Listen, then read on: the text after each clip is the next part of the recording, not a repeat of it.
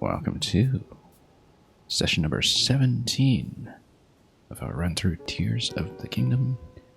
Current scorecard is 30 shrines, 39 shrines, 130 Koroks, and precisely one of the major temples so far. We completed the Lightning Temple in the previous stream, which is why we have this shadowy avatar of Riju standing beside me right here. We just defeated our second Molduga at the end of the previous stream, and I realize now, belatedly, that we totally did it the hard way. Because rather than just dropping bombs manually all over the place, in this game, I could have just used Ultra Hand to place things from a distance. But next time we fight a Molduga in the desert, we'll try something like that, and see what happens, and maybe that will work out a little bit better. Still getting accustomed to playing without the infinite bombs in Breath of the Wild, of course.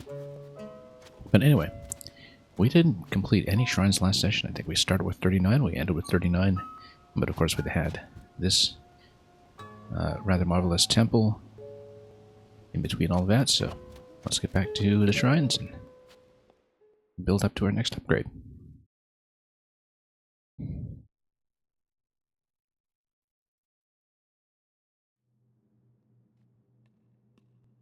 And it looks like it is going to be another gearless trial. If it is a gearless trial, I wonder if that also removes my ability to use Rishu's power. I would assume it does. But then again, it is just equipment that has been stripped. So, who knows? I guess we'll find out rather quickly. We'd need a bow anyway in order to do that. Okay, so it's a bunch of constructs. What was even the name of this? I didn't read it. Sometimes that's a clue as to how you'll proceed tactically. I mean, it's always a clue. But looks like we probably just can't step on lasers by the looks of it. Otherwise things will explode. That's a pit down below. Can anything be manipulated here? Yes, boxes. If we can reach that. And then we just block the laser traps. 1 by 1. 2 by 2. Whoa. Okay. That happened.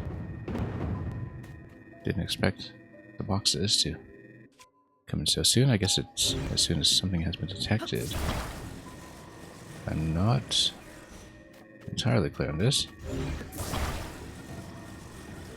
Yeah, it is seemingly the case.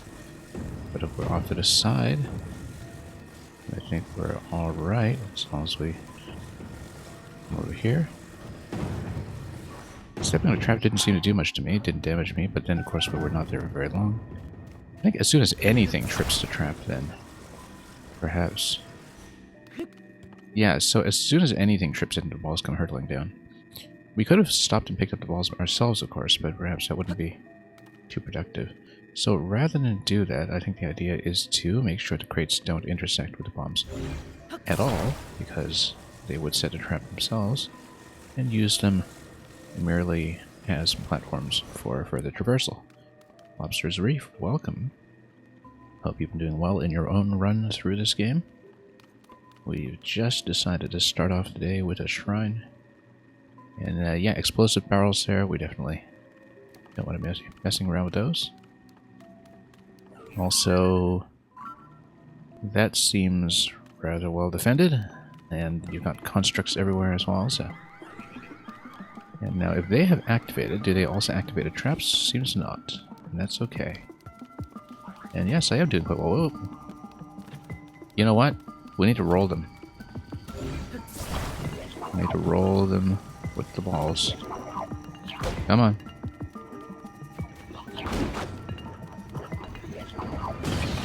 There we go. Whoa. Okay. Whoop. Okay, we don't want to get rolled ourselves. We want them to be the ones damaged, if it's at all possible. Oh. Okay. That's fine. Still learning this. So it seems like they didn't get rolled over themselves, at least. Not too many. And yeah, I got that money. Welcome as well. Hope you're doing well. You've managed to put a good chunk of time into it. I'm really enjoying it as well. We are still in the first run. I rather conspicuously missed the paraglider at the beginning of the run, and because we are playing with no fast travel, I haven't gotten back to it yet. And that's okay, because we've actually run into very few roadblocks. A few, but not very many. So we've been progressing nicely, just taking everything at a very leisurely pace. Which is very much in line with how I played Breath of the Wild. So, whoops. Okay, so let's try not to trip too many traps here. And then, also when we get the chance, attach some better weaponry. So, you know, if we do activate the balls, we can fuse with them and have them act as a weapon. That's something to consider. Paraglider is sort of weird in this game. Yeah. And yeah, because there are a few shrines that definitely seem to require it, where I had to bail out of at least 2, I think. And there are a few spots where it's... Oops, I accidentally hit the fruit with that. It's too bad. We lost access to the fruit. Mostly. Yeah, there are definitely a few spots where it's heavily encouraged and it's very inconvenient to play without it, but I'm glad we managed anyway. I can actually crouch underneath this. I don't think I can. Oh, yes I can. Okay, it's fine then. Anyway, we don't want to activate the constructs yet. What I want to do, in fact, is activate a ball so I can fuse a weapon with it. Let's make sure we get Ultra Hand up first. Trip lasers. And then, oh, we activated construct. That's too bad. Whoop! No, missed. Oh, we got it. Oh, that's just +3. That's not very useful.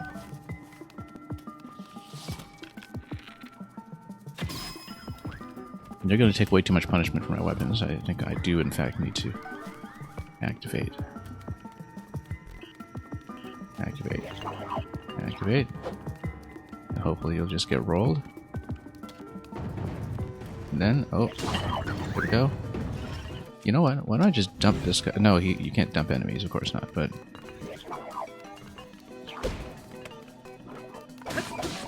Okay. We do have some durability to work with at least, and we can loot his weapon afterwards. So, alright, longsword, good. I'll try to toss some stones at me, and that's okay.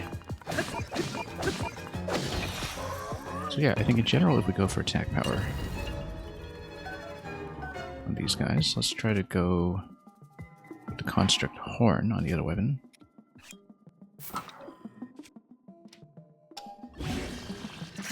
Okay, good, much better. Your DoorDasher stole your Big Mac. That is unfortunate. I ran back and got it? No, I still don't have the paraglider. If that's what you're asking. After all this time, I still don't have it. We've completed 1 dungeon, we've completed like 30-something shrines and 130 Koroks, and I still have no paraglider. I know I'll need it at some point, but I'm in no rush. We've been having so much fun. Okay, we're gonna trip this again. And again, try to go fuse with it. And just fuse with ball. If we can. There we go. Yeah, I mean, as I keep telling people, the way I played Breath of the Wild originally was that I only started the Divine Beasts at about 109 shrines. And I think you can actually do up to about 112. And I didn't even pick up the camera or the item radar or anything until after the Divine Beasts. So, it wasn't even necessarily intended that way, that's just the way I played the game. And that was back when I was using fast travel. I mean, this time around we're playing with No warps, which is the more important condition to me. I assume we'll have to grab the glider at some point, but I would really like to play with no warps if I can. And I understand that it's a challenge, but we've been very good about avoiding spoilers, generally, so... Okay. Okay, let's trip some balls again. If we can. Just get this guy nuked. Maybe even swing one towards him.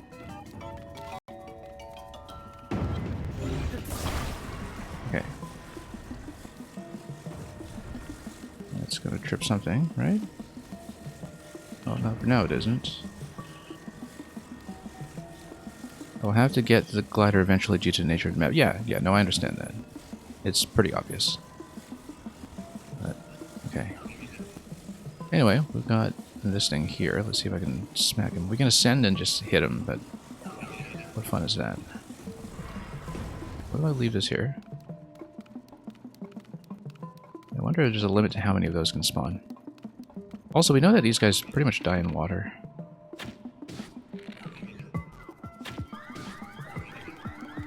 We have very few arrows. That's the thing. We have 4 arrows. That might be enough. Let's...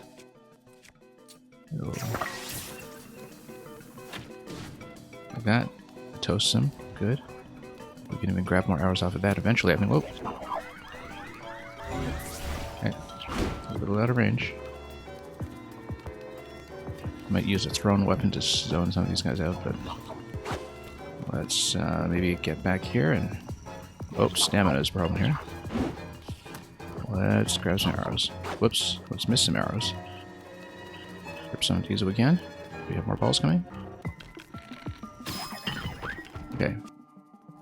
Soldier 2 blade, we can just smack him directly. Second hit gets a knockback. Whoa. Nope. Needed a headshot there to knock him down. Okay.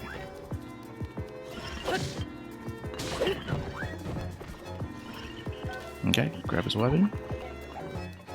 And then we're actually in good shape. Good. Excellent. And yeah, actually, since I displaced the ball, and I fused another one, from this point they don't actually spawn. Did I duplicate? No, I never did. I had hardly even heard about the duplication glitch until it was patched out yesterday. I actually really like the resource management in this game, in terms of the economy balance. So I absolutely do not mind playing along with the systems and the level of scarcity that we had currently. You had a sad moment and you finally lost your first horse. You mean one of the horses that you imported from the first game or not? Because I actually did tame one horse and then I imported all of the ones from my Breath of the Wild file, and after that I also found one of these special horses in this game. And there are several, but I did find one of the unique mounts. So we have 1 arrow left. I would like to maybe do things the long way. So yeah, this doesn't seem to trip any... Oh, yes it does. Okay, never mind. But we can create something like a ramp that I can climb up to skip this obstacle, perhaps. And by ramp, I mean something that will not set everything on fire. Actually, you can kind of create an L shape if those are climbable, which they should be. Whoop. Or we can just ascend through here and whack that guy. That's even better. Let's ascend and whack him. One shot. There we go. It's technically a Breath of the Wild horse that died, I see. Whoops, didn't see that guy coming. I think he's the last one. Like, we were having a pretty easy time with this one. Whoops, accidentally canceled. Didn't do that. This is one of the easier challenges with get set gear that I've seen so far. Mostly because we figured out the traps fairly early. Netcat, definitely the crying cat of the kingdom, for sure. You were mostly trying to get new horses since it is a new game, yeah. Like I said, it wasn't until I tamed my first horse that I realized there was a horse import in Tears of the Kingdom.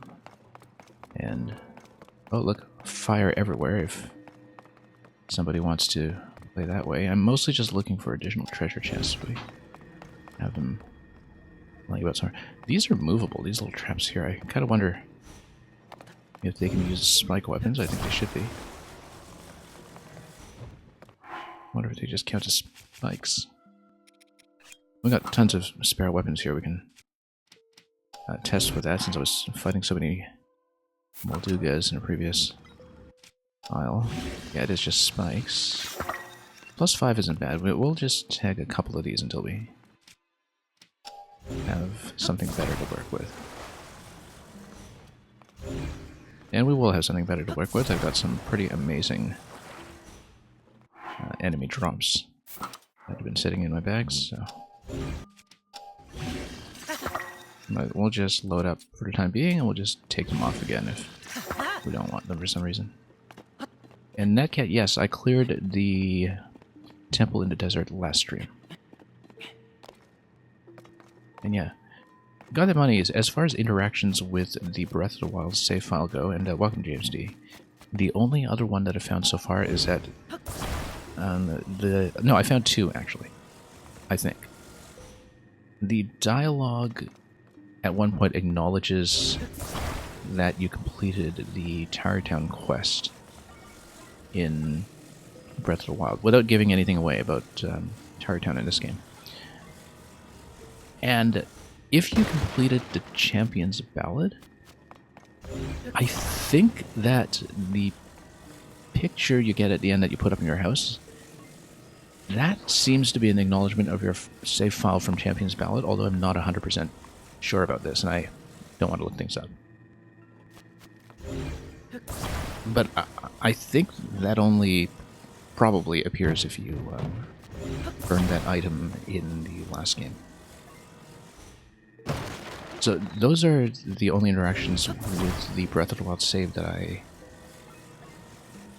think are pretty clearly from there so far. But you never got the Champion's Ballad DLC. Yeah, this is one of those things I'll have to look it up after I finish the game, because I don't want to look up anything right now, as you might imagine. So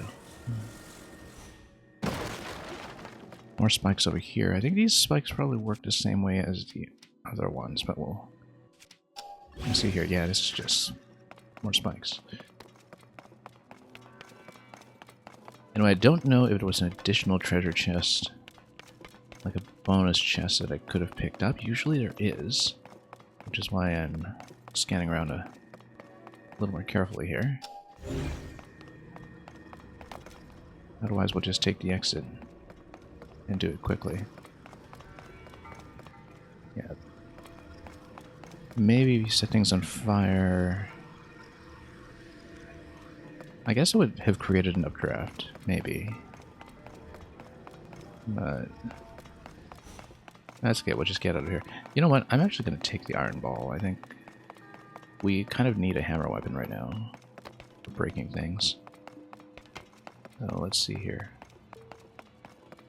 You did complete Tower Town in Breath of the Wild and have been to it in Tears of the Kingdom. Yeah. I think the dialogue does in fact acknowledge that you finished the quest. So, and that you were responsible for everything up to the town wedding and all that in the first game. It's only +3, yeah, we know that, but we want a hammer, so we'll keep it. Okay. I've got much better items, as you can see. I've got these 58 damaged clubs here. We had a weapon go up to somewhere in the 80s last stream, but it didn't last very long. It was only good for about one hit.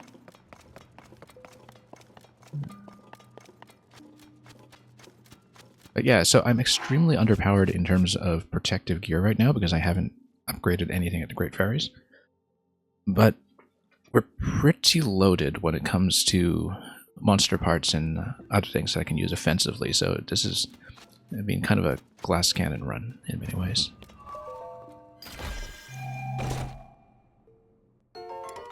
This is nice. Captain 4. We'll keep it. We'll drop something else for it, probably a spiky club. Or even a gnarled thick stick. Actually, we haven't gotten much use out of this mega boomerang, I guess.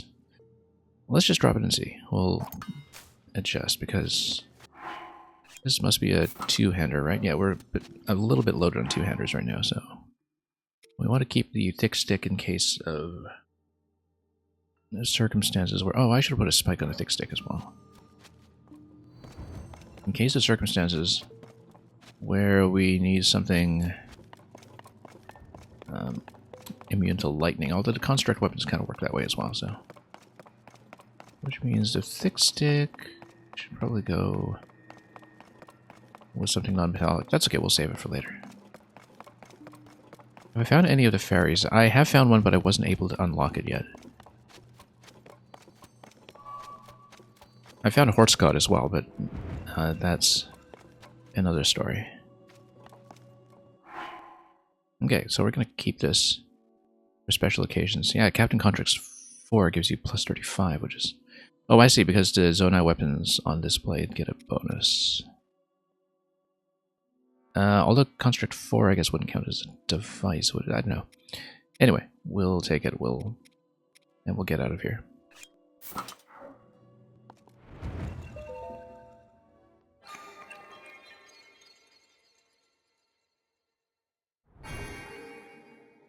How do I feel about the changes to the map? I think they've been very, very interesting. I mean, again, because I've been playing without the glider, it's been a very fresh experience for me anyway. I do think that the pacing of the overworld here in Hyrule feels vastly different because, you know, the Korok density feels very different, although maybe I'm missing a lot of puzzles. And the lack of guardians on the map is actually extremely noticeable, I think. That in the Breath of the Wild map, the guardians were a pacing tool in some ways that don't really exist in the same form here. And so I find that, you know, even though the terrain is technically close enough to Breath of the Wild, that Breath of the Wild is a very useful contextual guide when it comes to understanding roughly where things are going to be. Where's my clothing? There we go. Let's be fashionable again. Like, while having played Breath of the Wild is a very good contextual guide, that they feel like very distinct games just because of a lot of that pacing difference in some ways. And of course the traversal is just radically altered by the difference in what you can use, such as on one hand you don't have Cryonis, so you know your engagement with water is going to be very different, but then again having the vehicles also completely changes things up. I found that it's often a bit of an adjustment to, you know, think in terms of this game's powers and not be too trapped in assumptions from Breath of the Wild about how traversal works. And of course, part of the pacing difference is that, you know, you have the additional layers of the world here, not just mainland Hyrule. And that's certainly a factor.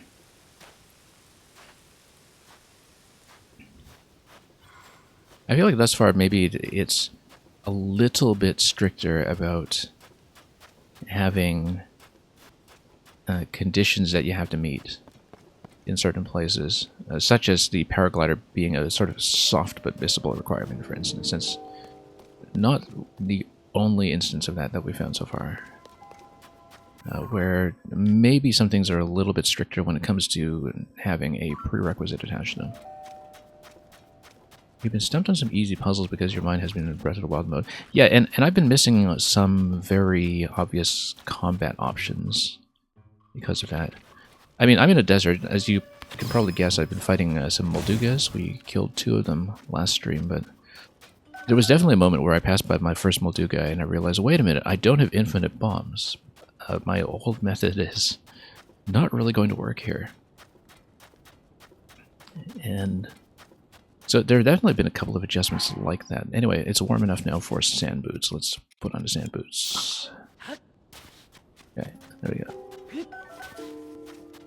And I don't have a vehicle here right now, but I am trying to head back down to something I was not able to solve when I reached it before I hit the temple. And I want to go back to it briefly because I want to see if I'm missing something, and I want to check it. Because I was kind of most of the way to solving a puzzle, I think, and I was missing one piece. And we couldn't find it, but we'll go back and we'll see if it becomes a little more obvious. Anyway, let's farm some more materials. Lightning has become a lot less valuable to me now that we have a lightning call available to me from my dungeon power in this game. No. Paraglider is interesting because it's just forced in Breath of the Wild to get off the plateau, exactly. Yeah, because this game does, you know, kind of make you discover that as a requirement. Although, so I haven't been to Lookout Landing and I haven't talked to Pura or Robbie, which is why my map looks like this, because we do not have the map app to actually reveal the map using the towers. And if you do that, pretty much every time you leave the central regions, and indeed when I finish the dungeon as well, you kind of get the games telling you, you should really go to Lookout Landing, wink wink, nudge nudge. Like it, you know, is, and doing that partly to catch players who accidentally miss it and don't really know the way around in this sort of game, of course, but because, you know, you don't want a novice player to be totally lost from lack of guidance. But at the same time, you know, the game is definitely kind of nudging me to do some of the recommended paths. Perhaps even more often than Breath of the Wild ever did. So yeah, I don't have a map and I don't have a camera. And the camera is required for a few side activities that I naturally have not been able to complete. Okay, cave entrance, anyway, was somewhere around here. I'm glad that was marked, because I would not remember it. And there's this mound here, which is just a mound. There we go. So we found this previously, which is why it was already on a map. And it was something I was trying to solve here that I couldn't. And I want to take a second look at it to see if I missed something. Anyway, let's do this. This is going to be a bit of a power spoiler, just so you know. Also, I only realized very, very late, because I kind of missed or forgot the tutorial message about this, that you can actually throw any item you want, like throwing bombs or whatever, at long range. There was a very brief tutorial message about it early on, under special controls, that I just never understood until I was about 80 hours in, I think. And that would have saved me a lot of arrows, because basically I was using bomb arrows everywhere when I could have just used bombs. So, yeah, it's not necessarily intuitive at first glance. You kind of have to accommodate it. And, you know, there's no way to throw bombs that have not been ignited, for instance. I should really use a mining weapon against this stuff so I don't just blow gems all over the place. Where did that amber go? It just fell down. There we go. Alright, let's use my one and only mining weapon. Okay. For some salt. Anyway, I previously solved part of this. I solved what looks like a puzzle anyway, and I seem to be missing one thing about it that I really want to revisit, because I did kind of give up on it previously. Also, I think I should be able to grab fairies here. Yes, okay. So let's get some, because I'm completely out. And I do take a lot of fall damage from having No paraglider. I think the vast majority of my deaths have been from slipping off cliffs and such. And whoops. Nope. That's not what I want to do. Let's see if I can turn her off. I mean, I can turn her off from my menu screen, but I kind of want her to not get in the way while I'm sneaking around picking up fairies.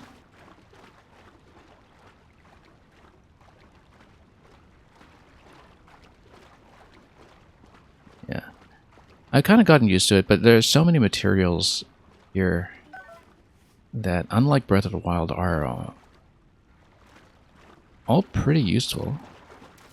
That we definitely do get kind of lost in the item switching and weapon switching and such sometimes.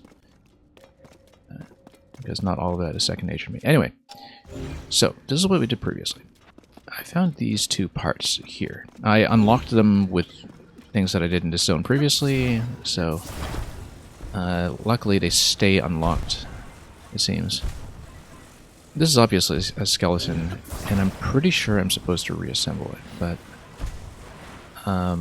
we're missing a skull, and I also don't know if this would require something like the camera afterwards. So we got this far. But we're definitely missing something, and I don't know if it automatically activates something, or if I'm supposed to take a picture eventually, or what. But the thing I wanted to do was see if we could find a missing piece, because the last time we were here, we searched pretty exhaustively and couldn't locate it. And I did have to do things to uncover the two pieces that I do have. And so it's just a matter of figuring out. Yeah, so I got one piece up here. I got one by blowing away some dust down below. And I need to find a third one somehow. And I feel like it should be in this zone. I would be very surprised if it isn't. You're impressed I can do so much. So here's the thing. I've actually kind of regretted putting so much into hearts. And the reason is because I'm so low on gear that I get attacks that will one-shot me very often. But the thing is, if you are at full health, the game does have a little bit of one-shot protection when you're fighting an enemy, where it leaves you with like a quarter heart. Which means that if I'm at 5 hearts and I get one shot with a quarter heart remaining, it's the same thing as if I have 7 hearts and I take one hit and have a quarter heart remaining, except I need to eat more food, or more expensive food.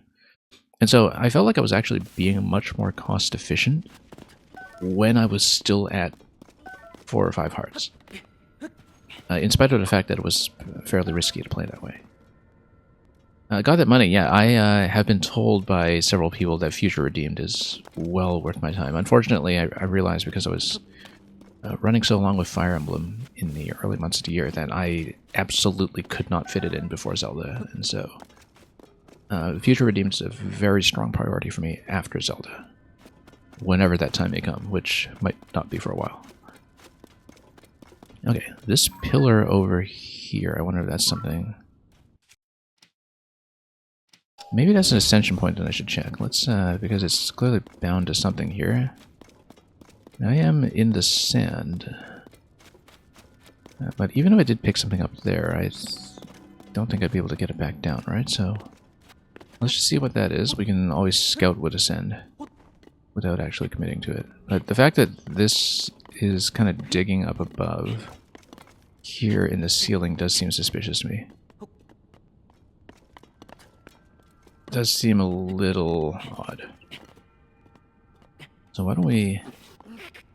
It might be nothing, but we'll try to ascend through there and... Whoop, here we go. And we'll see if we can get something done. Like from maybe here. It's probably just going to spit me into the desert, but we'll find out. Yeah, it's nothing. The issue with 4 to 7 hearts... Yeah, because there's a reason I've been stocking up on gloom food. I realized that gloom is actually a very serious problem. Every time I got attacked by the hands, for instance. Yeah, because the gloom mechanic seems to be a pretty difficult thing to play around if you are low on health. But so far in the overworld anyway, I haven't actually benefited very much from having additional hearts.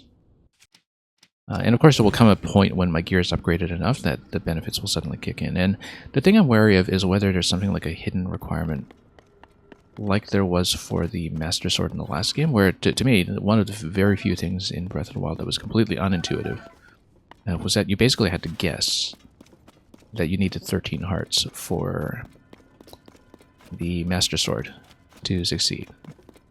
And you pretty much have to rearrange points or collect shrines until you just tried it successfully, right? If you were like me and you didn't look anything up. Yeah, we're not going to spend too long on this here, by the way. I wanted to come back and check, but I still don't see what it is I missed. So I'd come up here. We didn't really go up and check the hand here. Maybe there was something. I do see some bomb flowers, and so perhaps there is something bombable. Okay. We'll check it.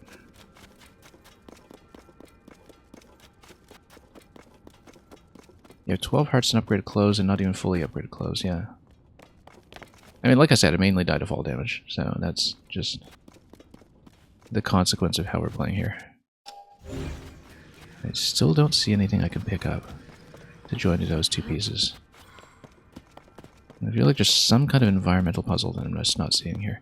Either that, or it's possible that I need to maybe bring an object here from elsewhere on the map once we get a certain quest, but in that case I just wouldn't have enough information to do this right now. And that would be odd because in Breath of the Wild anyway, the game was fairly generous about letting you just do stuff. So maybe I'm missing information, but I don't see where it could be.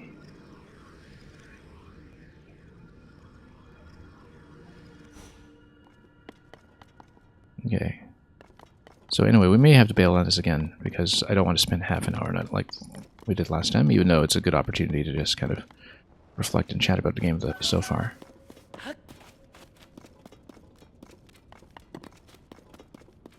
Yeah, we glued those two pieces together. We're missing a skull. I see nothing that looks like a skull. I do see bomb flowers, which we need because Moldugas have been eating up my whole stock.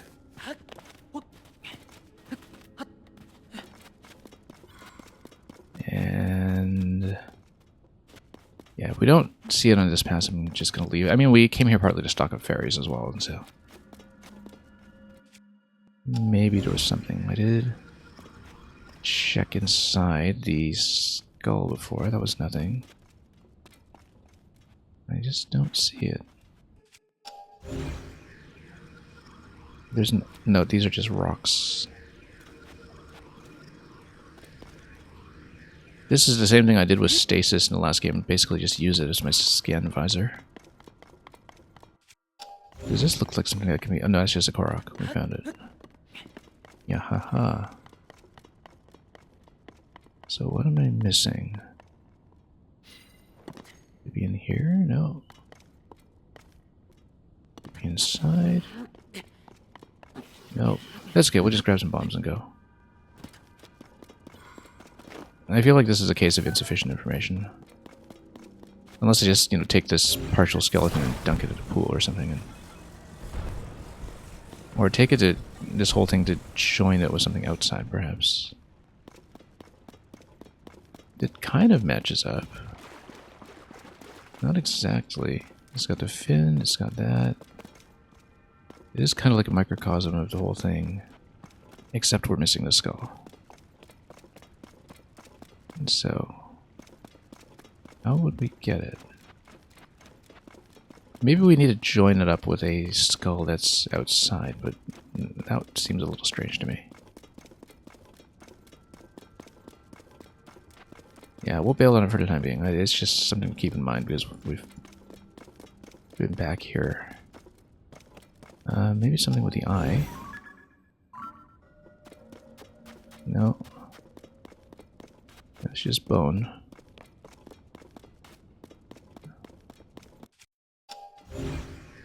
I don't see it. I really don't see it. But one thing, now that we've dispersed the sand, I should check the nearby enemy base. I think maybe that is an option that we hadn't previously considered. Is whether maybe you have to rejoin these pieces with one that can be found relatively close by, but which we weren't previously able to see.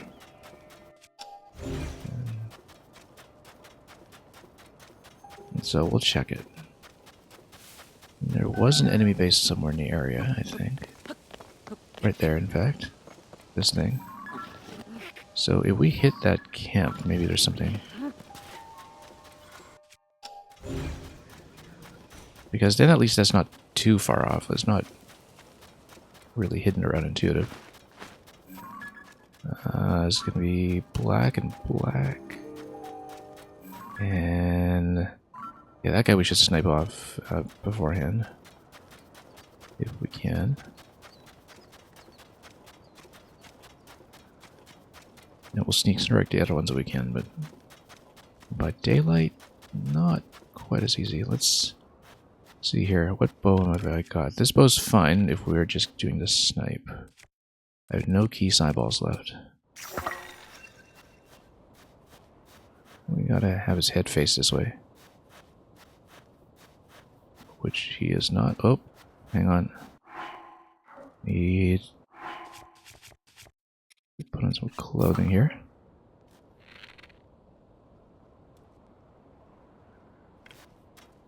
Okay. Okay, snipe. We'll wake up, but they won't see a thing. And by nightfall, I should be able to just smoke these guys. Oh, nope, they saw me. Okay, fine. Fine, fine, fine. We'll fight you guys the other way. Don't want to spend this yet. Yeah. Actually, no, let's go with the Lionel Sword.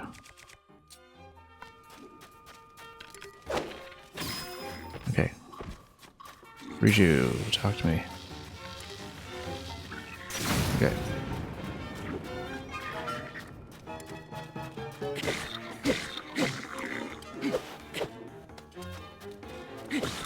Okay, one down. Got the damage. Oh, we got no bow. In just a second here. Can I talk to her? She's never in position.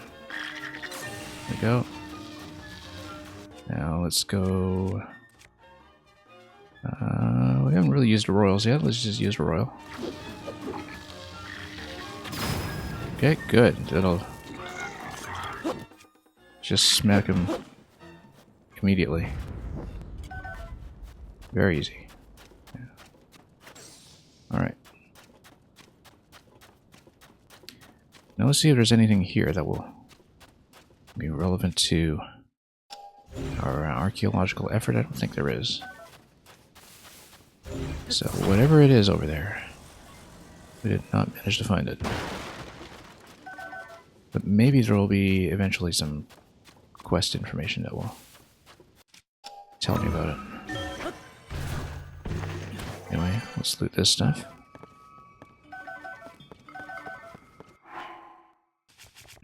Nice thing about low damage bows is that they're actually still relevant in this game for all kinds of reasons.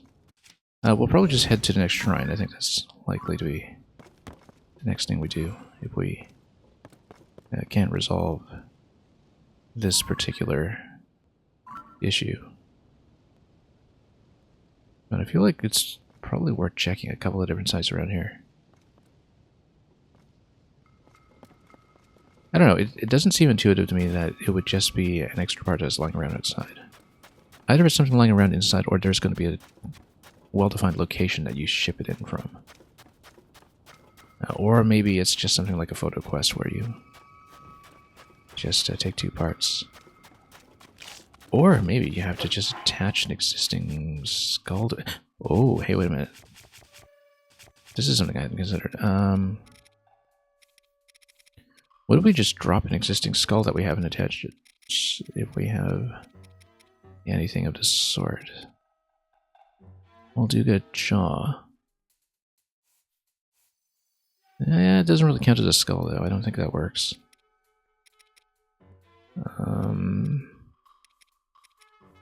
Well, anyway, that was an idea. Like, just drop something from your inventory. We gotta try it. I'd be really surprised if it works, but... because we don't even know what that does at this stage. But we have to try it. It's too crazy an idea not to. I'd be absolutely shocked if it works, but...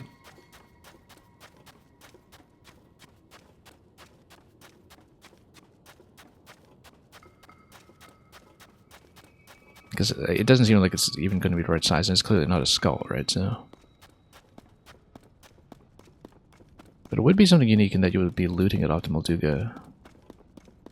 That's Molduga, though. It's not a... it's not the same kind of creature as the Great Skeleton. I don't think so. So maybe that doesn't work. Because, let's see. Yeah, no. That doesn't seem right. However, wait, did I go through there? No, that's not a cave. That's just nothing. But I feel like I'm supposed to bust something open, like a cave, or... I did say I would give up on this for the time being, but you know, we're apparently the kind of player who just can't stay away from this. It's a mystery.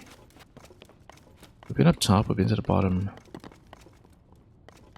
Maybe there's something around a tail that we haven't considered. Far too mysterious. Like, what's that behind a tail? That's nothing. It's rock.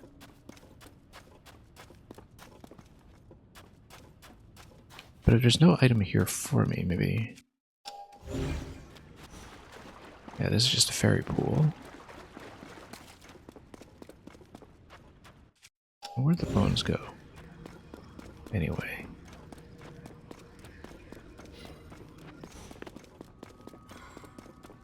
I don't even know where the skeleton went.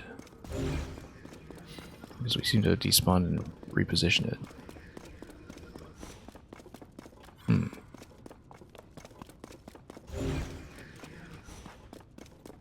Don't think it reverted. No. I don't even know where the parts went. We dropped it somewhere. Okay. Maybe they just disappeared on me, I guess. Well, in that case, let's just not mess with it. Yeah, no, I think the Molduga jaw idea doesn't work. It's way too small. Like, you actually need something like a skull, I would assume. I don't think it's something I will loot. I think it will probably be something quest related.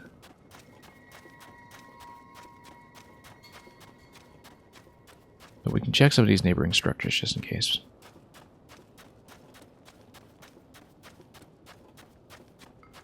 It's just much too suspicious. This is just the edge of the map. I don't think that's going to give me anything.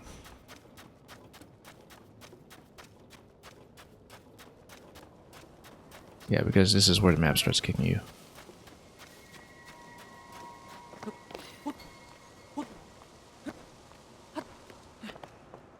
Yeah, and then blowing you back in.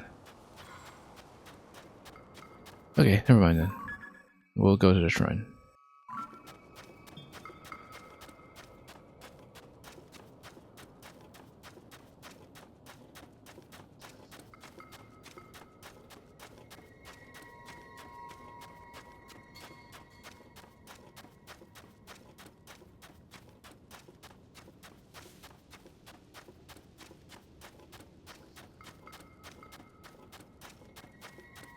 Okay.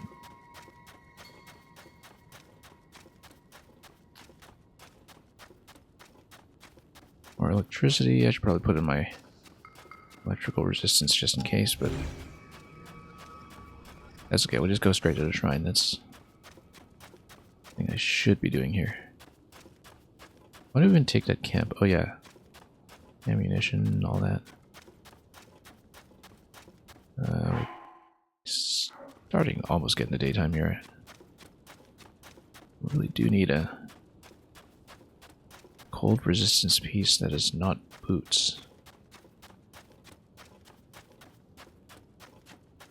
So perhaps we should actually spend on the sapphire jewelry, so we don't need to deal with that when we need snow boots later on when we cross the mountains.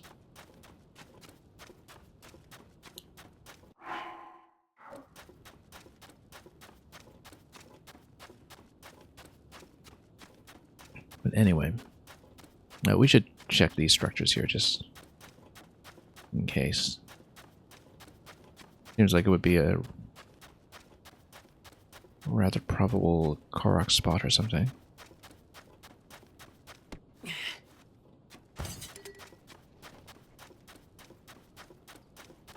Or at least you have some plants that grow in the shade, which works too.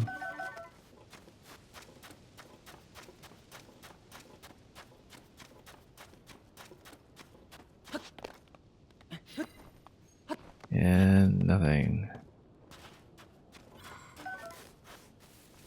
Oops. Okay. Oh. I thought I had plenty of range there, but shows you what I know. And then Barracuda, that's fine, we need more eyeballs. Just on the 12 damage bow, right? Yeah. And what is he even dropping? Is that explosives? Yeah, it is. Hang on. Okay. I've got some quicksand across here too. With no vehicle. Let's switch back to the sand boots. Might be against the current here, so I guess we should go around. Judging by the horn, that looks electrical. We should probably get the thunder helm on as well. For the one level of resistance that gives me. And Lionel Reaper, yeah, we'll just stay on that and try to get a sneak strike. If we can do it.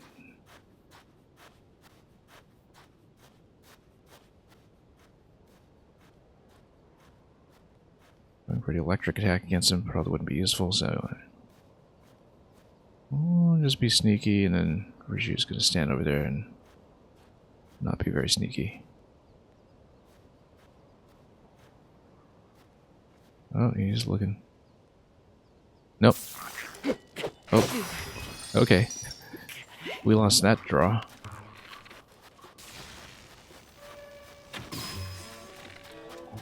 Anyways, I was previously going frost arrows against these guys. It does work. But obviously not quite ideal given how low we are in frost. And how well shielded he is. Okay, there we go. Now let's smack him.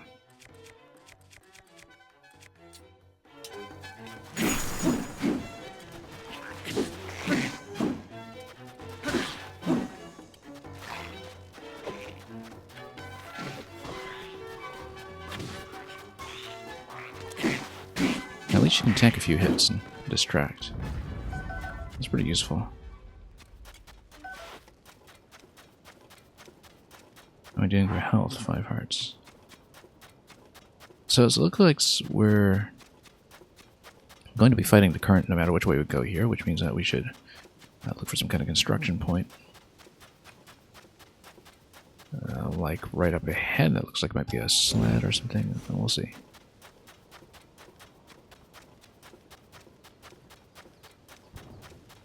I think we'll definitely need to build something to get across this, so. Okay, this is rather minimal, but it's broadsword. This is probably better than Traveler. Yeah, we can just grab some panels and build bridges.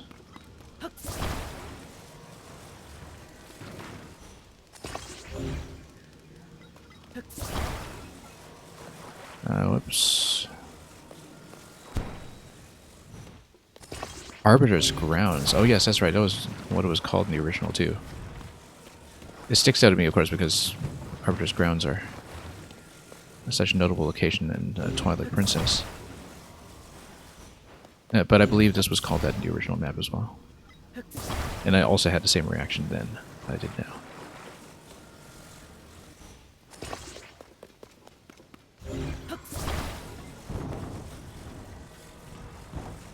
Yeah.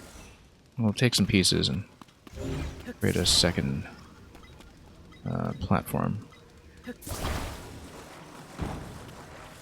Or even just move the first platform, of course, but, you know, if we build an extension, that'll work too.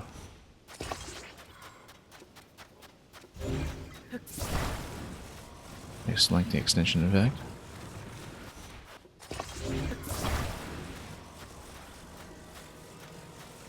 And then we'll just build some bridges. Whoops. Or not.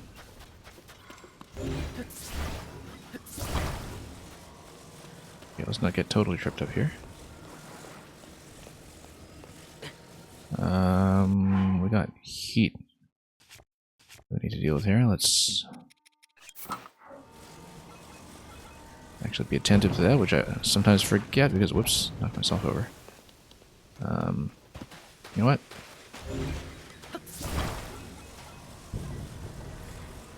Yeah.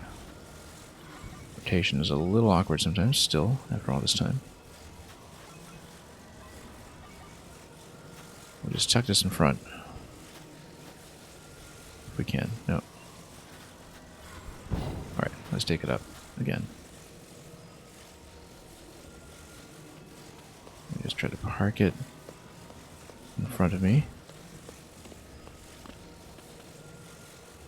And build another extension from there. And that is okay. That is not objectionable.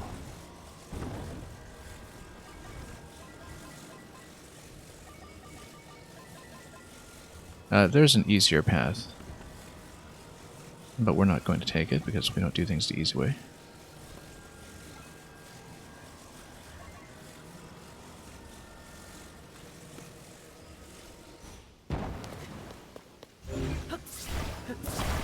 Yeah, we'll just do things this way. Oh, and a little too low. Everything's also a little too curvy. And then let's see if we can nudge this by making everything flow. Oh. Everything's a little bit offset here. On the diagonal, which I really like to resolve. Hang on. Okay, maybe not. Now these pieces are stacked, which is not quite what I was going for. Let's see if we can get into the lower stack. There we go. Yeah, we should actually just build a more sensible bridge over in a better spot, like over there.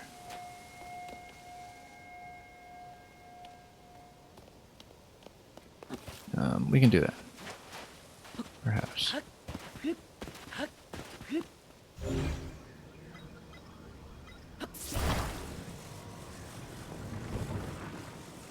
Okay.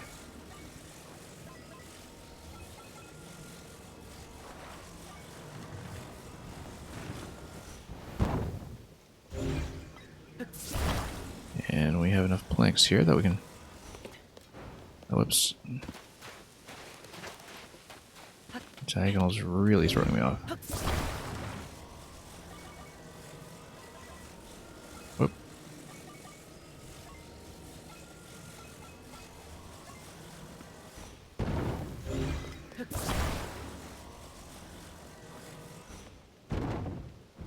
Well, that was spectacular and almost successful.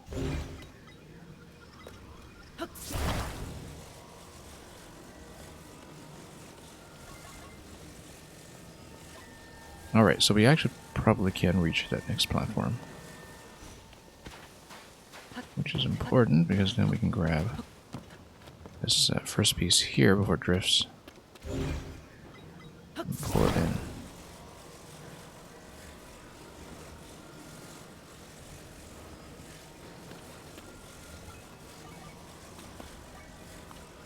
Maybe we should attach it. And use loose pieces for the rest. Oh. Yeah, reorient.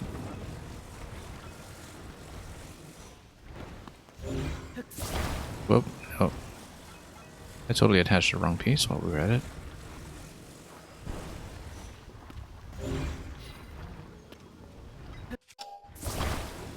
Quicksand is a pretty cool obstacle, yeah.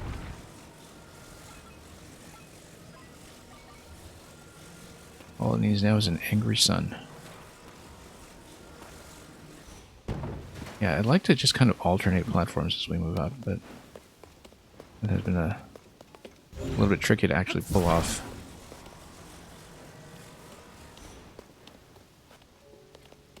Hang on. No, that's not going to work. We just need to make a longer bridge. And just assemble it piece by piece, since we do get additional pieces that float in. The problem is that the rotational motion has thrown off a lot of these ambitions. Hang on.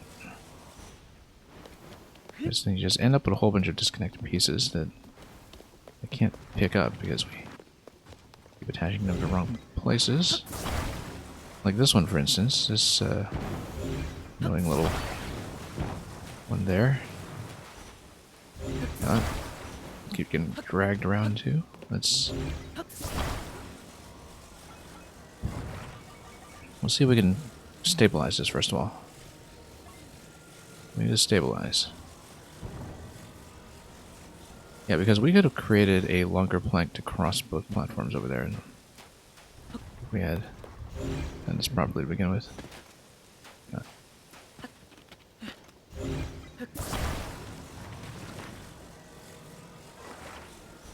Okay. And we're almost back to start anyway, so... And everything fell down, of course. Yeah. Depth perception is not my friend.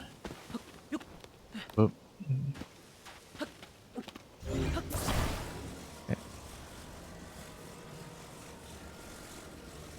Let's just flip some of this stuff. Yeah, because I guess if you do it like that, it just floats back down. And that's right. Okay. Just need to jam and obstruct it somehow, and perhaps connect a long bridge if we can.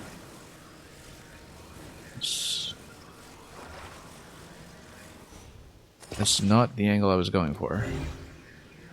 But okay, we'll take it. We can salvage something out of this. Hang on.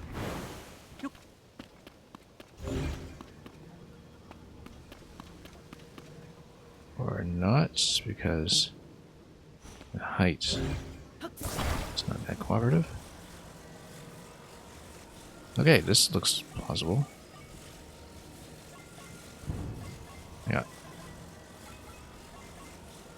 Almost. Look at that, almost.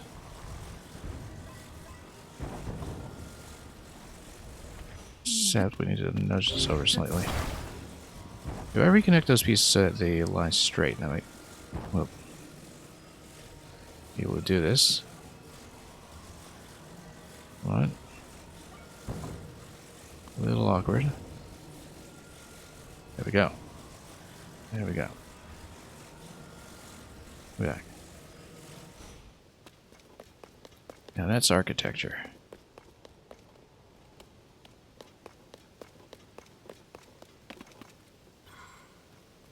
And of course, watch us drop this into a floating location once again and lose everything. We should just flip this at this point. Hang on.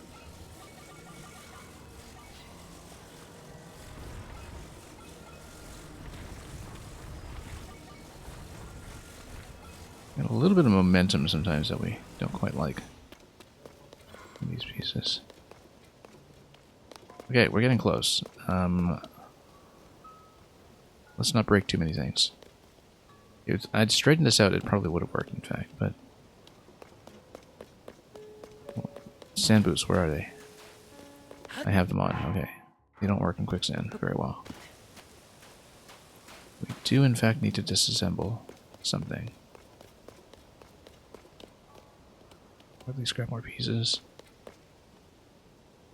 And, yeah, I know I was told in a previous stream that it was up to 20 pieces. Which actually feels small, because we've already been building some balloon contraptions that go up to about a dozen pieces, for instance, just for really basic things. Especially once you start loading batteries. So, I think what we should do... Yeah, I don't want to disconnect this in a way that will send me plummeting, but... Looks like we just needed a few additional pieces. If there's a way I can get them safely without losing my progress.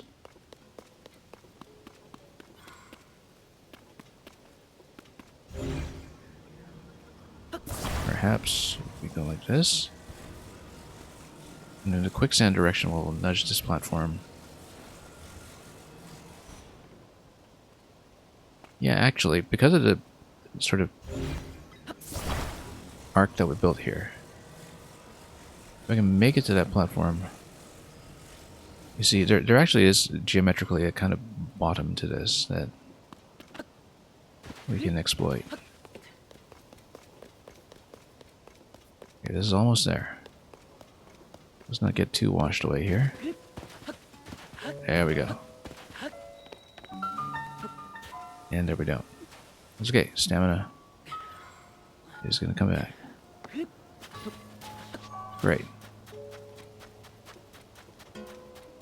Alright, that's it. Yeah, thank you for the GGs. Now let's actually do the shrine. See if this is a real shrine or just a reward for suffering through the quicksand. I think it will be a real shrine. I would expect.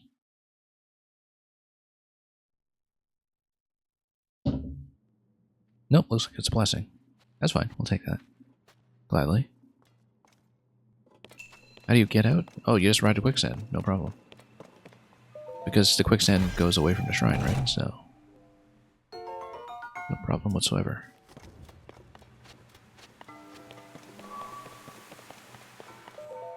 Yeah, this is the way the game is going to say GG for just getting there, so...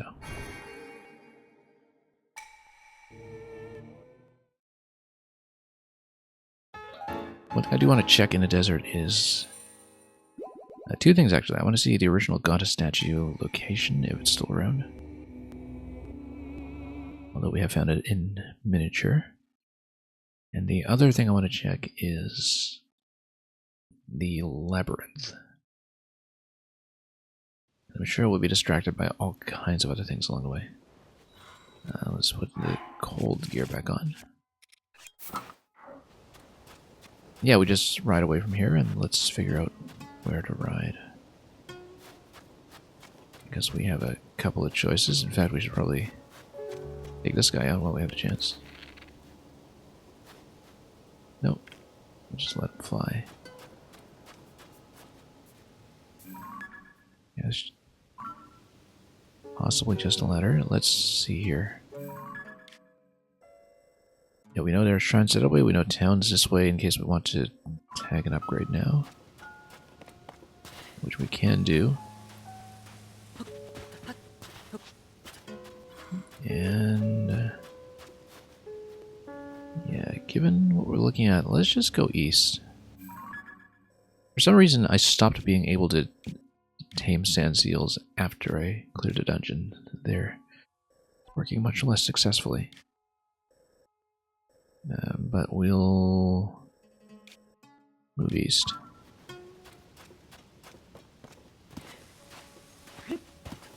And we'll run out of stamina, but that's okay. We'll just follow the current. And slowly recover. Okay. This was just a ladder, so... oh, that's interesting. That they spawned and they just died immediately. So whatever specifies the way that the bone Bocos decide to spawn, that clearly didn't prevent them from appearing there. Also, the blood moon rises.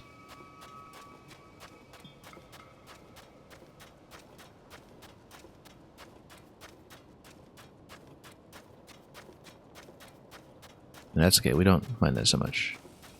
Oops. Trying to pick some fruit sometimes, and there she goes.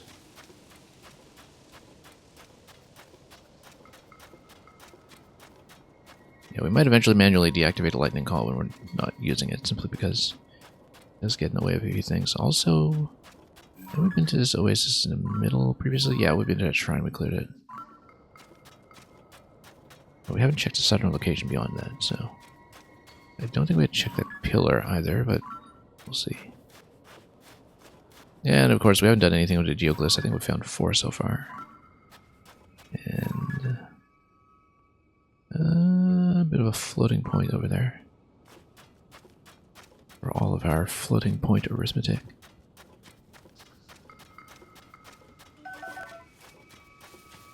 Oops.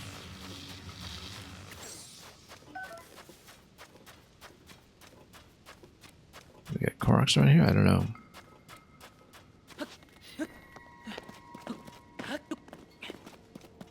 We're checking anyway. You see some enemies there that we won't fight because blood moon and all that. White and black, yeah. We'll just go around and we'll continue heading over. The music starts to turn blood moony around 7 p.m. The moon rises at 9 p.m. Yes. Of course, we're not looking at the clock right now because we're in a pro mode, so, you know. When the glow of the we just kind of eyeball it. Moon shines upon the land. The aimless spirits of slavery.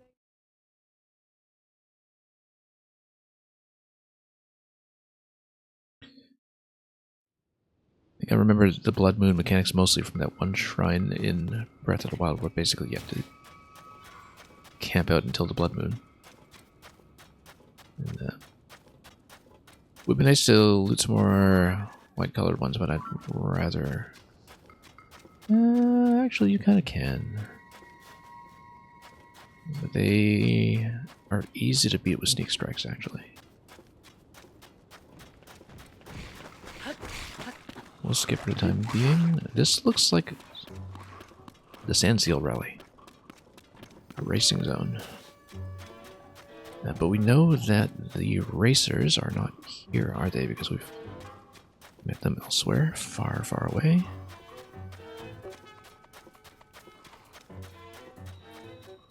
Yeah. So you learned that you can tell as early as 7 p.m. because of the eerie music, yeah. If we should pay attention to that.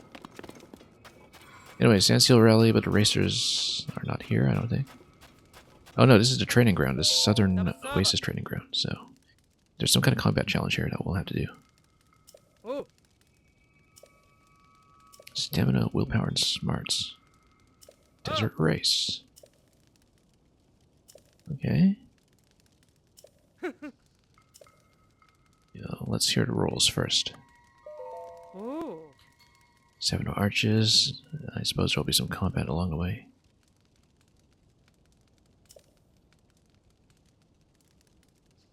Oh.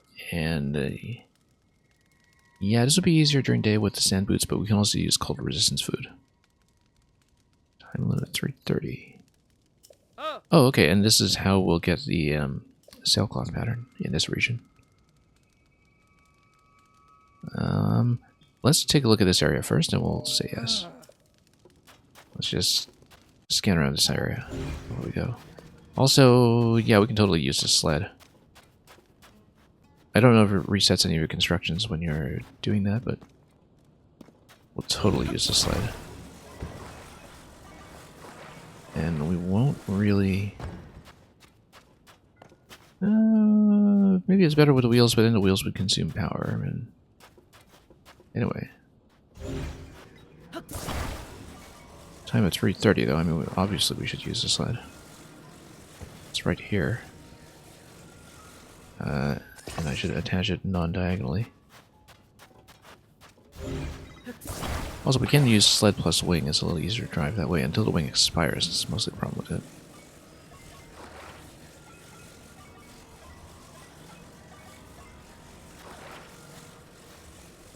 So, oh, whoops. Yeah, that's the problem with going sled plus wing, is that it's a nice platform, but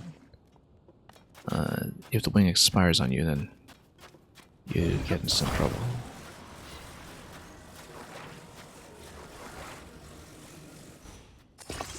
Okay.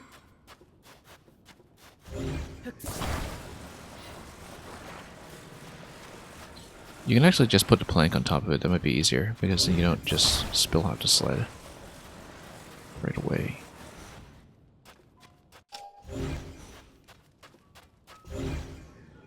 No, we'll just take it as is. Nice and lightweight. Time limit 3:30? Yeah, we can do it. Oh. Ah. Oh. Okay. Oh. Oh. So the thing is, since the map loads in, do you get access to your vehicles? Oh. Yeah. In order. Oh. Rocky Hill gets harder to see as you get closer. Okay, so navigationally. Oh. Clock starts once you go through the first arch. Okay.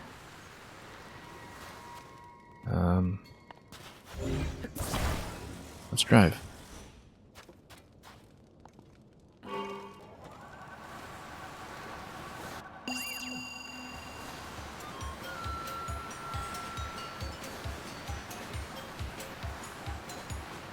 Okay. There'll be some combat in theory. We'll reload this a little bit. Oh yeah, that's the problem with it. Is that if it stops, then what we do is we pick it up and continue.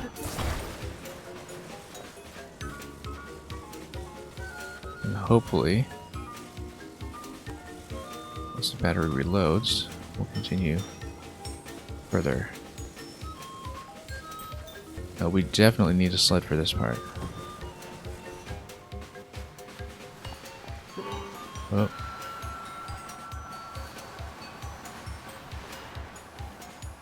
I mean, it is clearly built around a sled when it comes to timing, so... Fourth one gets harder to see as you approach it. We'll have to remember to flip the sled as well. We need to pass quicksand first. There's a shrine back there, too, that we'll take note of eventually. Okay. Let's get up on a slope and then get up here.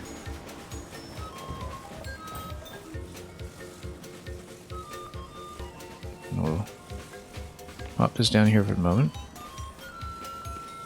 I do see the next arch, so just go up. Maybe there's some combat, who knows? I think we have stamina. Okay. Now.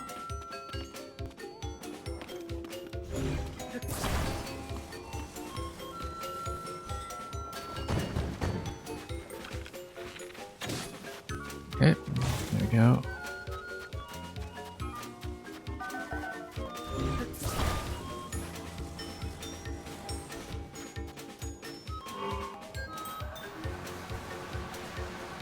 And we see the remaining 3 gates altogether, so we'll unpower this for a moment. Whoop. Just to recharge some battery. We'll just kind of pace ourselves through the rest.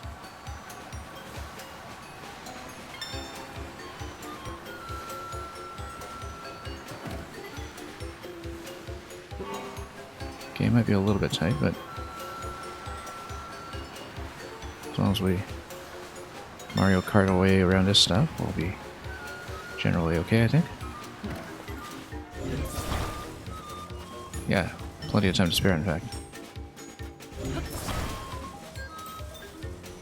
Oh, the gate is around there. That's okay, we'll go around.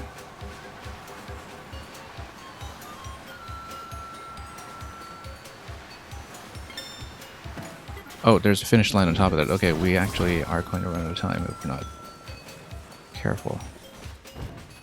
10 seconds. Whoops. Okay. I forgot it was 7 plus the finish line. 7, 8, 9. Oh, we're just going to be short. Okay.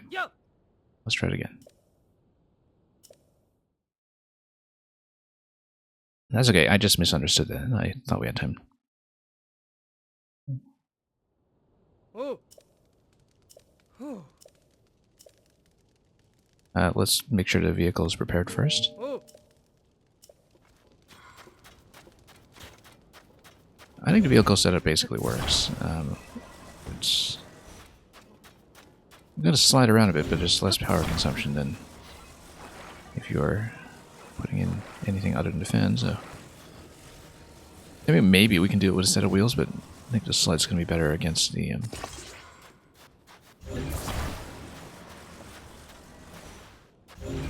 later parts. We just need to be a better driver.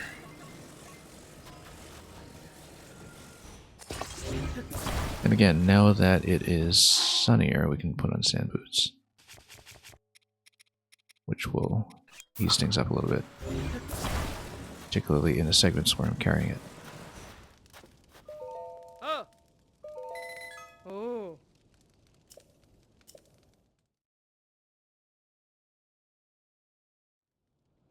Oh. Yeah, Oh. I just forgot about efficient line. For a first attempt, it was not too bad. Yeah. Where it's straight, we'll just kind of ease up on the power from time to time. Just to run the fan.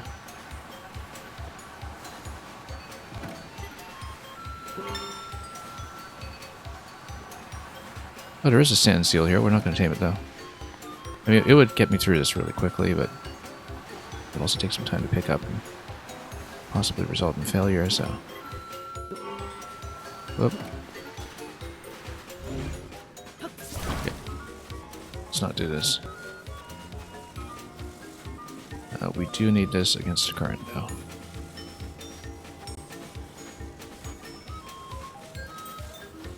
Losing a lot of time here. Come on.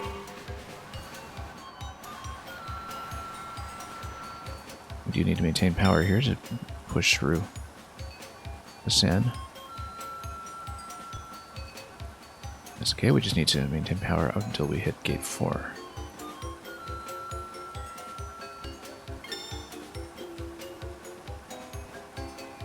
We're actually doing okay.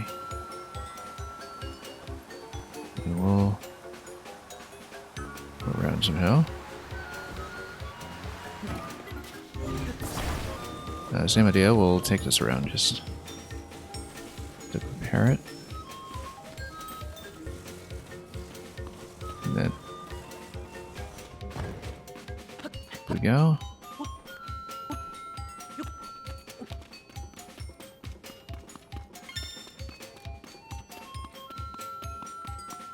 Actually, having the wing up there would have been useful.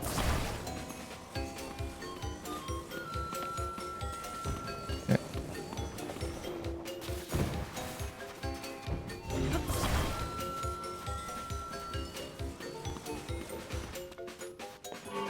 Okay. Because then we can just glide over the sand for large parts of this.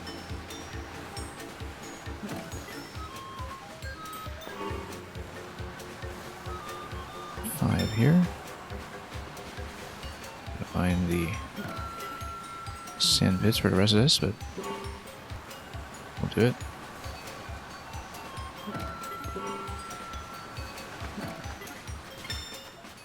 And we've got a minute left to do the rest, which will hopefully not be a problem.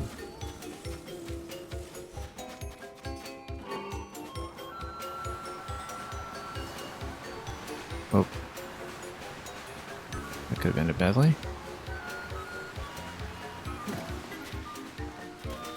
Okay, now we know not to dawdle, so we'll go through here.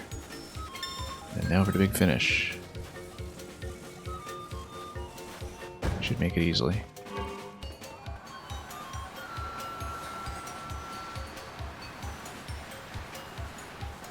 There we go. And that's the glider. Well, the glider pattern. So I believe it's one per region. I think we've collected 3 of these so far. Thank you for the GG. Ooh. Not too bad. Ah. That was a beautiful run. Yeah, really worked our feet there. Ooh. 230. Okay. Well, let's rethink that because we're not beating 230 that way. That's not going to happen.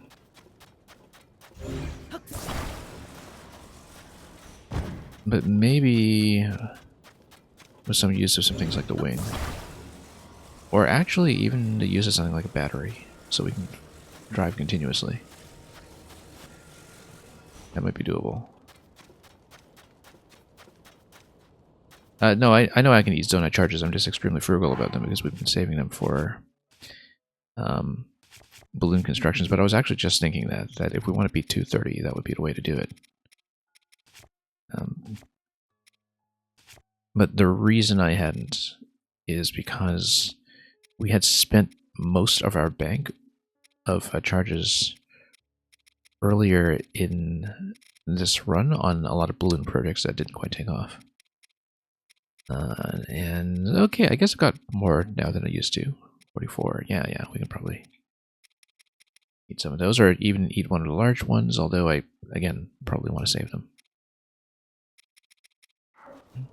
Or we can even attach our own battery item, or perhaps a scout for one in this area. Or even see how the two-wheeler does. Because you never know. I really quite like the idea of the wing off of the central segment. I think we might actually need something like that, but we'll worry about that. Yeah, because the problem is, you know, you sit on a wing long enough and it just despawns on you and breaks your whole thing. So, I think we'll go sled again, and I was thinking, you know, battery would actually be the way to do it. Not even the gacha machines. I just spent too many batteries trying to boost balloons to get to the sky in places that were just slightly out of reach.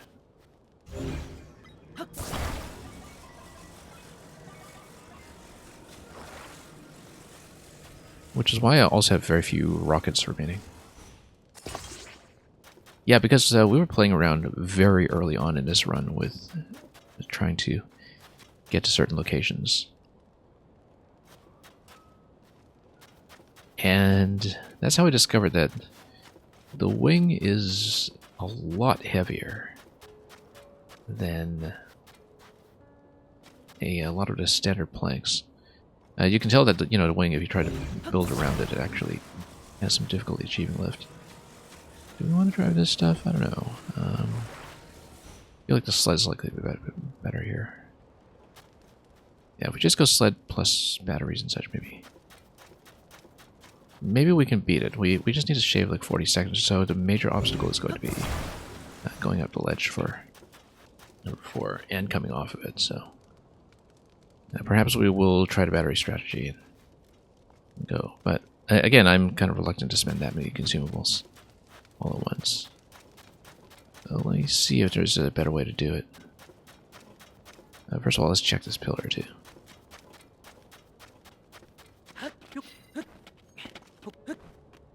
If we attach a standard battery, actually, to this construction, that might be a significant gain for very little cost. We only got 2, though. But did I find a way to get those? I'm trying to see. Does this give me batteries? It does. So that's okay. I don't mind spending the battery then, because we do know how to get more. Even though it is a relatively rare spawn. I'd rather use that than a ton of zonite charges, I think. We don't want to use the big ones, for sure. But basically, we can roll for more batteries with zonite charges at a later point, and I think that's actually going to be much more power efficient. So we'll just use one, though. I don't think it makes sense to use more than that. And again, we'll do it with the fan, although maybe it's better with the wheels, I don't know.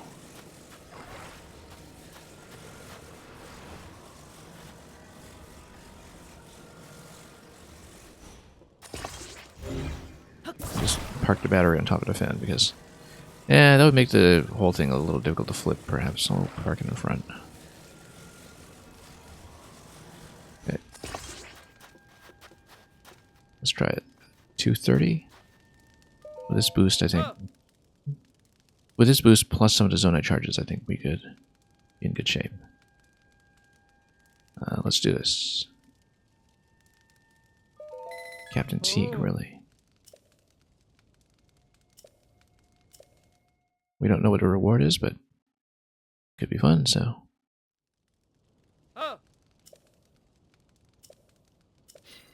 Okay. And we don't want to burn through too much of the battery right away, so I'm actually going to just on the other side of the gate first and then hop on.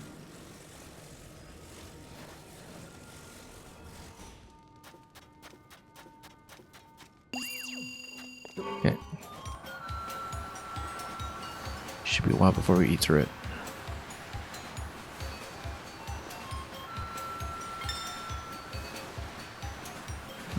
I feel like the sand seal probably is the way to do this, to be honest. So we should consider a sand seal strategy if this doesn't work. Maybe load up on stealth gear to do that. Also, we should take a slightly faster path when one is available. Are we depleting this yet? Not yet. Okay.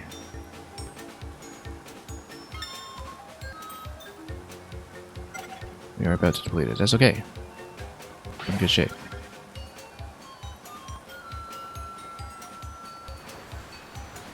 If I can pick this up and jump it. Up. No, no, no, no, that's bad. Oh boy, we're sunk. Oh, that's bad. Yeah. Let me do this quickly. Oh, well, that's a mess. Spent a whole battery on this too. And the whole thing broke apart.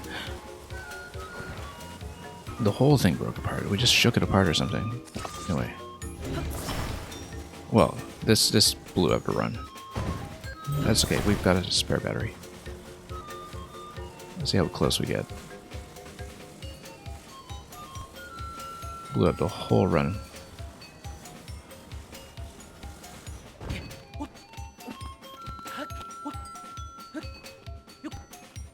Okay.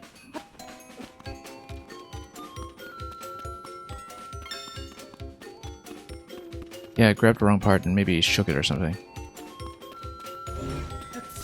I have been using motion controls to actually break apart objects because I find it much more intuitive than using a stick. We might have put in the input accidentally. Anyway, we didn't even attach this correctly. That's okay, let's finish it and see what time we get. It's going to be terrible. We're behind our previous pace, in fact. But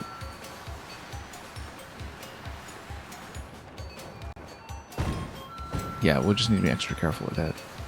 No, because I was trying to grab that and yank it, and I think I just might have reacted a bit aggressively to losing the sled when we did. So yeah, we're way past the benchmark, but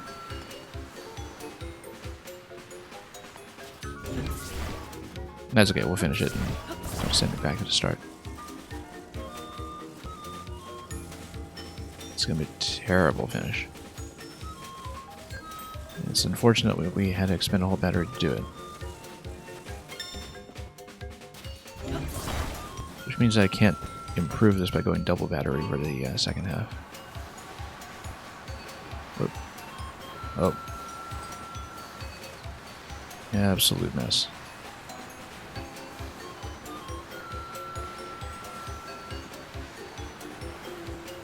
Yeah, that's okay.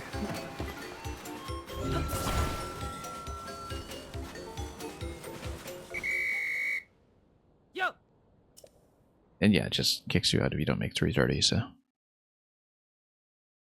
Okay, that was entirely sunk by that incident. We should try it again. I feel like we would have been on pace. Ooh. Ooh. Yeah. Ooh. There's a problem with a sled is that if you stop it, it does slide backwards, and so. It's great for traversal up to a point. If we eventually have a lot of trouble with this and run out of batteries or something, we'll try it with a sand seal. Although that's entirely contingent on successfully picking up the sand seal. Which I'm not necessarily counting on. However, if you do it with the wing, perhaps we should do it with the wing, because if the wing doesn't expire by the time we get to gate 4, then we can... And the thing is, the wing doesn't expire if you're just using it as a control platform, like if you're not actually using the flight property. Like if you're not interacting with it as a glider, and you're just driving with the control stick on, I think it actually doesn't consume its durability. It's a little unintuitive. When you're not using the control stick and you're riding on a wing, even on the ground, I think it does consume durability. When you are using the control stick and powering up a connected construction, for some reason it doesn't, I think. I may be wrong about that, given previous experience with both balloons and sleds. But the idea is that, you know, you would be able to fly out of the midpoint. Perhaps, and even take a few other shortcuts. But I think we should stick with this for the time being. And see if we can do this any more efficiently.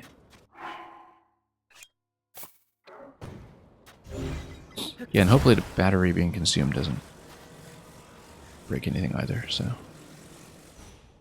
let's do it again.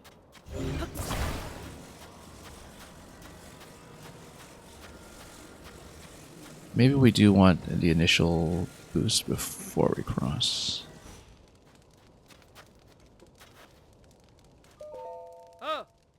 So we don't spend any wind-up time powering up the fan. Just get a thrust right before we go through to minimize power consumption.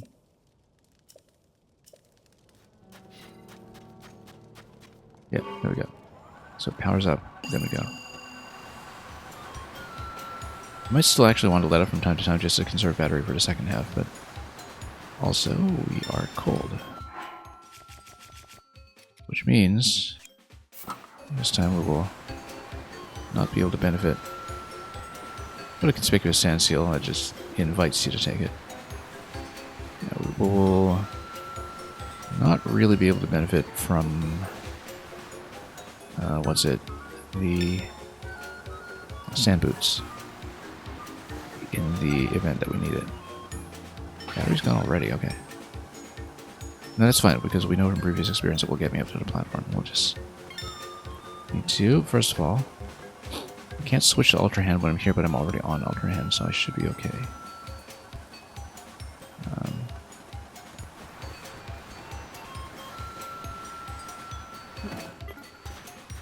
Okay. Let's go with the previous path, as before. Just park it here. Was there a point I could ascend here? I don't think there was.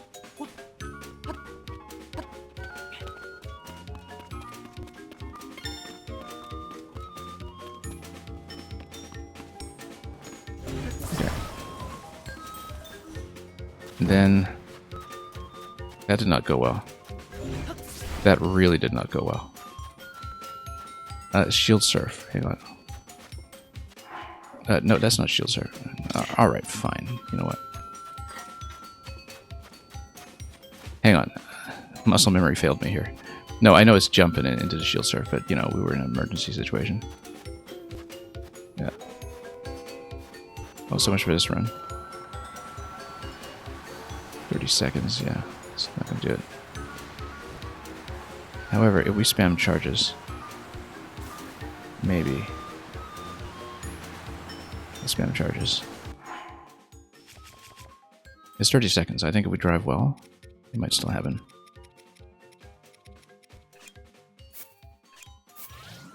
Okay.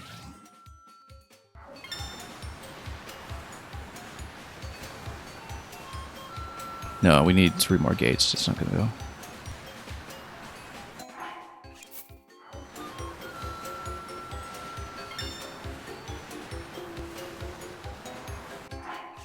We're just going to be barely short. Barely short. Which doesn't explain why I'm still eating charges, but that's okay.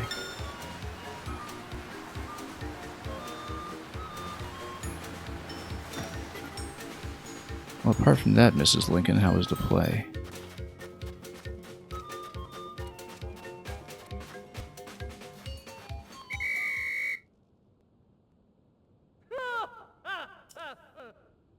Well, so much for that battery. But I guess maybe we should just spam charges on this since we don't, or even use one large charge. Oh, you want to give me a shield, but there's no pouch. You know what? I'd actually rather... really? No, we're really full up in shields. We'll just take the arrows. I should have done the shield surf. That would have saved that run. But...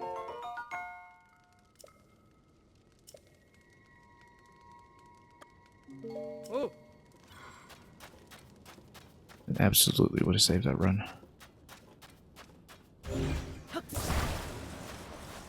Either that, we'll just take the card next time. Either that, or we'll just take the sand seal.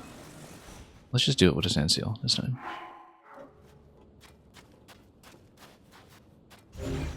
Except the problem with the sand seal is that because it's wild, you actually lose it once you're at the midpoint, I think. It's not going to stick around waiting for you, so maybe that doesn't work.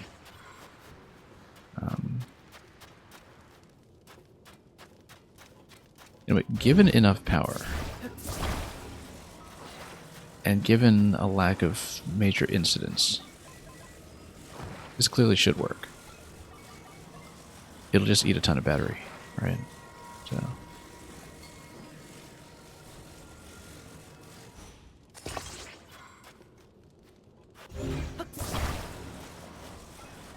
I almost wonder if I should go large charge, but like I think it's overkill getting into the first half. Maybe it's the way we should go for the second half, because the boost will be significant.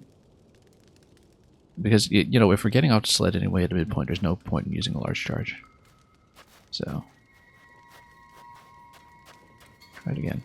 And you know, the thing is, if it weren't nighttime and if I were on my sand boots, we probably could have caught it as well. So, 10 rupees per attempt.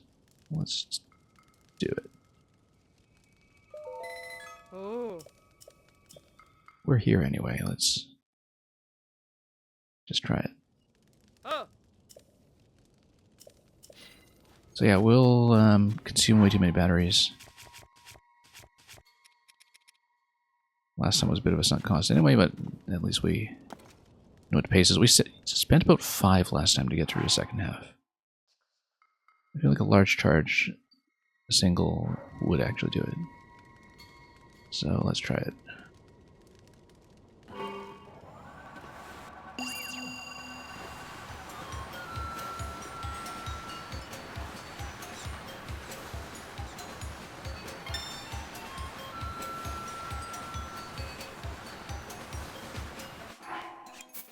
Okay.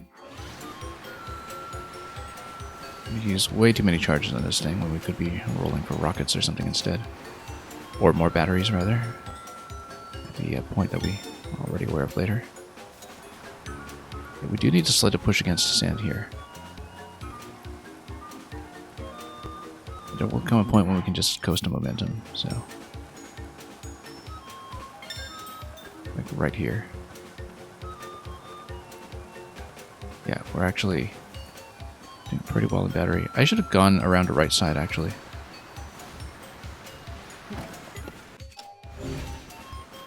Okay.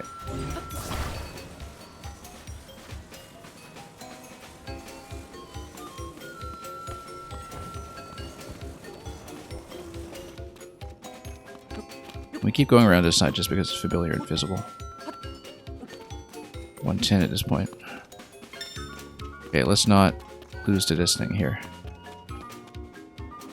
In fact, docking it up top where it's not on a slope is perhaps a much better idea.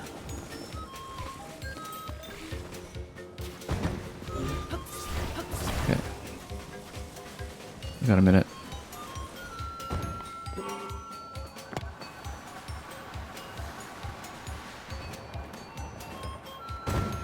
I'm gonna say we are not going to use large charges. I think I can do it without. Large charges are way too valuable for things I actually want to do in the main game, so.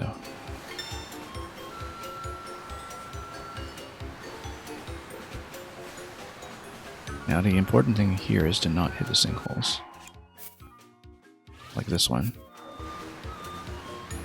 Or that one. Oh, or stuff like this.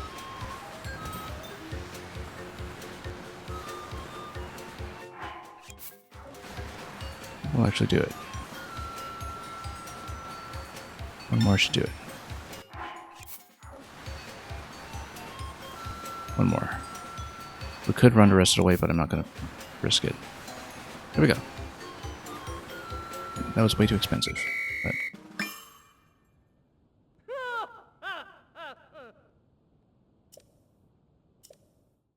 there are areas that are going to have to make access and more charges and not an issue. Yeah, I know, because we've run into more and more construct camps, for instance. So, and I know you're not just talking about that, but about later access off of just mainland Hyrule.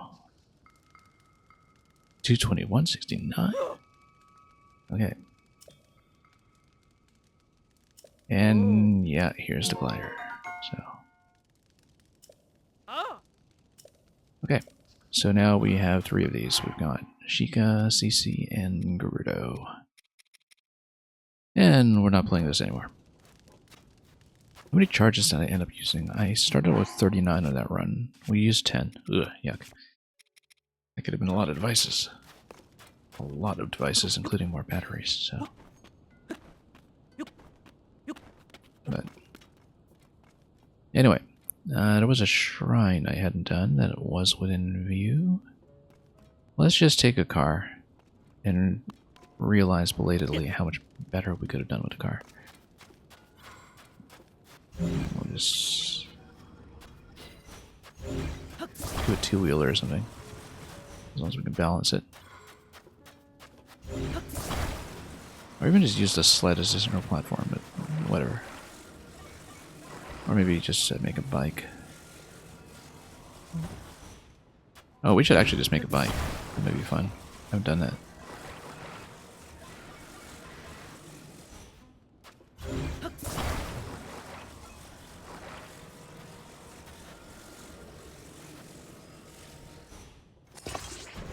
Oh, we like that Breath of the Wild concept art of Link as a punk motorcyclist.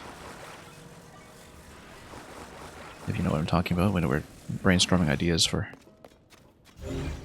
Link in the previous game. Thought they might go science fiction, thought they might go, you know, a couple of other ideas. We don't want to attach it directly to the wheel, we need an axle so it can actually rotate, right? So it won't work this way. The bike won't work this way, it actually needs to attach to an axle.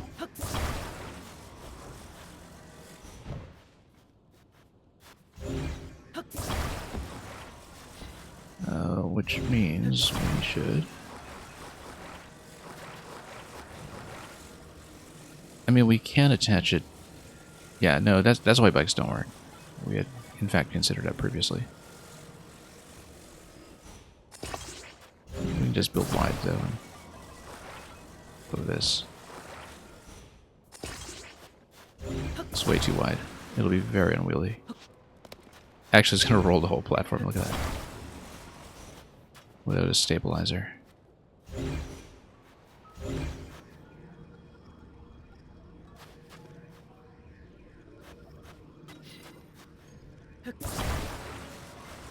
However, you know what we can do?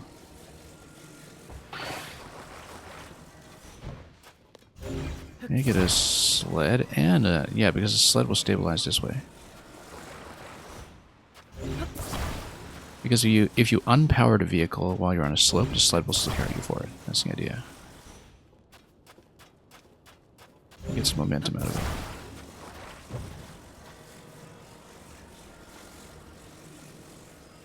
Maybe. Seems like it would be built too low for that.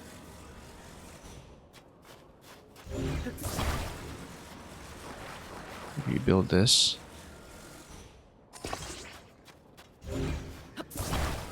Maybe you can attach it to sled to just prevent things from flipping. Whoops. Isn't quite right. Hang on.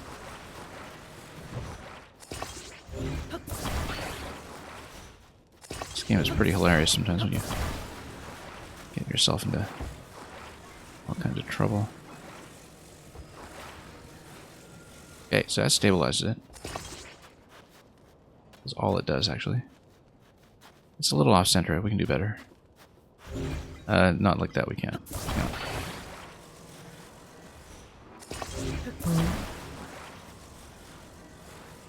Let's turn the wheel in the correct orientation, obviously. There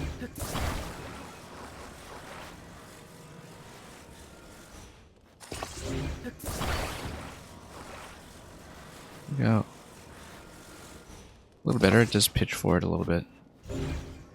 So maybe the previous idea was actually better. Like, load it back a bit.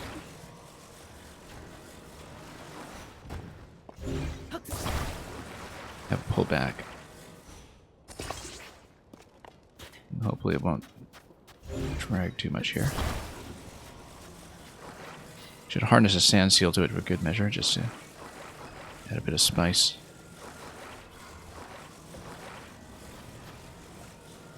Okay, look at this thing. Look at this sweet ride. Yeah, I mean, the sled, if it makes contact with sand, it's not going to drag. It's going to be fine, so. Alright. Let's explore.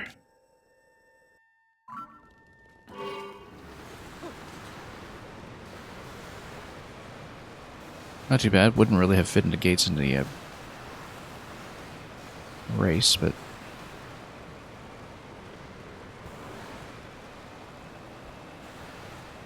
I'll take it. It's actually reasonably speedy. And the battery consumption is quite nice. It's much better than the fan, in fact. Much, much better than the fan.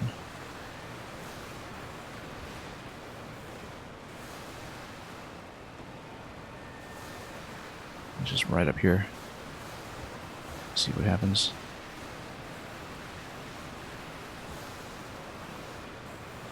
Just cover more of the map and see more shrines. I think we did spot one near the finish line. Yeah, the fans are quite rough for that. Also, I guess because we're building on a sled, it is going to drift a little bit. Let's... But the fans do take you over the quicksand. That's the nice thing.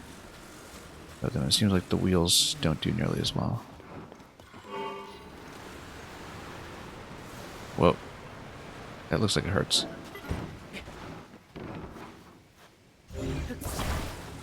Okay, so maybe if we're going downwards on the slope, we should be a little more careful here.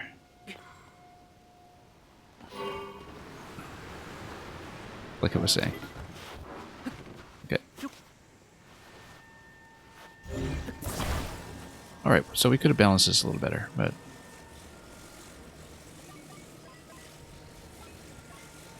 Link is the embodiment of courage, yeah, but clearly not wisdom.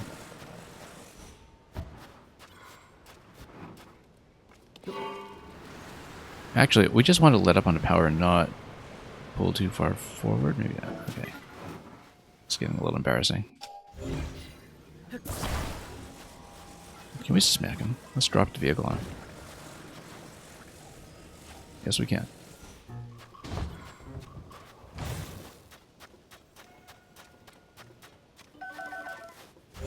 Definitely not wisdom if you've seen what he's gotten up to in your copy, yeah.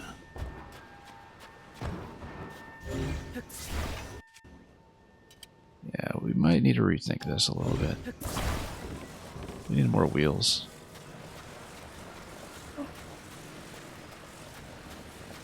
Just settle this a bit. Or at least set this down gently so it doesn't start pitching. Okay. It's actually entirely the way that we set it down, I think. If we have a stable position initially, we're okay. Let's see what's up here. We haven't been here yet.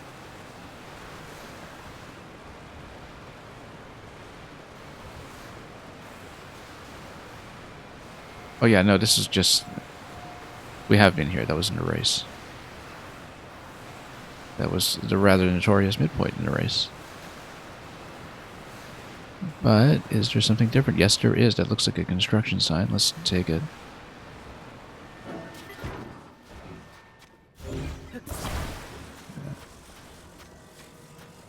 Here's Addison.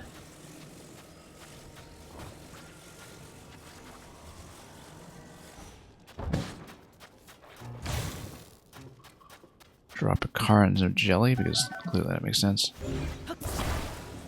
Anyway. Let's see what we can do about this. Ooh, we have some of the clear platforms this time. We'll slot that into the middle, obviously, but we'll see what to do about that after.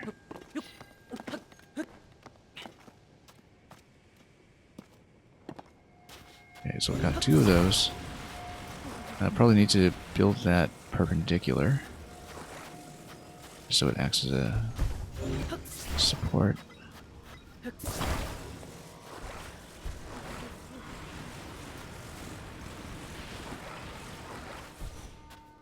It'd be fun to maybe, you know, power up some wheels and tug a platform to put things in place, but like that's maybe a puzzle waiting to happen anyway. Alright, let's slot it in this way.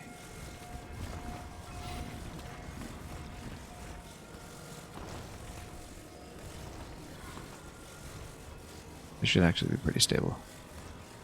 Just by itself. Let me talk to you. Let me talk to you.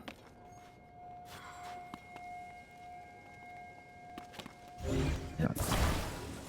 Move it out slightly so I can talk to you, maybe? Hmm? Come on, let's talk. Seriously? Oh, there we go. Yeah.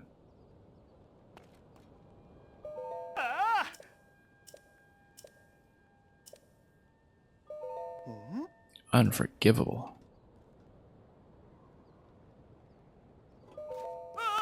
You would think he's had enough practice at this point to pick up a few architectural principles, but oh well.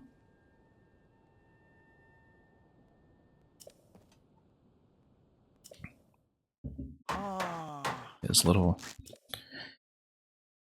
civil engineering co-op rotation.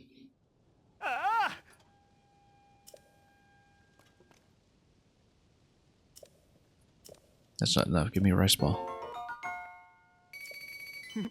Old resistance, that's great. We'll be crossing mountains later, so.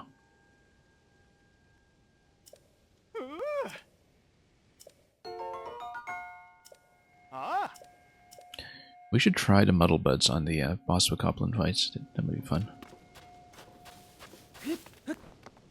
Anyway.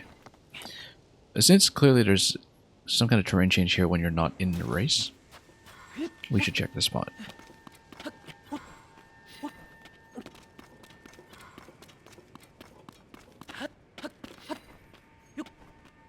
Just in case. Anything?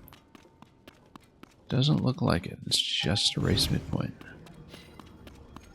And nothing else. But it is a vantage. It tells me about a shrine over here. Let's mark it just in case we forget or get diverted. Looks like a chasm over there, actually. That we haven't scouted yet. What else can we see?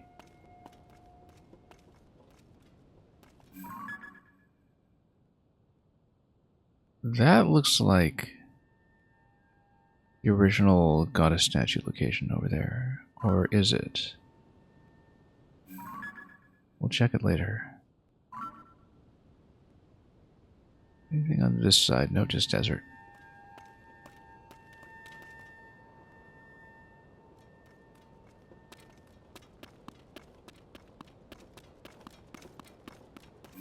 Probably at least one Molduga fight somewhere in here, so. Eventually we'll want to make it up to the labyrinth location, which is actually right above here. Yeah, so no, that's the whole labyrinth entrance slope. It's tucked behind. We'll probably at least attempt it. Oops.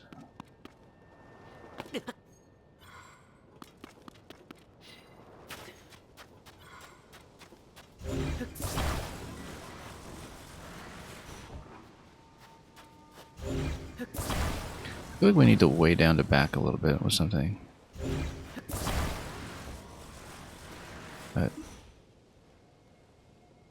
that's okay.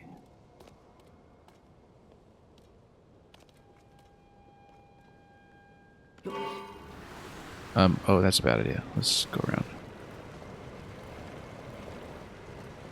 Or we flip the whole vehicle, which we'll do anyway.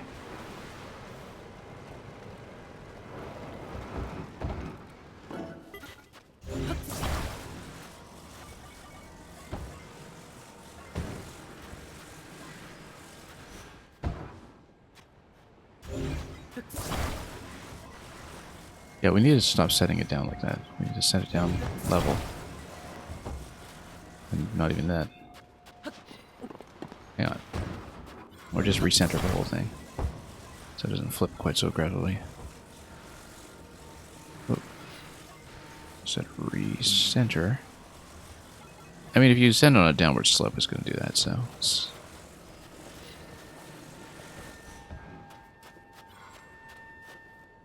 Okay. You know what? Let's rethink this. Let's just lop off the wheels.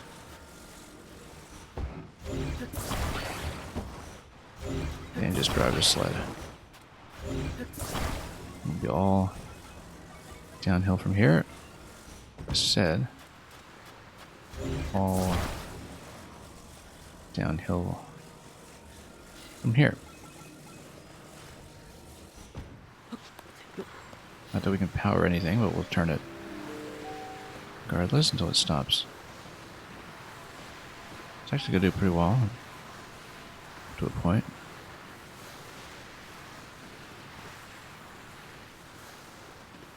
And we'll just fight. Who's this? Just electric and black. Yeah, we can take it. With some meat.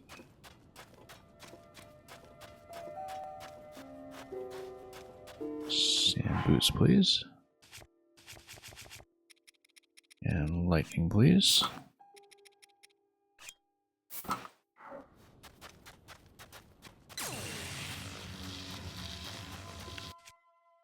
Okay. Lightning attack probably isn't going to do much against the lightning guy, so. But it is going to do a fair bit against him, so.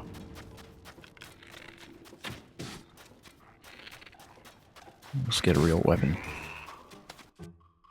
I want to go spear. Oh, you know what? We've got a spare weapon that we haven't even used much of yet. Let's go spear.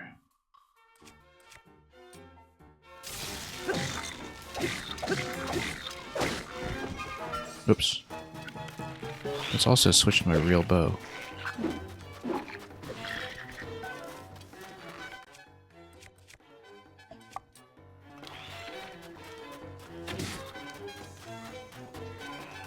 Okay, that's fine.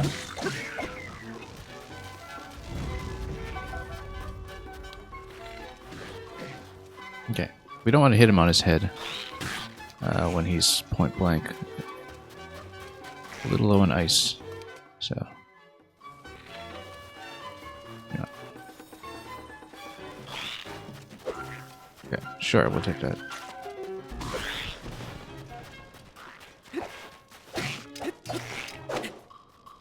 Yeah, ice is usually my method against these guys, but well,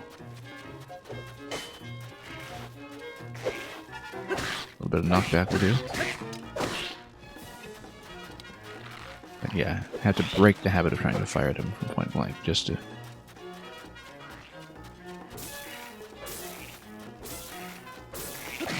avoid issues. Okay. There we go. We loot a tail for once as well. That's why we don't want it. Oh no, that's just a horn. Okay, fine. Audio is delayed. Yeah, let's fix the game audio while we're here because it might be creaking a bit. We'll reset it just as a precaution. Yeah, if it's not synced, it may be because of audio starting to break a little bit, so let's fix it before it gets out of control. Thanks for letting me know. Yeah, sometimes it is a performance issue over here. It could be all kinds of problems, actually. I really have to check all my HDMI cables at some point as well. And okay, I think it should be fixed.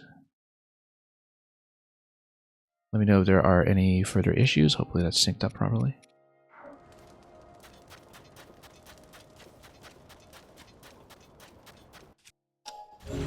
Yeah, it didn't used to be this bad, but it's gotten better actually. I've had fewer issues lately after a few optimizations I made. Seems good now, good. Yeah, because if you get a lot of audio lag, that's usually a sign it's going to break soon. Completely. And this is just a rock. That is just a shrine, and this is just a keys. Switch back to the cheap bow.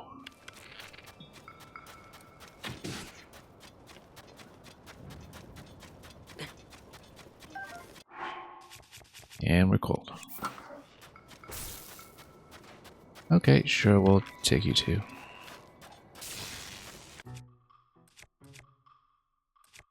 Maybe I should just set him on fire. No, he's got a metal shield, right?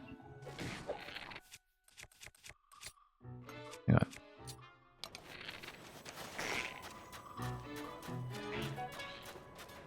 I guess we do have some ice fruit. We should save some of the chew jelly in case we need it for crafting or something, but... Whoops. How am I doing for hearts? Yeah, we should probably not take too many risks here. Even with a great fairy. And so... Oh, we got company. Riju, please. Hang on. Come on. Oh, come on. Talk to me. Talk to me. There we go. Okay, now we're in business. And we totally missed. Okay.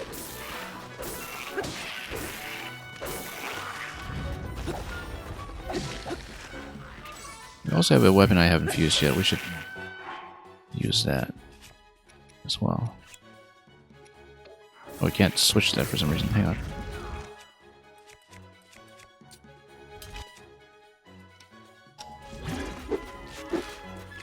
Okay. Where's my arm?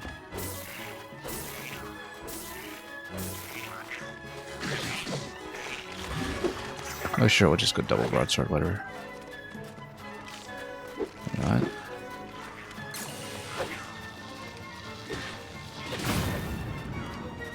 Yeah, electric against electric obviously isn't going to do very much, but...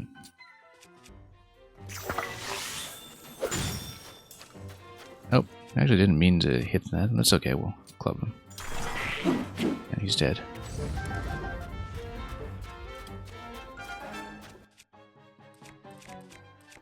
Let's go something cheap. Okay. Is that it? That's it.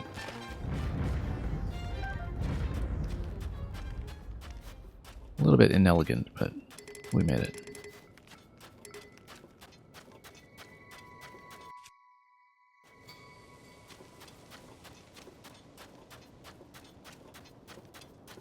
Could have done a lot better than that. Anyway, we do want zap shrooms.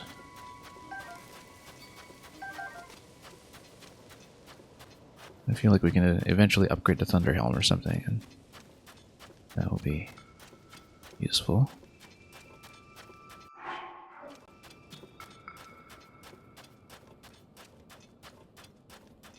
Yeah, that whole structure down there, maybe we should check that, but we'll beeline towards the shrine relatively. This also looks like that's not a rock.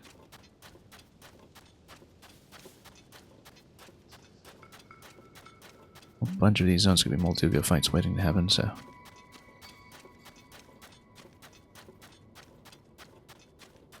But if we do run into one, we'll try the Ultra Hand method that I was talking about at the beginning of this stream and see if we can make some improvements that way.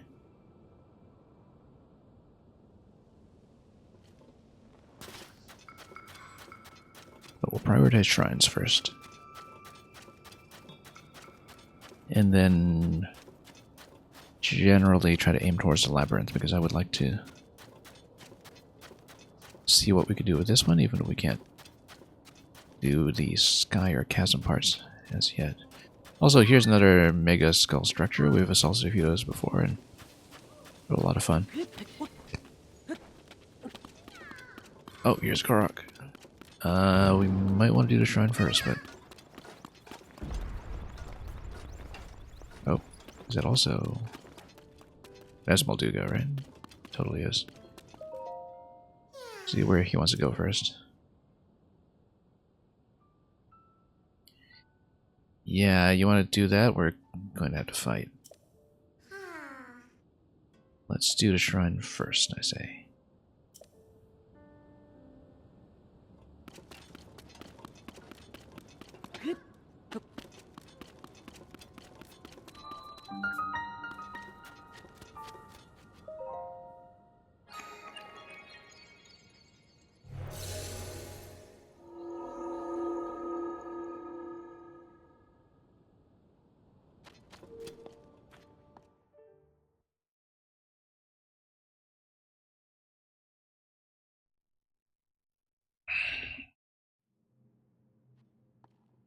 Okay, here we are. Moving the spheres. We can do that.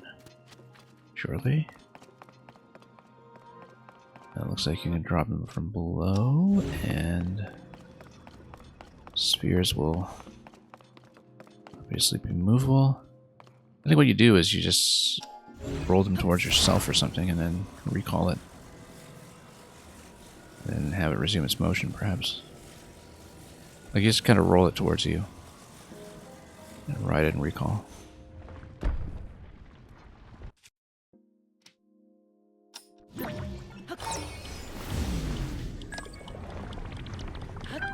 Okay. Let's take it, in case we want more. That's connective pieces.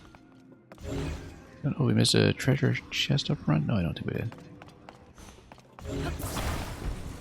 Starting to get a little bit more fluent with recall, though. Sometimes I'm not used to the way you cancel back out of it.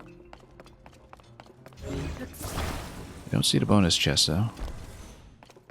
Might not be available yet, but... Oh, this looks like the bonus chest location. We roll it towards that breakable platform.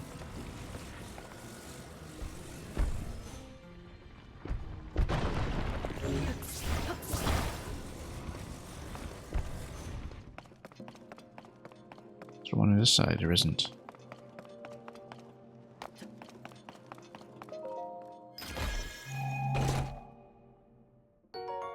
Yes, very good.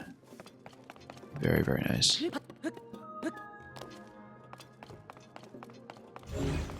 Anyway.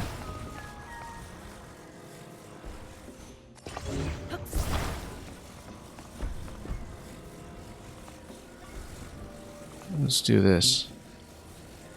Probably just recall it even if it's unbalanced.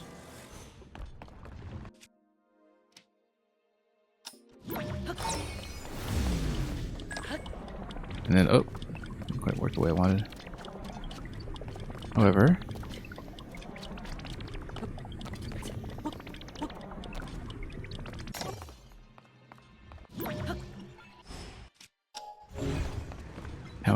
that actually is going to work in its own way.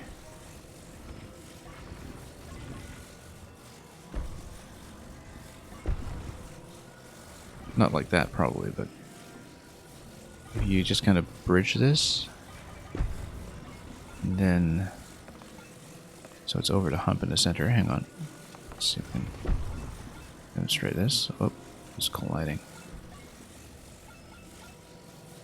Actually, it was never centered to begin with. Like, we need to rest this first.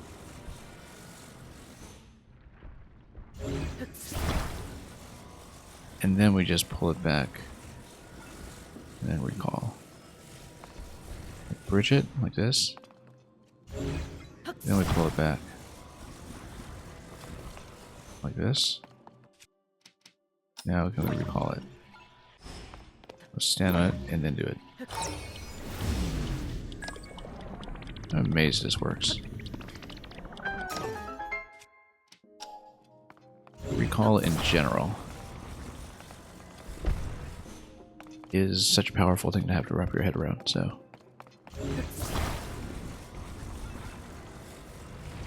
Okay.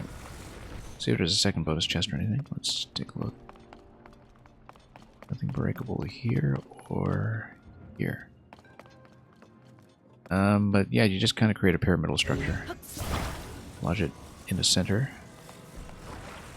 And if I'm correct, you can even just spin it or something. Hang on.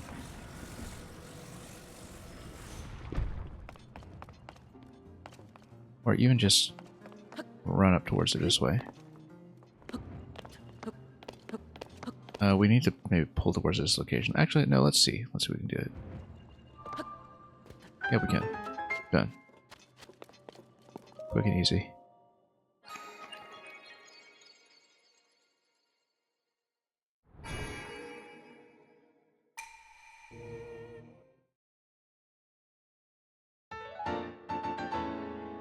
No problem whatsoever, in fact.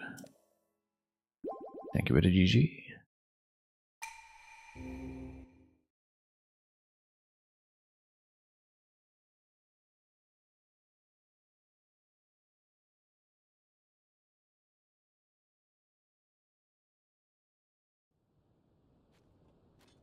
Okay, so Korok and Molduga.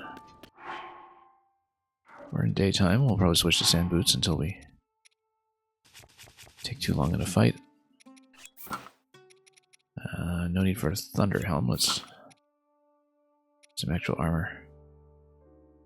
Yeah, if it's going to be daytime later, then we'll put both layers of heat resistance on just to hedge against the unknown. You need to reach your friend? Yes, you do. But we do have a vehicle. Got a control stick. What else do we have? And a fan. Okay, so we'll just drive across and hopefully Molduga doesn't nuke everything on the way.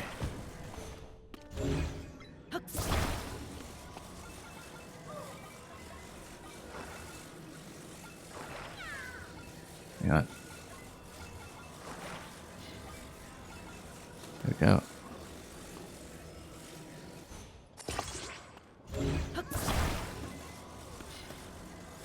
Same method as usual, he's going to be the hood ornament.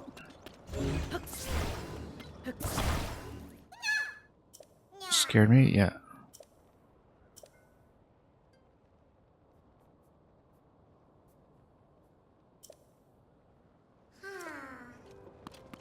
Molduga's probably going to be the main issue here, but... and running out of battery for that matter. Anyway, here's the hood ornament.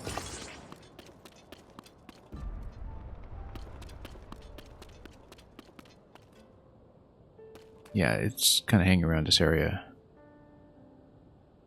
It's over there, though. We can spot it. We should actually mark this location. Just so we know. In the future, if we need to farm it for parts or something.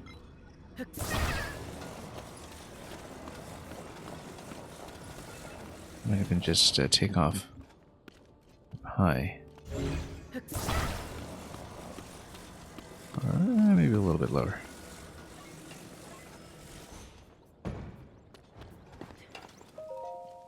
Oh.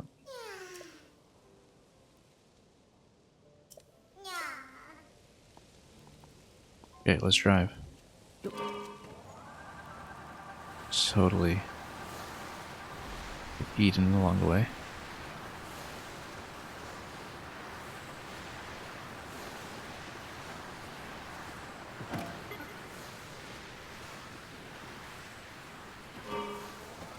There's a bit of a sand dune driving test.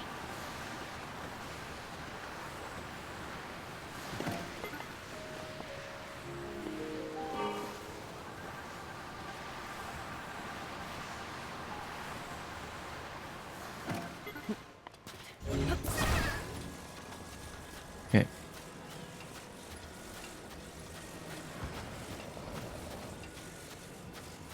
We're actually okay so far. We might even want to farm some meat. It's those guys, but no, we'll take the Korok first. Actually, Riju. Let's go. Let's nuke these guys.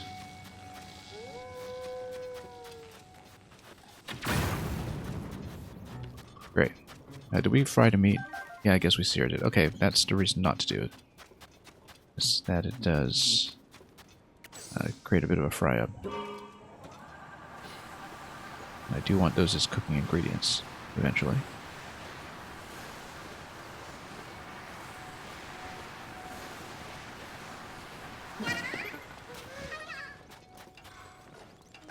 Okay.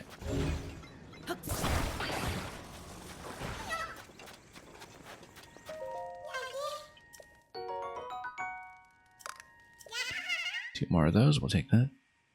Gladly. And this must be near the edge of the map, of course. We'll check this. More Koroks.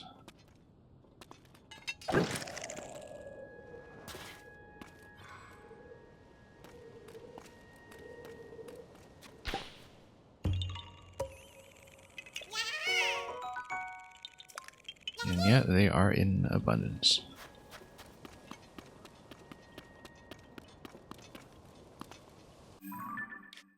Okay, we're pretty much in the bottom corner. We should face northeast and go back. Or we can fight the Molduga, but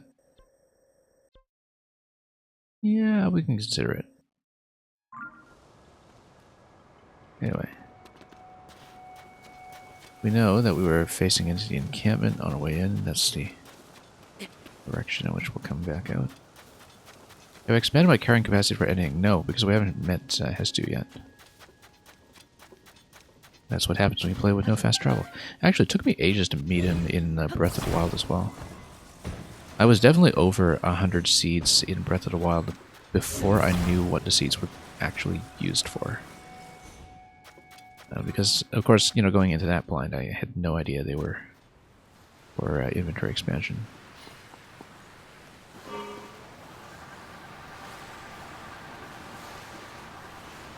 Anyway, we can try out some other locations. Check the bottom corner. This looks like a treasure chest, actually. No, it's not. It's rock.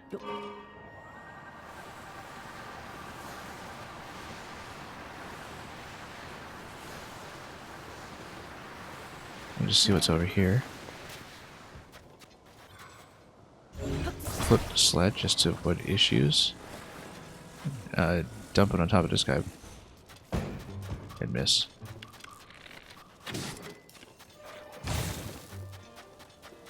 We don't really care about the integrity of these Spike Boko bows, and that's okay. You're surprised I haven't met him. This is my map. Don't tell me where, obviously. we started on the east coast and started working our way across the south. And yeah, the reason I took so long to meet him in Breath of the Wild was that we did Kakariko last. And covered the whole map and hit every tower before we went to Kakariko Village. And even then I didn't talk to Impa, right? Anyway, don't let me know where. We'll find him eventually.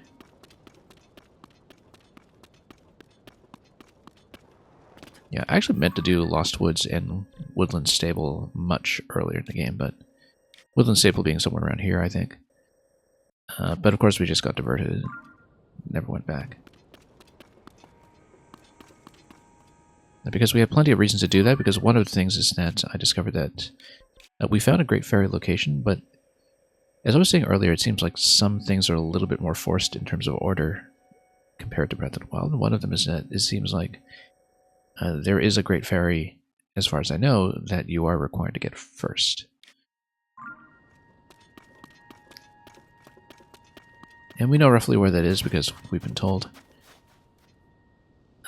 But it does mean that one isn't able to do the fairies out of order.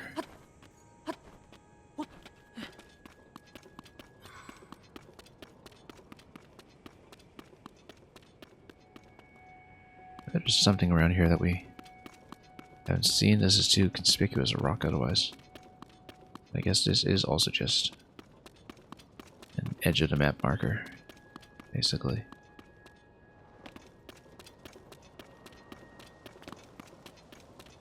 Unless this rock does anything.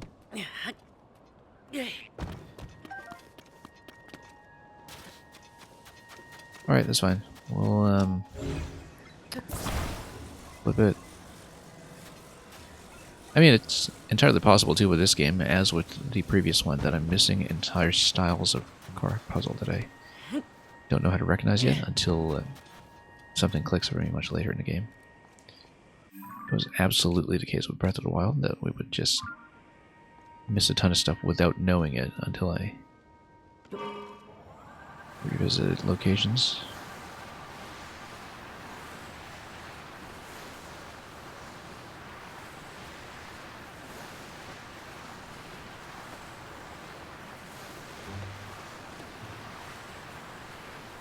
Yeah, we'll probably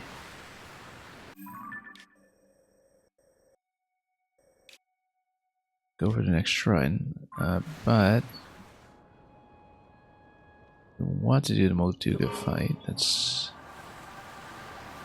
not impossible. Oh, look at that, standing right on top of that guy.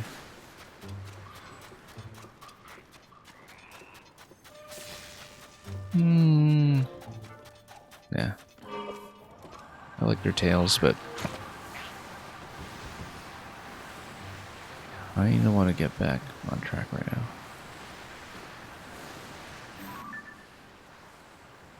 now. Okay. And, oh, Molduga, here we go. Let's get out. Where is it? Over there. Okay, so this is the thing I want to try. So, it didn't occur to me that we could actually just use Ultra Hand to drop bombs on him. I wish we'd thought of that. Okay. Well, we have to drop a bomb flower first in order for that to happen.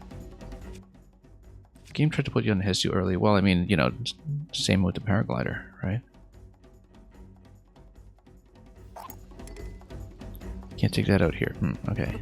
We need to find a drop location. We don't want him to bust his sled either. So what we'll do... he's kind of way off. I need to fight in a more convenient location. Let's try to get back onto the pillar. Oh, he's right there. Let's try to get back on this platform.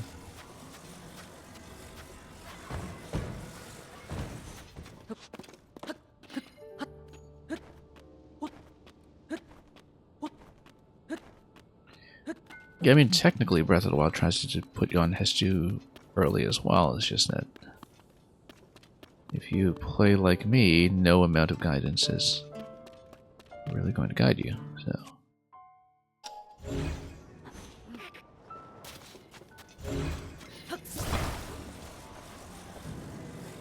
Oh, I hear it.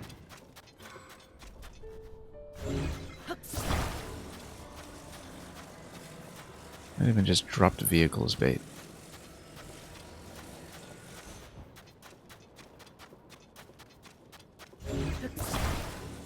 Or use rock throws or whatever. Well, let's try to figure out what it is. Try to pull it out. Does seem to have a fairly long range of travel.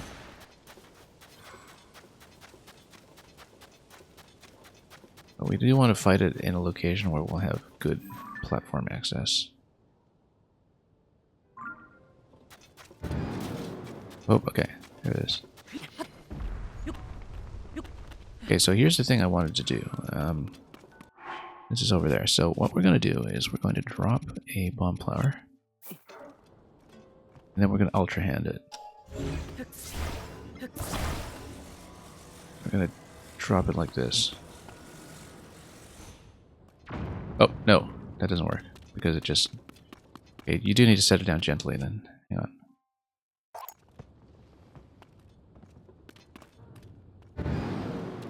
Okay. But what if you do manage to set it down gently? Because then you can kind of bait him at range. Instead of dropping bomb right in front of you. If you drop like this... Oh, totally doesn't work. Yeah, there's a problem, is that you kind of need to do a drop, but without an ignition. You just sense the bomb over this way, okay. Like a light drop here, maybe. Does it create sound? No. Alright. Maybe that idea doesn't work. Because basically I was consistently standing too close to him. Great. Works.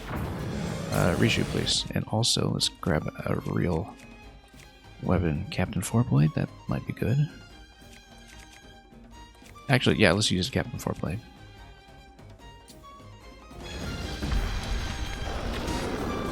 Oh.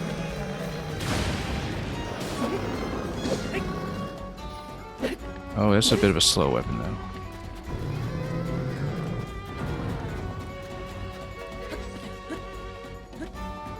Okay, so that will work.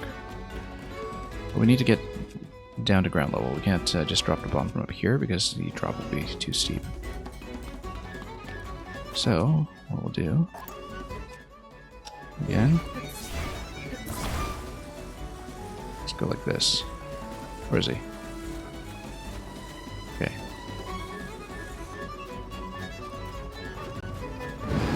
Great. Reshoot, where are you? Reshoot, you're never in position.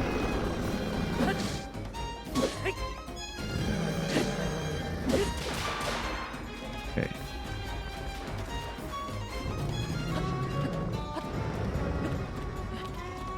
We should actually do a spin attack. Make that happen. Okay. Hang on. Okay, once again. Put your hand and just extend our range. This is a lot safer than how we were fighting him before. Much, much safer. Did we get it? No.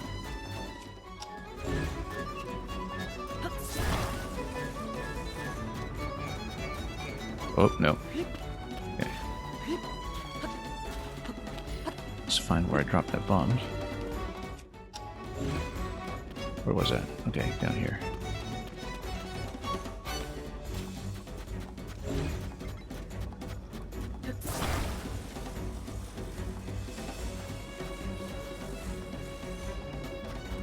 In range? No.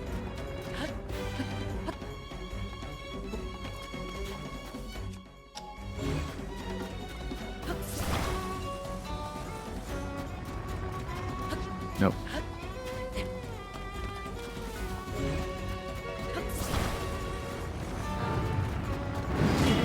Nope, too close.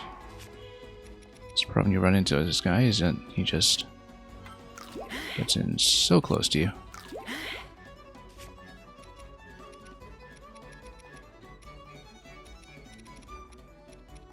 Particularly if you're like me right now and you don't have sand boots on. Oh, yes you do. Okay. But it's going to get cold pretty soon, isn't it? Let's see. Should have switched to a faster weapon too, but that's okay. We're on pace. What am I doing? Yes, I need to eat.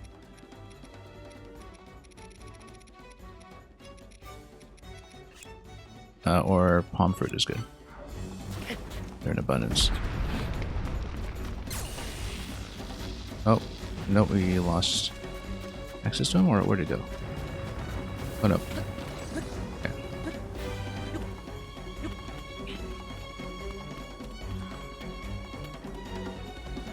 Okay.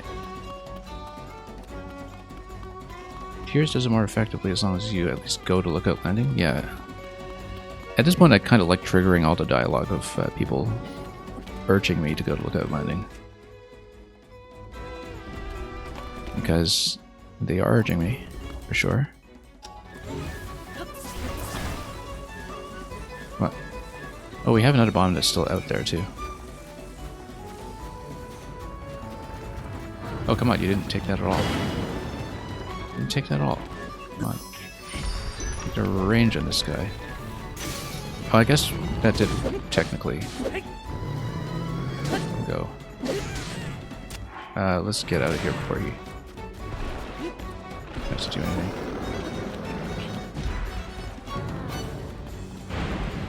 I guess Riju is standing in position. Oh, perfect.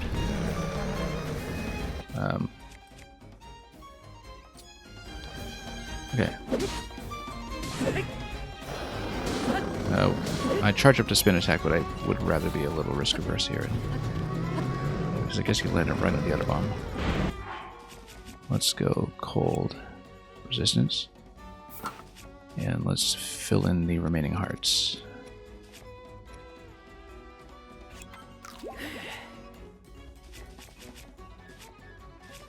Where's my food? My random food.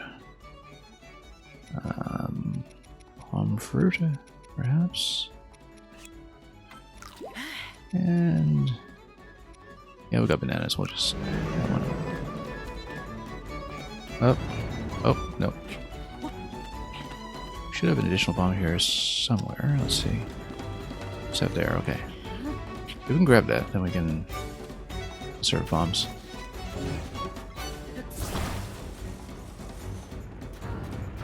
Great, perfect. Riju, where are you?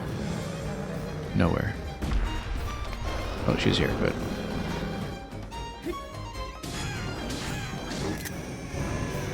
Perfect.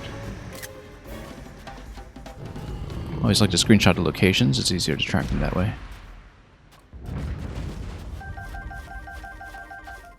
Okay, that wasn't awful compared to my previous fights when I stood too close. Thanks once again for GG. Only one chest? Aren't they supposed to drop two? Yeah, we're obviously going to keep this, but let's see what we're going to drop. Probably drop the broadsword. Yeah. I don't know why we're still keeping this ruby broadsword. I guess, you know, fire occasionally will have utility, but we'll drop this one. With a long throw as well. We're not going to use that property, but, you know, the Gerudo weapons are pretty much always good. And particularly if you are like me and you affix things like a Coplin or Lizalfos to them. For example, let's get something out here. That's one of the best things about doing this region is that the weapons are so good. They have been consistently amazing. Plays very well into this glass cannon style we have going on. 31 on the silver. I think I want to go black Lizalfos because those are pretty common. Where are they? Where did I put them?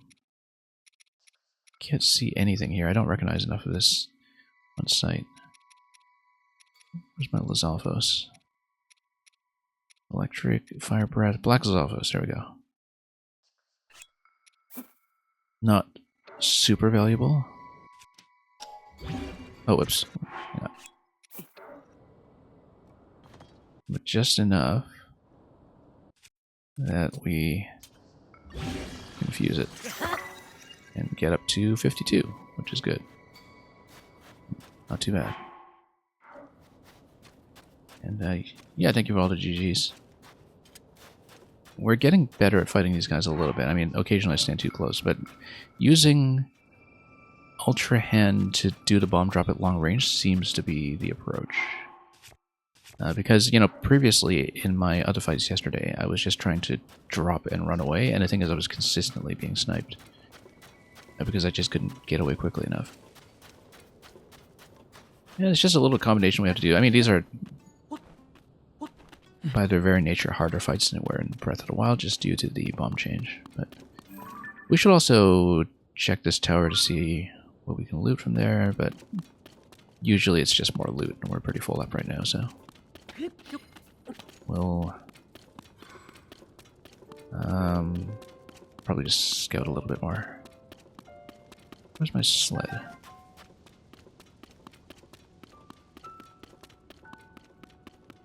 It's still alive.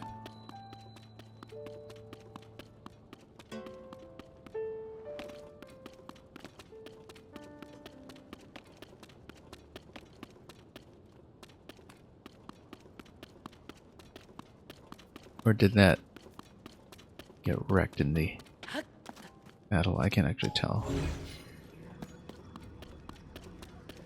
Anyway, put on a scanner, I suppose. Oh, I guess it... No, that's just a rock. It goes up. Just scout. That's okay. I think it probably got wrecked at some point when the Maluga was jumping everywhere. We don't care. We'll continue. Maybe just straight up to that maw that we saw.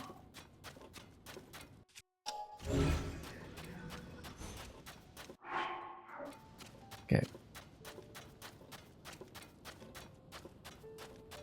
Yeah, the labyrinth is a very natural destination for us, obviously. We also previously saw a map of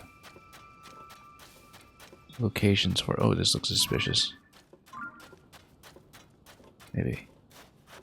We also previously saw a map of locations for the cherry blossoms, which are the mechanic in this game for uncovering the cave locations. Or anything that is a cave, as we discovered.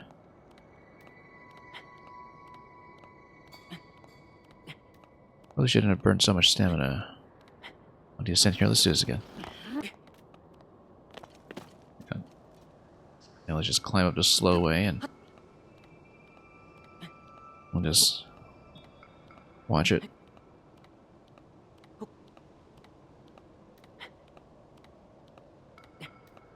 Yeah, this'll do just fine. Then, I mean, presumably there'll be shrine, and we did the northeast labyrinth previously, but we know that it unlocks something that is to be completed in conjunction with the sky labyrinth that's directly up above. We, in fact, tried unsuccessfully to reach the sky labyrinth in the northeast location. Anyway, let's mark this on the map first. Not going to jump down yet, obviously, but... Although we have a ferry. But we're not going to use it here. Discovery. Yeah, just going to mark that. Then... Right, there were two locations I wanted to check. I wanted to check the goddess statues, which I think are actually close by. And the labyrinth.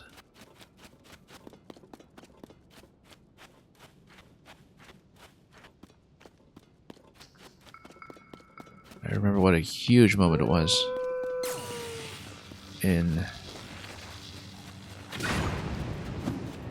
Breath of the Wild to float my way down to the goddess statues for the first time. That was one of those remarkable moments in that game. I bet we can go all the way up these, but let's see if there's an easier way.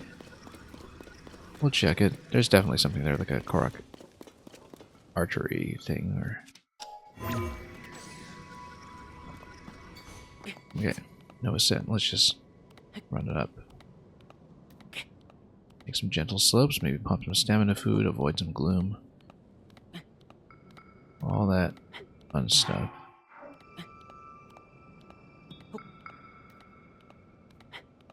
Yeah, just navigate the slopes a little better. Obviously, having stamina makes this much nicer. We're not even going to be past the first wheel, in fact, as we approach the halfway point. Also, ice chews. That's nice. We actually do want them. Might want to go down and fight some. We are very short on ice right now, so... Oh, this looks suspicious. Not a Korok, but a weapon.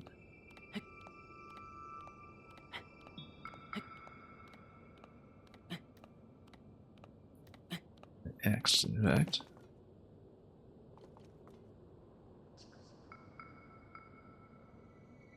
Wonder why it's just sticking here.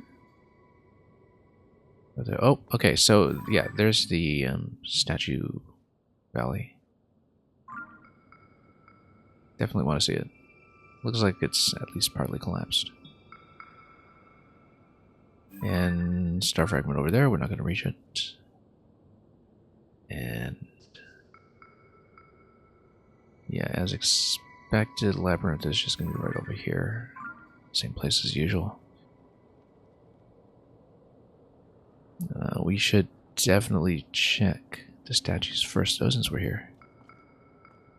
Okay, let's get to climb down and button prompt, please. Yeah, there we go. Not hit the gloom if we can avoid it.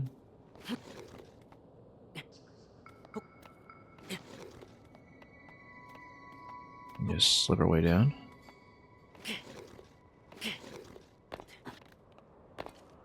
Kind of things you just don't do anymore if you have the paraglider.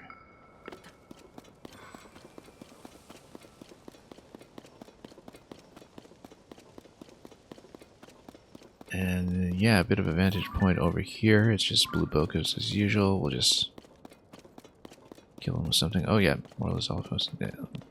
Let's see. Treasure chest is here. Let's just get a couple of snipes in. Whoop, no. Not. We'll go Arakuda. I don't want to bother aiming for these guys, so... actually, you know what? We'll go for a long-distance bow.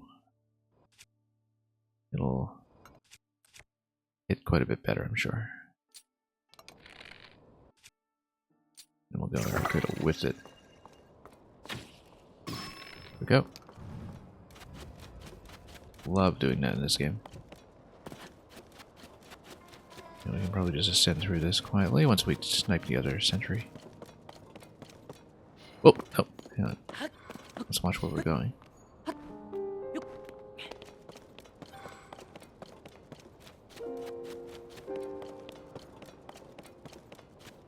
Actually, that's not a very good vantage.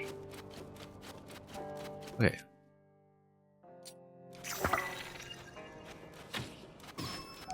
There we go. We'll loot their arrows so we get a chance, but we'll sneak in there and just ascend.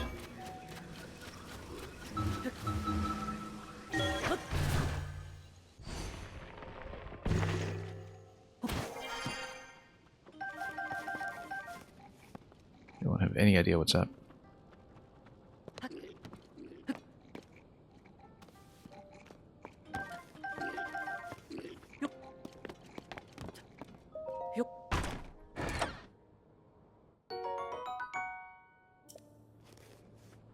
Attack up 9. Yeah, we actually had room for that. Very nice. What do we want to do against these guys? I actually wonder if Red Chew would work against Molduga as well, because it does have the explosive effect when dropped in this game, so... 2 of them, we can't just sneak strike into that yet, but... We've looted so many of them, I'm not actually that interested. Oh, no, he sees me. Someone sees me and has lost me. That's okay, we'll just run it. Yeah, statues look a little worse for wear, but...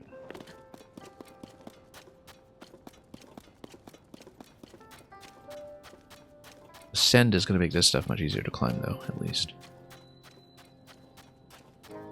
But this was where the shrine used to be if you solved everything, but then now it's even more crumbled than before. And yeah, it looks like there's a sinkhole in here. Kind of. Actually, I haven't been down a sinkhole at any point. I assume that's not a good idea, but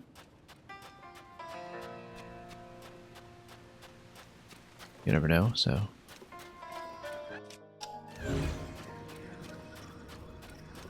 Maybe there's something to be done in this location. We'll check it. One statue at a time, perhaps.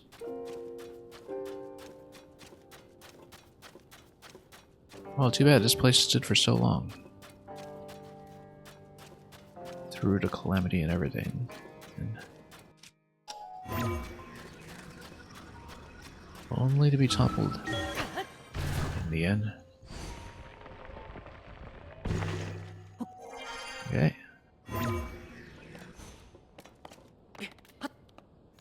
Let's head on up.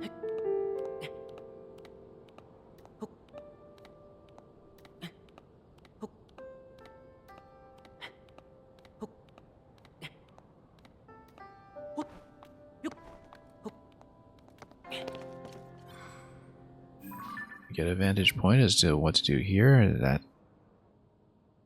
looks like it's just a remnants of a previous dig site, but you know, you never know. Here, not a whole lot to look at.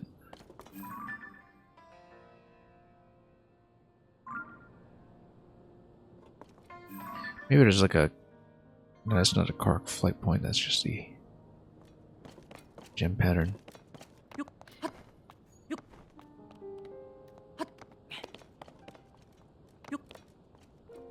This pillar over here, yeah, that's a Korok point, so we'll go for that. That's just on a sword. That's totally fallen over, that's too bad.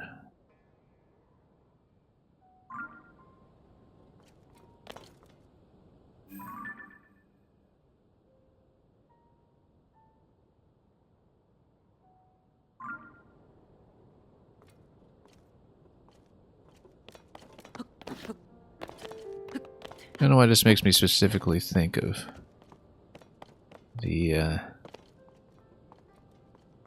Taliban toppling thousands-year-old statues whenever first in power. I mean, you know, a lot of that stuff happens, but that makes me think of that specific example. Because the relevant sculptures that stood for so long. It was... I just had to think about it. Didn't we mark a cave? Okay, there is a cave up there. Let's make sure we mark that with a star or something at least.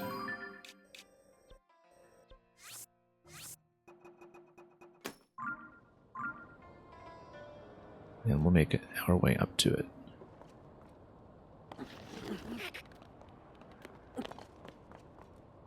Yeah, we'll do the Korok at the sword first. And possibly that's going to require a little bit of ascension magic, but...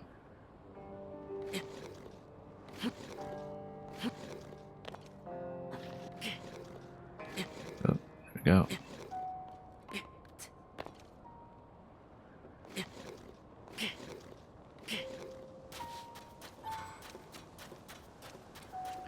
Life without gliders.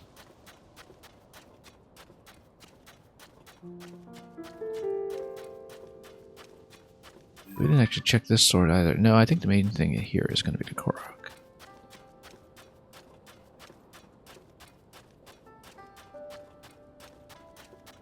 We know there were some of the Zolfos hanging about, but other than that, not too much going on by the looks of it.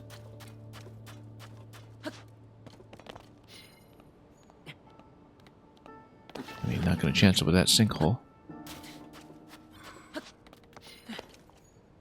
Unless we have a reason to believe it does get me somewhere. No, that's just where the shrine used to be.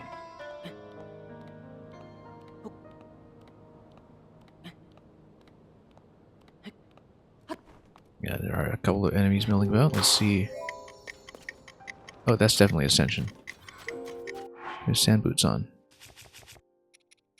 We do not. And I ran out of stamina because we weren't particularly clever about this. Okay. Okay, actually that's not going to work, so let's get over here. We'll actually make it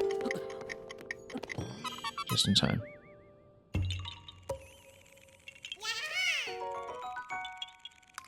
There's a way to put that together actually to specifically deny speeding through it with Ascend. Okay, the old platforms from the dig site are still there. I don't know if that'll get you anything interesting, but...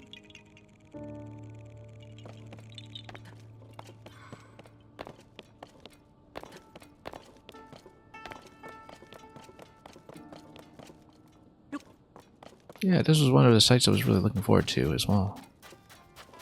In terms of seeing how the world had changed. Well, clearly not so much for the better.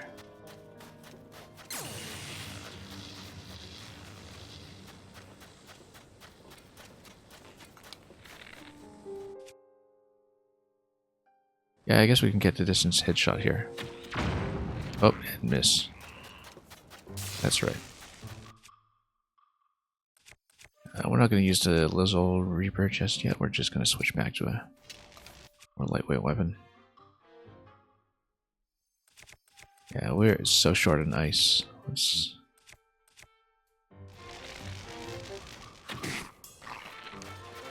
let's make us a little better at short range. Hang on.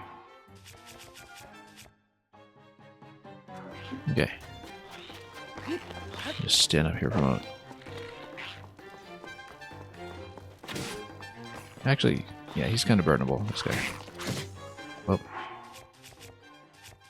we need to not stand in front of that. Let's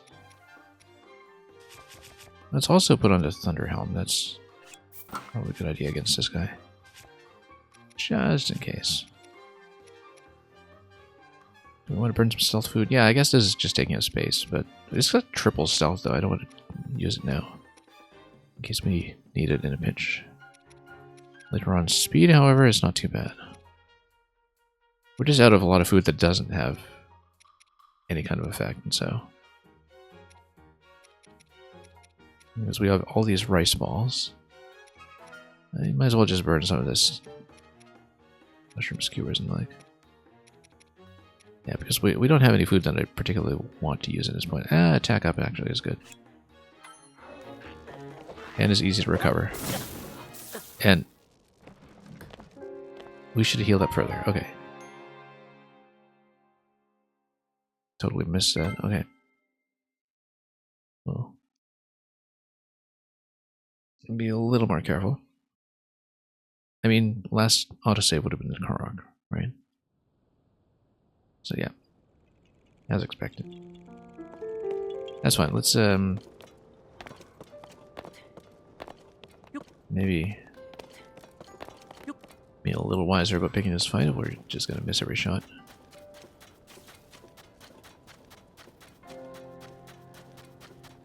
We'll eventually want to farm those guys for tails and the like, but I remember Electric Lozalfa's tail being a bit of a pain, in fact, in the previous game. But in general, that you're not going to be able to loot tails if you just one-shot them with elemental effects or what have you. Ascend is obviously going to work here. I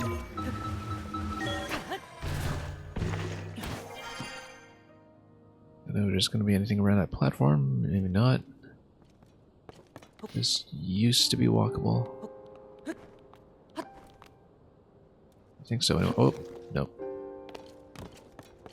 Hang on.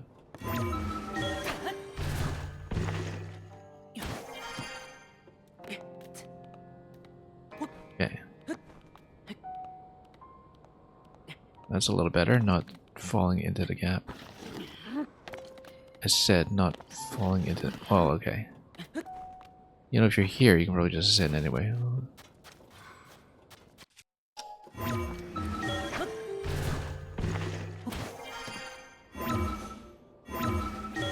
Despite a lot of the camera weirdness with this ability.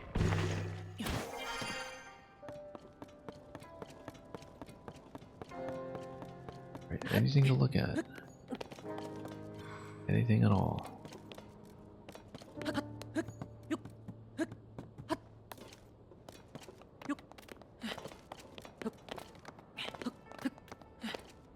Not really. Unless there's something we can do with lamps, but...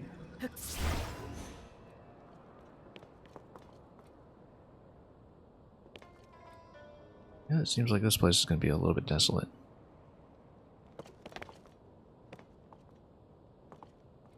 We were saying something earlier in the stream about how the overall density in this game feels very different from Breath of the Wild in many ways. Partly because, you know, you don't have things like Guardians on the map, but it's also things like the Korok distribution and how different that feels.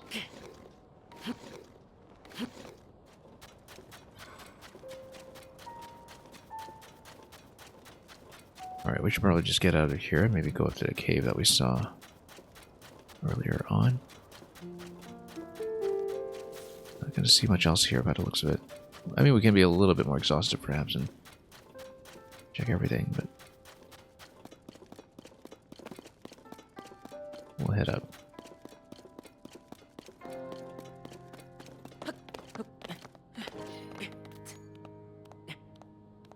And climb, climb, climb.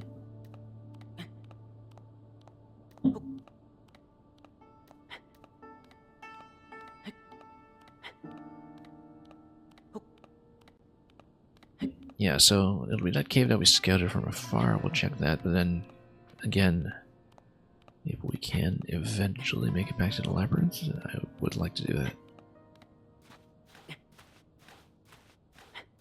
At this point, I think the intention probably is to just kind of do a circuit around the map and saw as much as we can. Okay, this guy can be iced, but we don't want to... Whoa. Yeah, let's switch. We can instant kill him with the ice, but again, I want to actually loot him, so...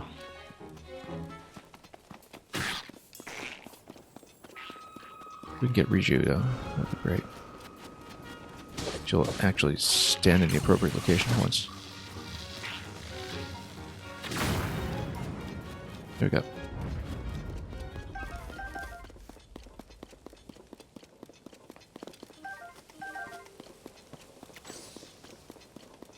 And we will check this. Discovery. Oh, perfect, perfect. Griddle Cannon Mine, and we do want to whip all of that stuff, so switch over to... That's more of a slashing weapon, I guess. We can get the keys to come back.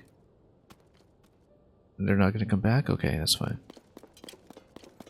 They're just going to be scattered without dropping all their eyeballs on me. Anyway. What are we doing for arrows? 110. Yeah, that's okay, I suppose. Actually, I don't want to spend too many bow shots on these guys. I'd rather spin the club.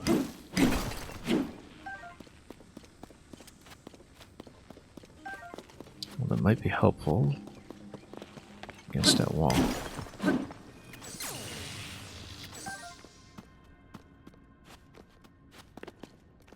Yeah, right here. Let's do one arrow shot here.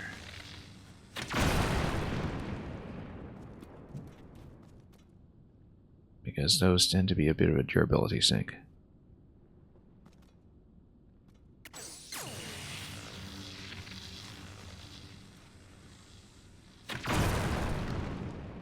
Okay, good. Let's check around here a little bit before we proceed.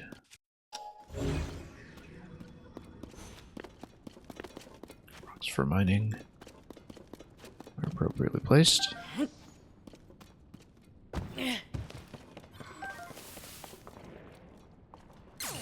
Oh, we got something going on here.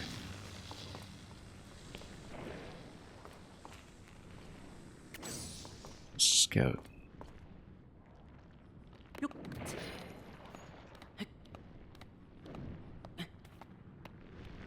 Oh, just like that's fine.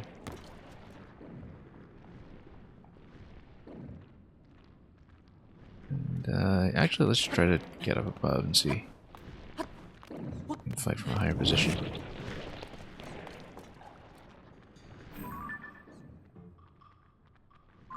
Yeah, it is a Yika offering. I don't know if they'll just take a banana. We had a previous attempt at that interaction that didn't seem to work. It's clearly Korok Point, though. Look at that. Goblins. We'll probably want to take this guy out first.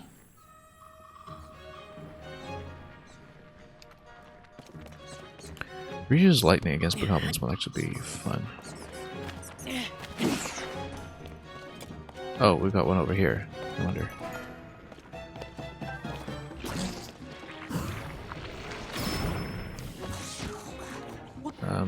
Yeah, didn't mean to fall out of that, obviously. Let's switch.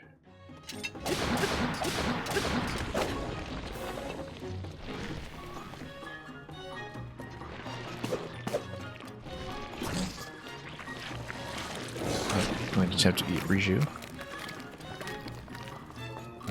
And succeed, actually. Alright. It does create some problems. Come on.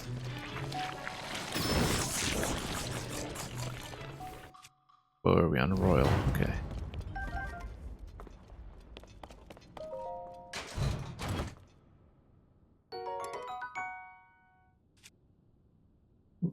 Durability up. We just don't have room for it, though. Anyway, this is a mine.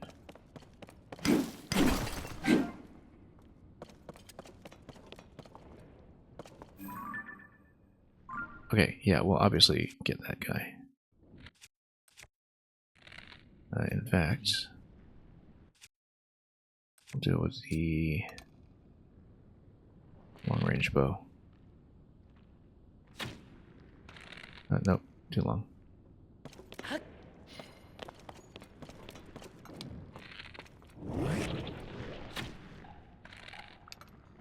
Oh, never mind. Oh, we could do it, but... Oh, ice-like, that's good. Except, of course, we'll just slip and fall all over the place. That's good. Oh. Yeah. You know what, we'll skip. Indeed. We can... toast him.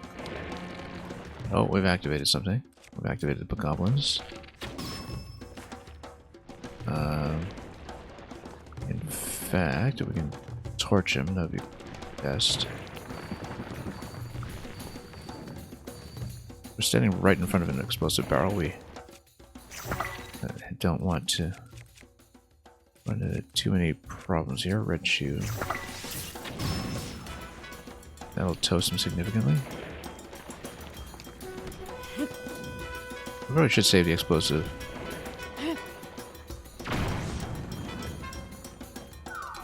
Then, yeah, fire fruit will do. Less of explosive range, but we don't need it. We just need to toast in it. Anyway, we'll fight the goblins, but let's see what this is first. More shields we don't need. We don't fight nearly enough with one-handers in this game. That's the main issue. That's good.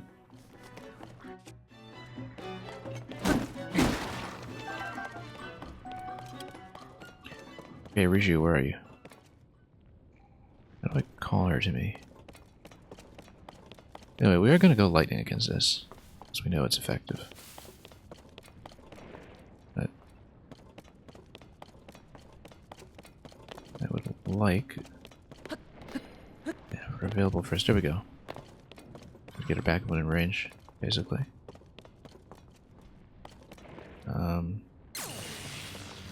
Then we'll just go Royal Bow against this. Then just continue. Take out this squad. We know it works.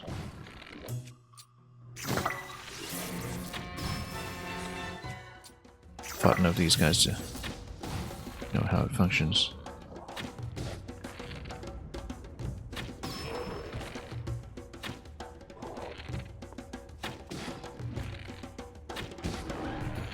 Okay, there we go. Easy.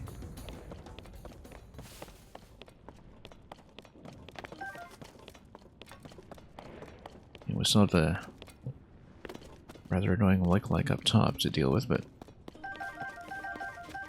we'll just loot the killing field first.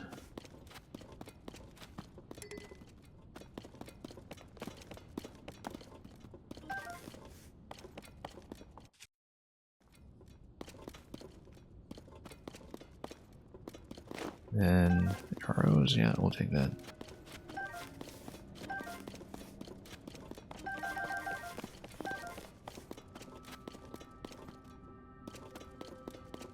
More explosives here. We wanted to fight with that, but apparently this time that wasn't our style. Oh, got some talus though. That's okay, we'll just smack everything. I could loot off this guy too, in fact. Okay, so this... We'll try dropping a banana into it. That's obviously the first option. And... no, where are we? I mean, it's Yiga, it'll... not want bananas, apparently. Oh.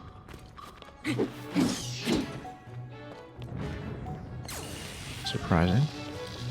Let's get another weapon here.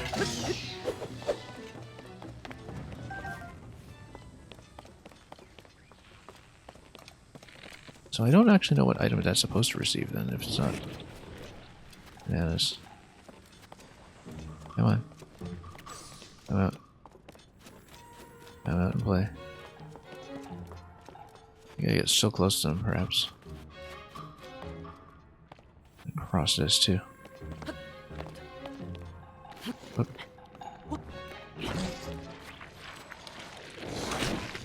Nope.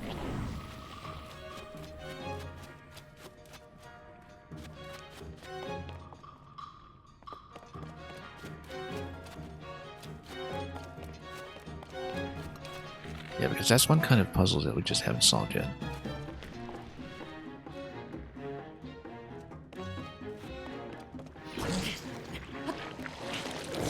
Oh, no. Too close. This is a rather difficult control point here.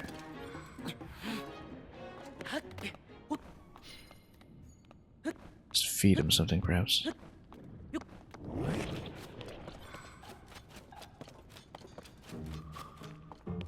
You know what? Why don't we try this?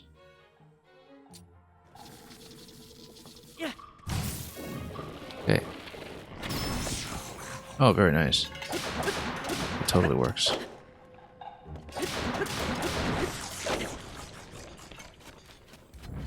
Yeah, we need to take greater advantage of those throw interactions. We just haven't used them this game because we keep thinking that we have to use arrow shots to do everything, but medium range to throw is actually significantly better.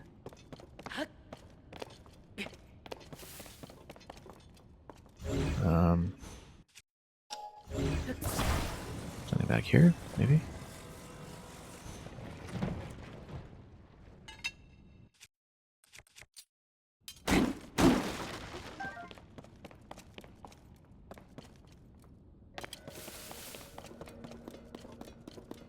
Wasn't this where it came in? I think it was. It is, right? Yeah, this is where I came in, but I missed this spot here, so make up for that.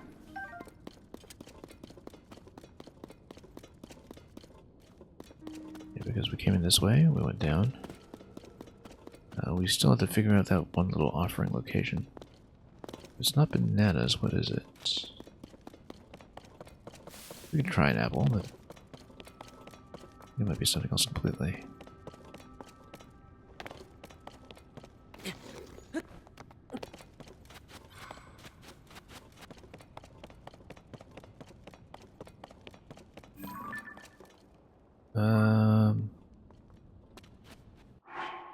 Well, that's not you guys, it's...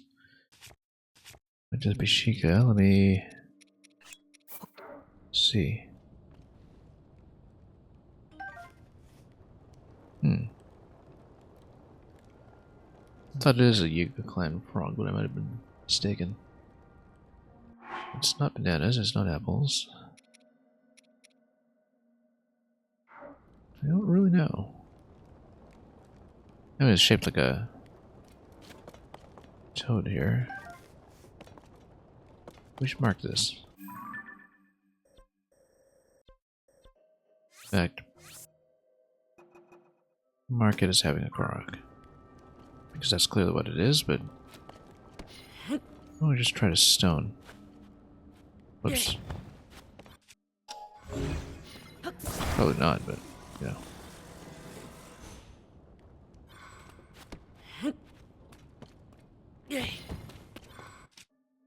Maybe some kind of contextual clue we don't know about yet. And because of this whole style of shrine, we just don't know. I mean, there's fire around it. Maybe it's fire. We put some fire chew in it, or fire fruit. Fire fruit. Let's try it. There's some torches around it, so.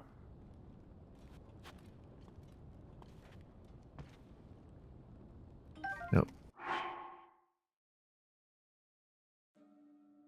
Yeah, I don't know what it is.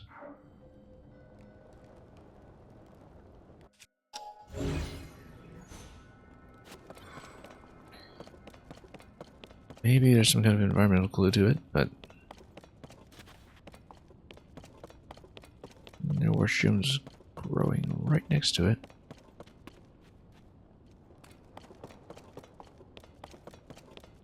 I mean, it still could be some kind of story content I haven't seen yet, where... also, this spot here, I think would not be there yet, or...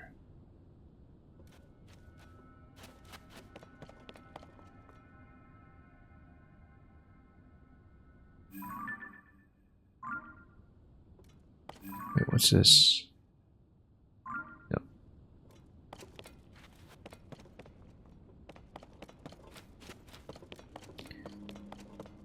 Yeah, there haven't been any other Korok puzzle types that really stumped me, I think, but that one's kind of big and known right now.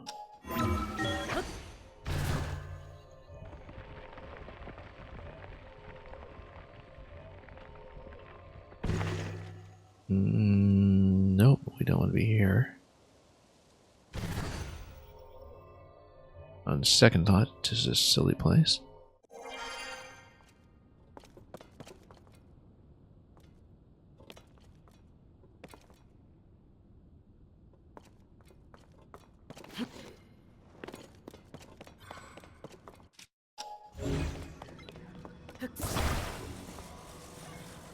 Yeah, maybe there's some kind of contextual clue to it, but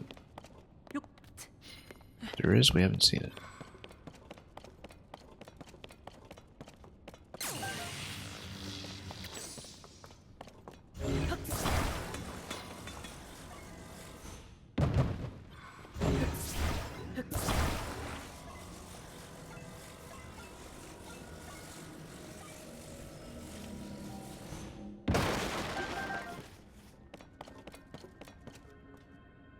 Mushrooms, maybe.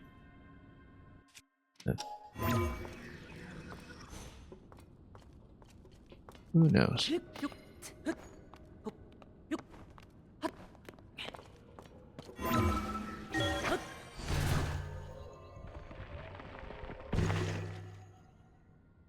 Right, here's this guy.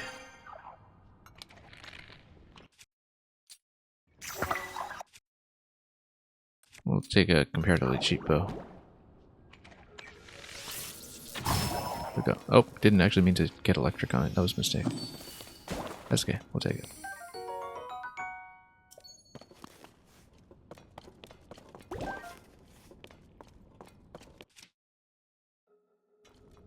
No idea what this currency is about yet, but we'll get that eventually, I'm sure.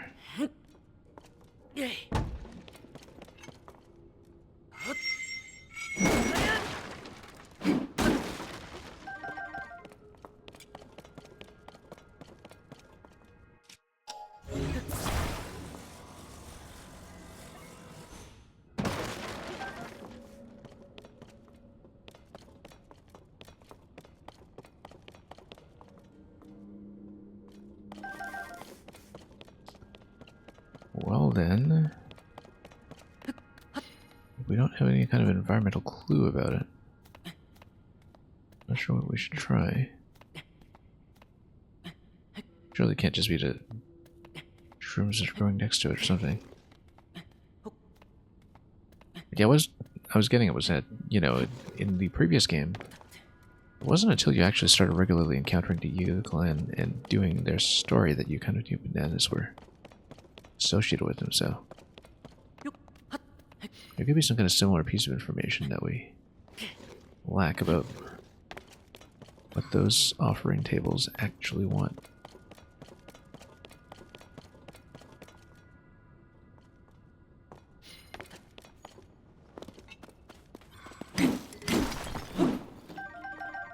Diamond, very nice. And truffles, too. The late game. Not now.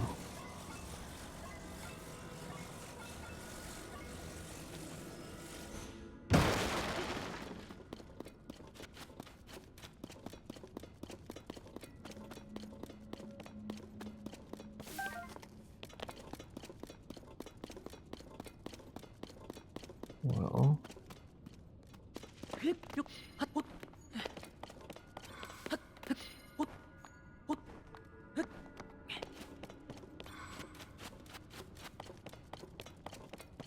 I mean, this is suspicious. It's just that we don't know what to do with it, whether it's some kind of very proximate local clue or something else entirely.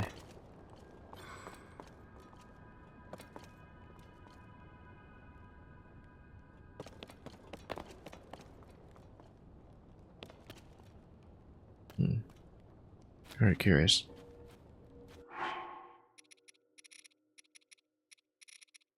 More bananas? Let's just try more bananas. Let's try 5 bananas or something and see if that works.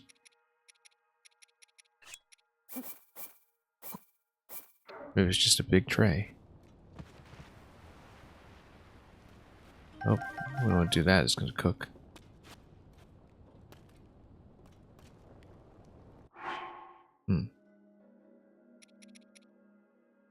Shroom, maybe? Take the view.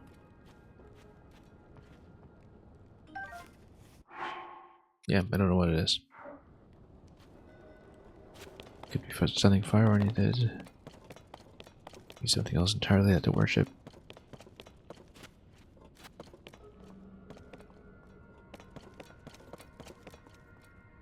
But we don't know.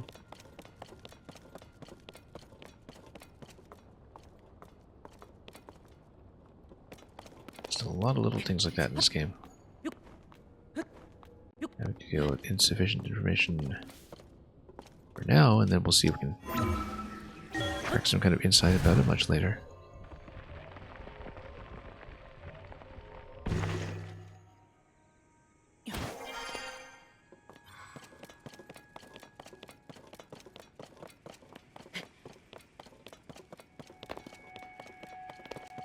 Okay.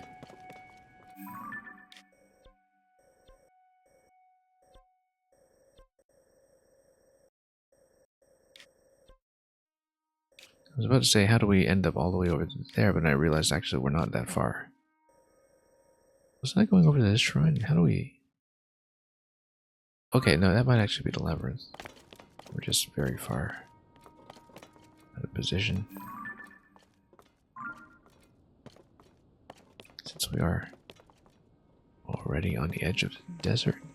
Or are we? Yeah.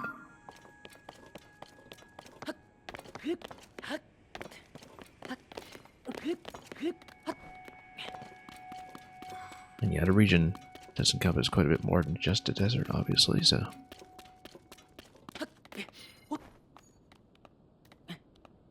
Anyway, up we go.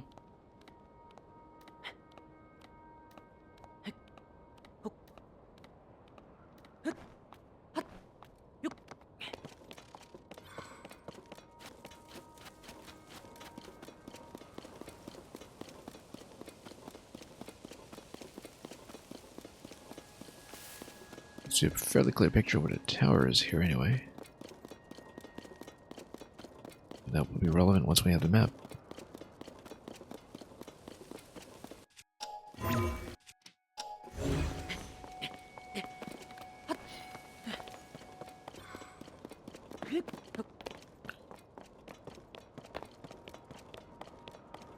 Yeah, we gained quite a bit of elevation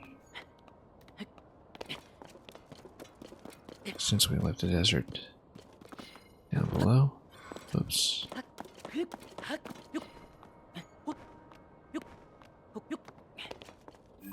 That's a Gleok point. Who marked that? Flame Gleok. Oops. Which we know we really can't take so far.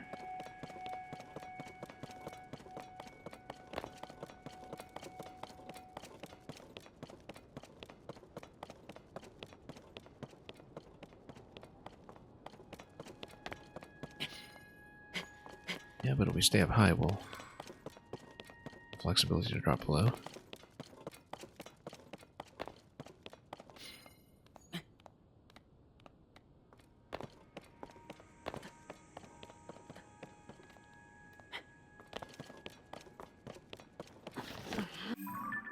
Anyway, this is actually a regional crossing. It's not the passage down to the labyrinth. That's a little further. But we'll check it.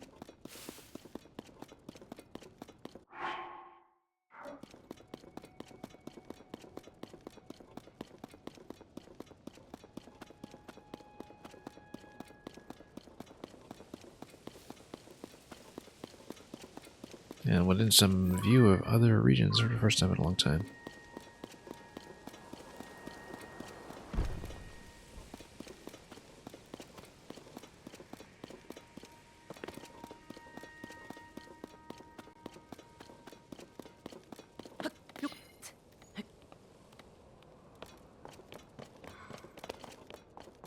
And yeah, we'll head up somewhere in the vicinity.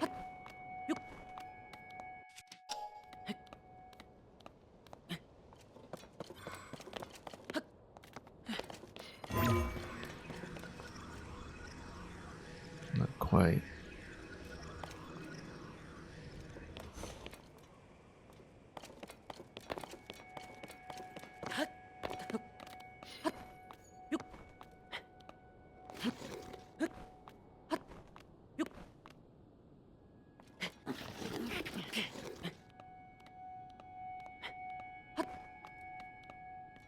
Okay, a little bit of stamina refresh would be nice here. Uh-oh, a little bit more.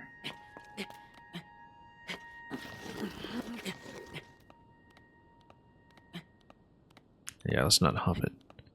Can't really get in position for an ascent here, which I was hoping for, but...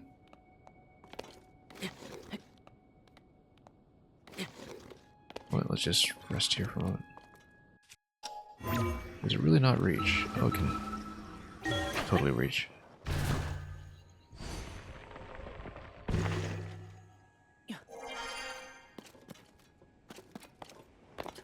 Oops.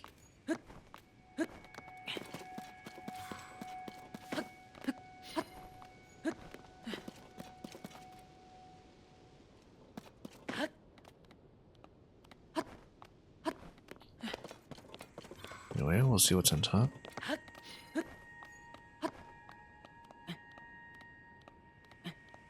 And we do once again see the upper fragment of the labyrinth. Yeah, we're not fighting him.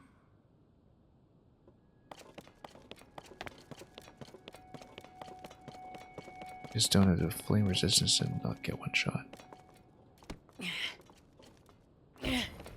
But neat way to scout the initial platform. I mean, maybe we can take it. We're just so short on ice stone, we may not really be able to get in close. At some point we need to learn the pattern, of course, but... Also, shrine over here, has that marked? Yeah, it has, actually. Oh, so that's the shrine in this region. Okay, that's much further than I thought.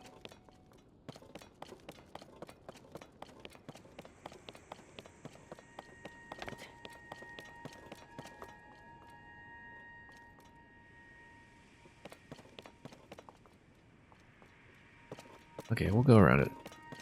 Like I said, don't really feel ready to fight just yet. That was all a long way down.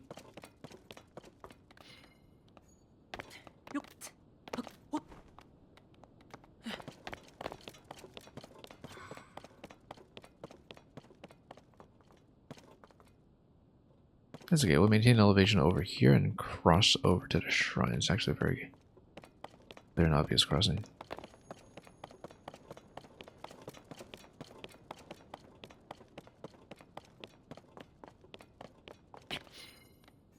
Once we find a safe drop, anyway.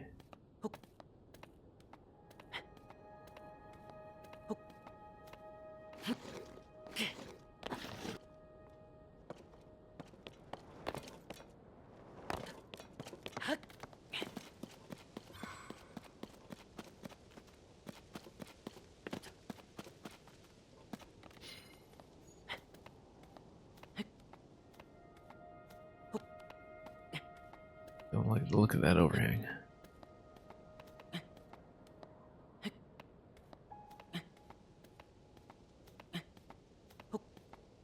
It's okay, we'll just find a gentler slope and drop in from there instead.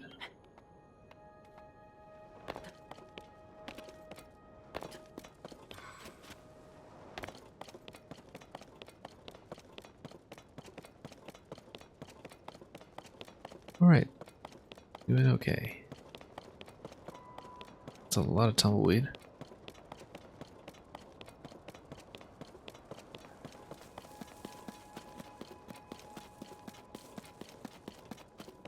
Kind of wonder what its relevance will be, but we'll get there.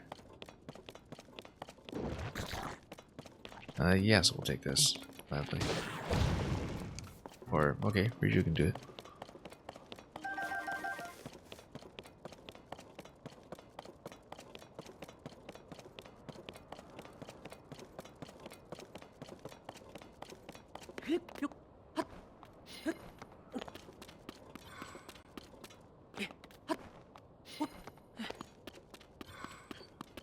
Not much going on over here at the moment.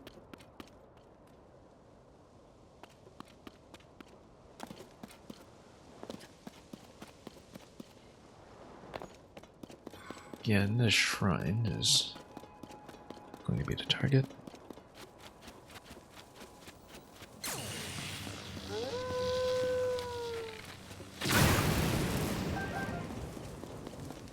Yeah, once again we have to remember that we don't want to cook all of the meat immediately.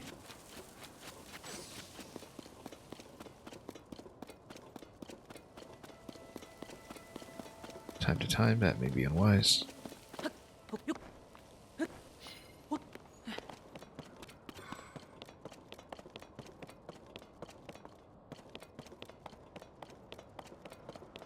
This looks like ice. We can one-shot a couple of them with fire, but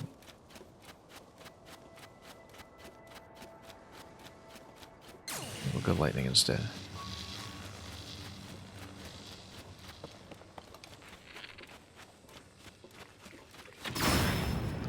Okay. Oh.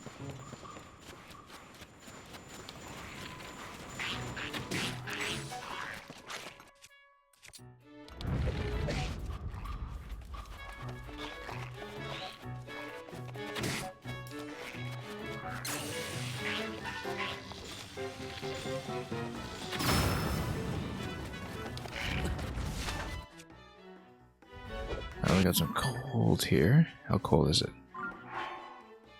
Pretty cold. Not very cold, but that doesn't necessitate to change the clothes.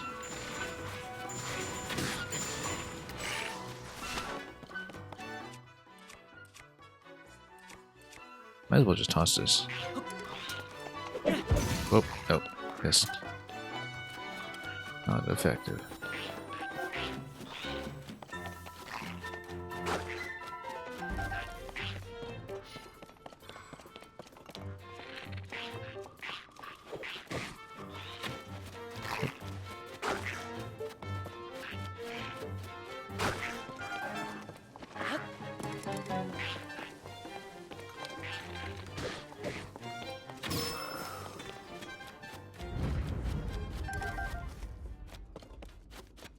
Okay, fairly simple. What are we gonna pick up here? Weapons.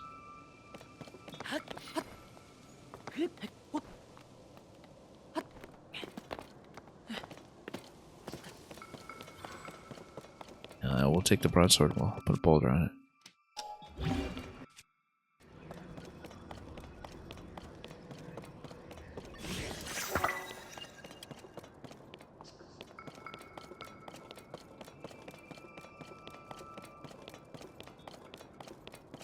Anyway, up we go.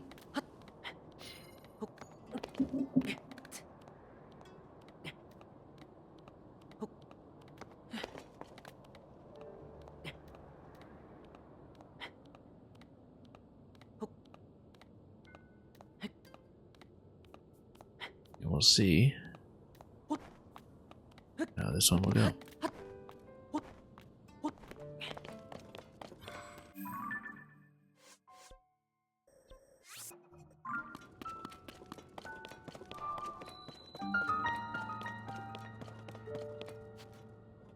Okay, we'll obviously do it.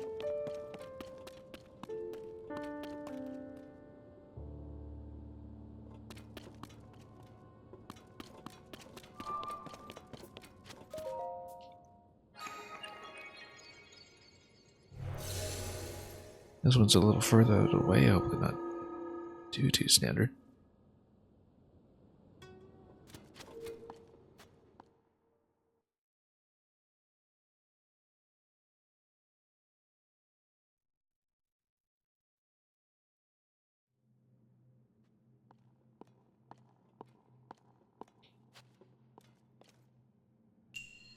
Upward and forward. Well, how upward are we talking here?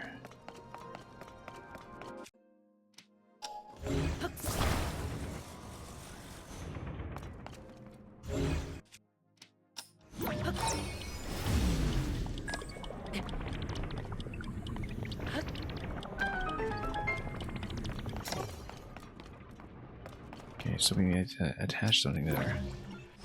Oh, let's see what we can reach.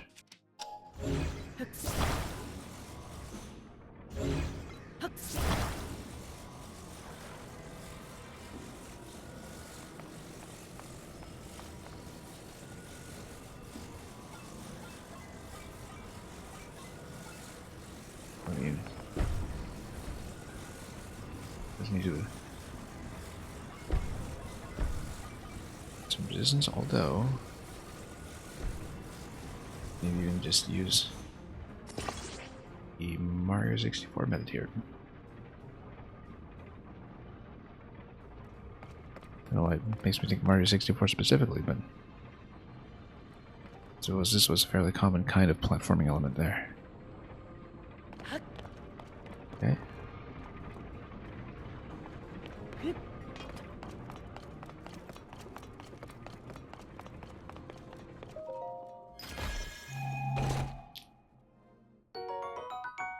Sure, we'll take it.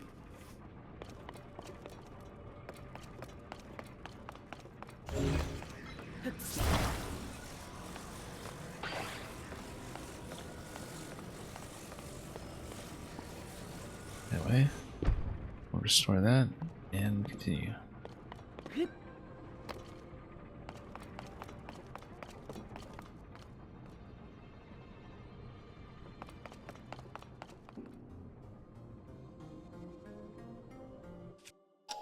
Okay, I mean, we can probably prop this up and build the ladder on the end.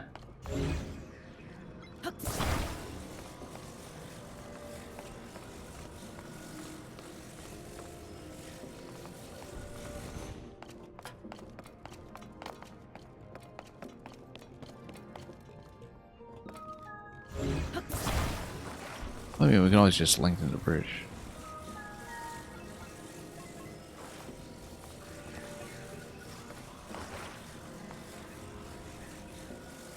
Hang on, let's do it this way.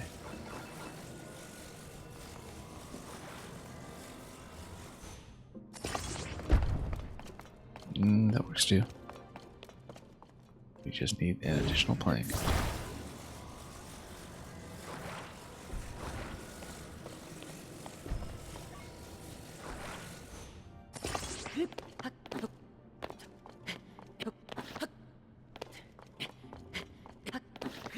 You know what? We can angle this a lot better.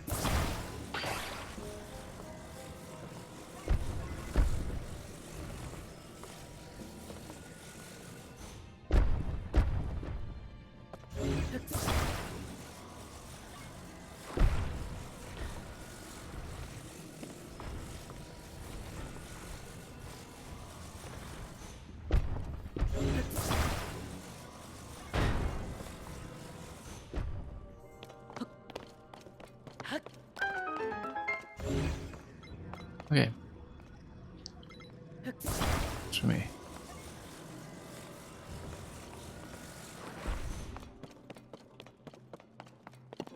And then this looks like it's pretty steppable.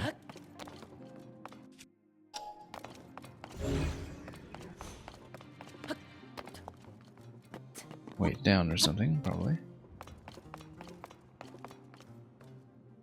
And this is right up here. We could potentially just skip right up to it. But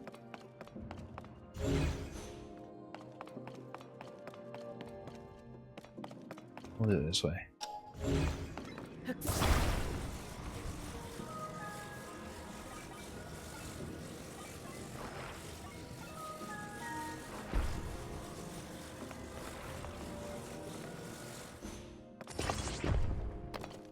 Okay.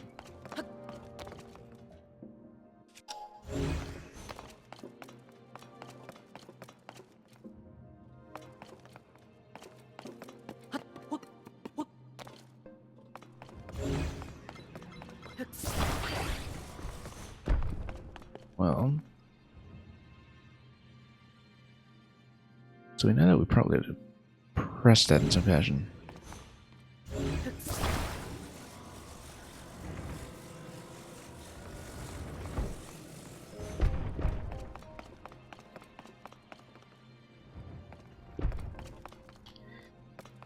It'd take a little bit of effort to get up here. Let's see if we can do it some other way.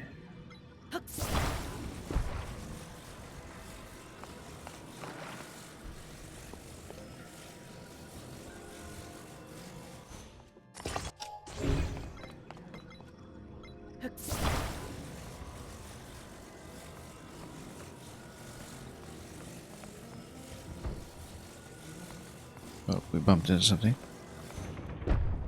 Nope, that's just as far as it goes.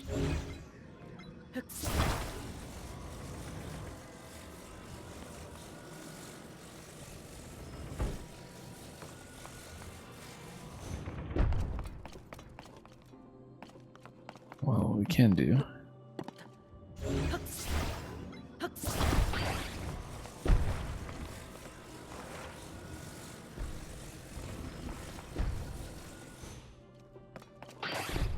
Oops. And then we can arrange some of the planks, we just create our own.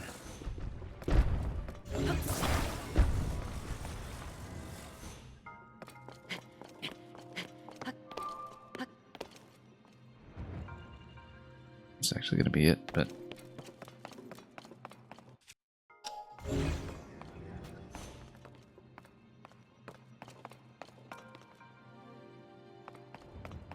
well, anything out of the box. That was, I suppose. Can't really reach it though.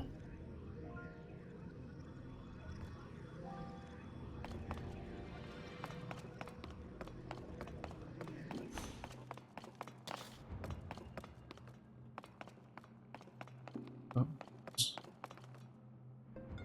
Well, we can get back up here.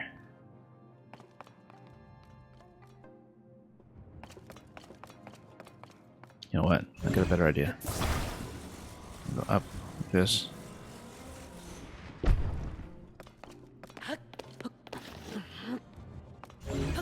Let's change the angle a bit. You know what? We don't even need to do that. We can just go like this.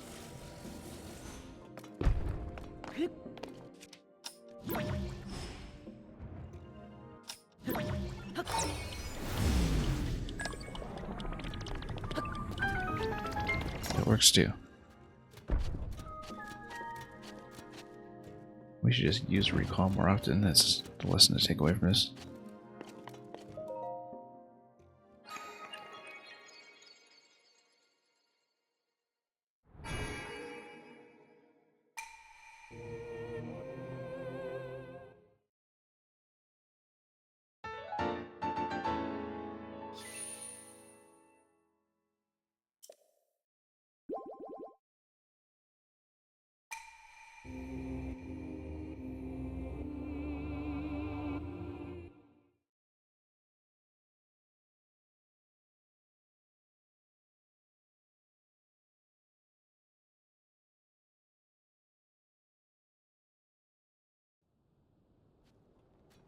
Anyway, back up we go.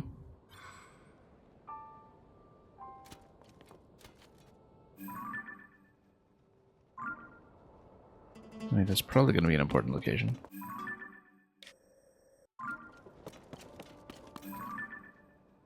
We might as well try it. Although, it's a bit of a long ways. This would be down this side, not the other.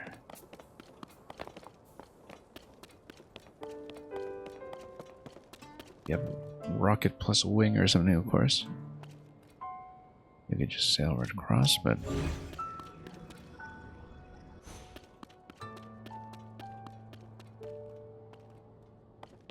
okay.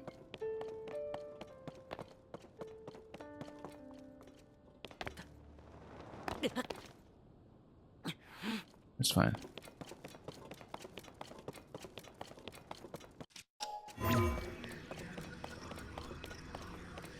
Get up into the top corners here as we can. That makes things significantly easier. At least on the way up.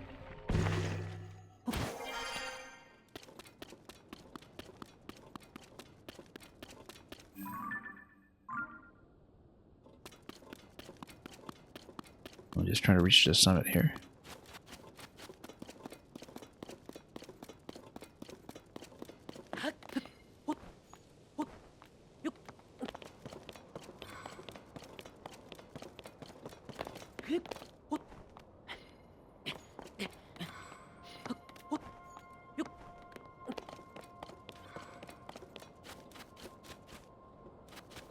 Okay, we see enemies, of course.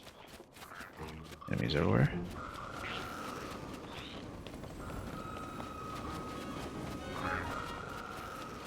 Well, it would be nice to get her power.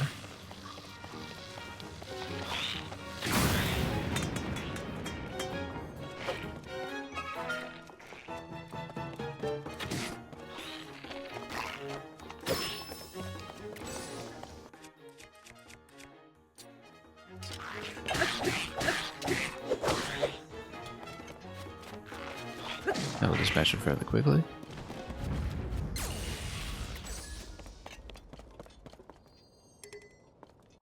We'll probably take the Royal. Let's see what we're having here. Yeah, I mean, that's what we're holding currently, though. So completely out of space.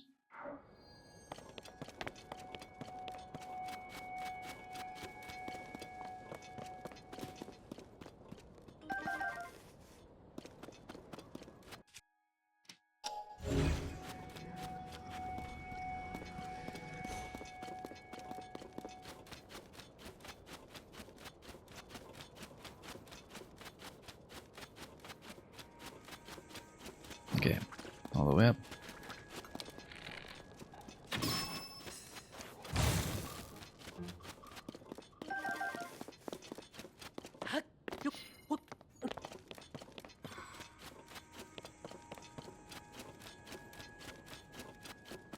We'll eventually see what that object is standing up at the highest point.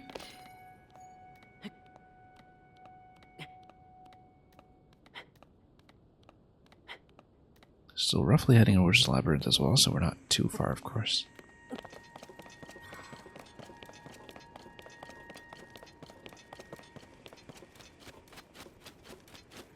But of course we have been speeding through some of this as far as we're able to do on foot.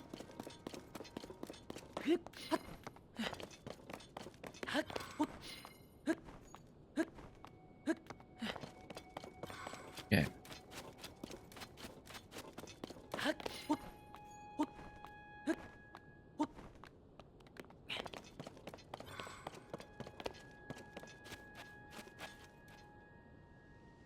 Okay.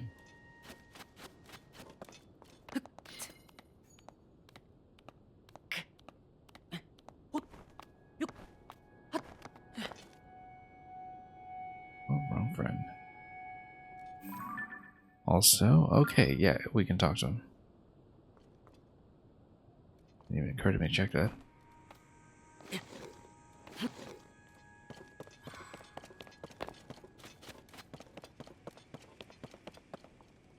And this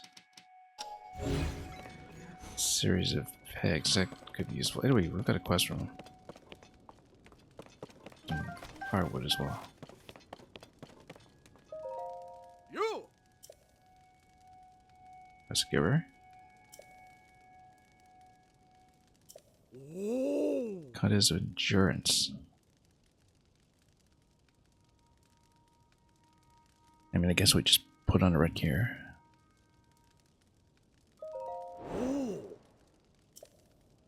Cold endurance, okay.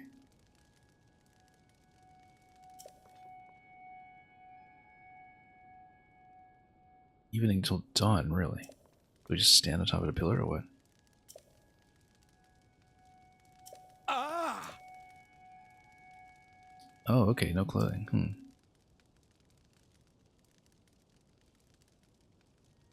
Yeah, we can just eat cold resist food though. That should do it. Hey.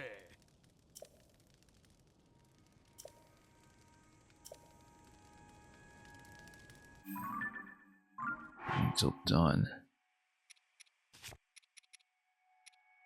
Yeah, we'll just wear cold resistance probably. Got plenty of it.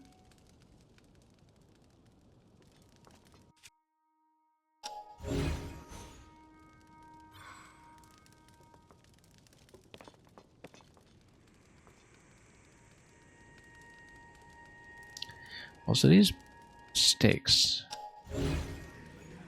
They seem interesting. I don't know what we can do with them. Maybe use them to light things on fire as we stand on top of a certain platform.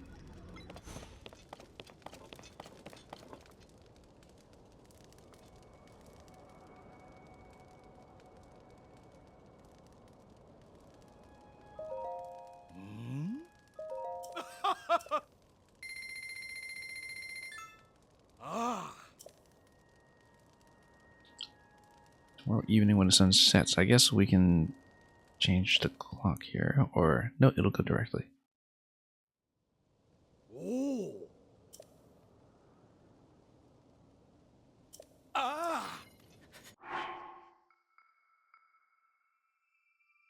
And yeah, we'll actually wait until we're 3 hearts down first, and we'll skewer from there.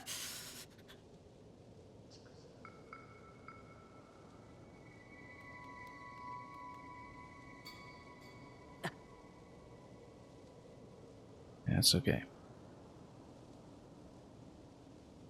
Now, anyway, the peg. I wonder if there's something we can use to maybe, move the fire or light something on fire.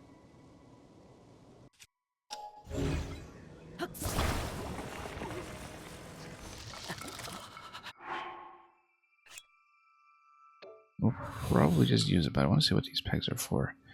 Probably just for making platforms. All of this here, but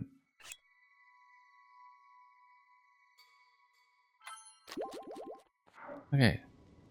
We'll just camp here. And we'll wait.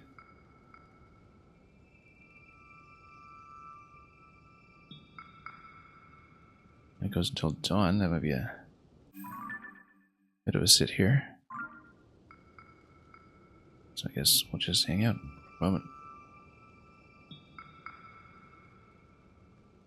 In fact, since we're going to be staring at this anyway,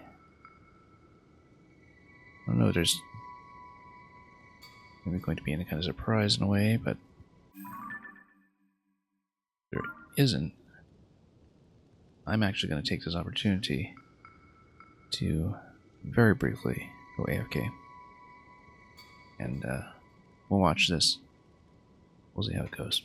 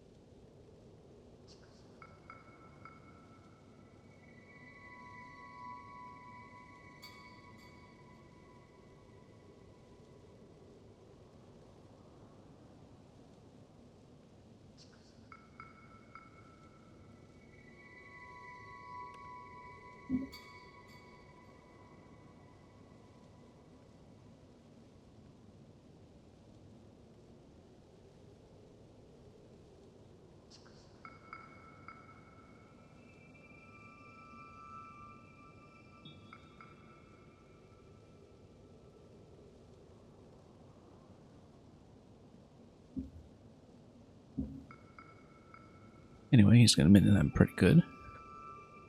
That's very kind of him. How are we doing on a timer so far? 11:30 p.m. We've got some way to go. 5 minutes on the cold resistance. Yeah. Works for me. And we'll just sit here and wait.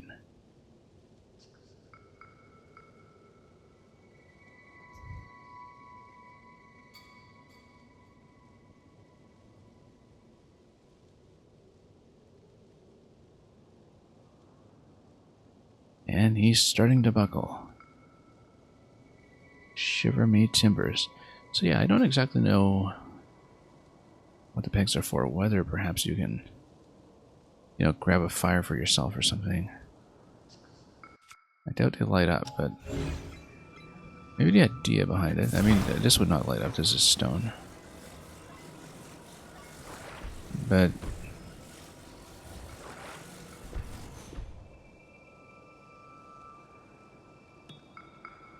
if, for instance, you dropped yourself... I mean, we're using cold resistance, so this doesn't particularly matter, but for example, if you dropped yourself a torch or something else that would allow you to build a fire... Well, I mean, you could just build a fire, right? You could just put some wooden flint here and light up and do perfectly well. Anyway, we're only at the halfway point. Wow, okay. We can run all kinds of errands while we wait for this to go on. Anyway, we might as well take a look at what's going on camera-wise while we're waiting anyway. Notice that up in the sky you have a shrine. If we eventually make it up there. It's pretty high up. You've got some intermediate platforms, which is also the case that we saw with the Northeast Labyrinth when we were over there previously.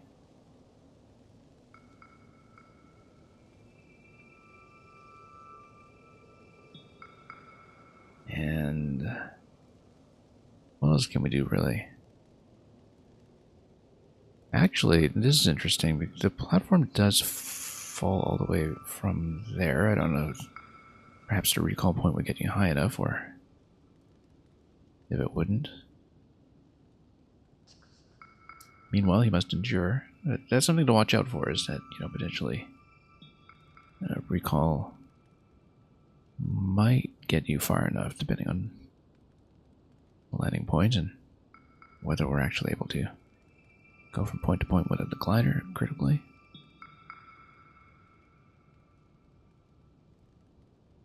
What are we doing? 2 minutes on a cold resistance. I think we have just enough timing on a cold resistance for this not to be an issue. And yeah, having double cold resistance is going to be pretty good here. Even single would have done well, in fact. Anyway, looks like Link is just kind of nodding off from boredom here. We might as well just move some of these panels to see if maybe there's a treasure chest beneath or something. Oh, what's that back there? I think it's just another snake.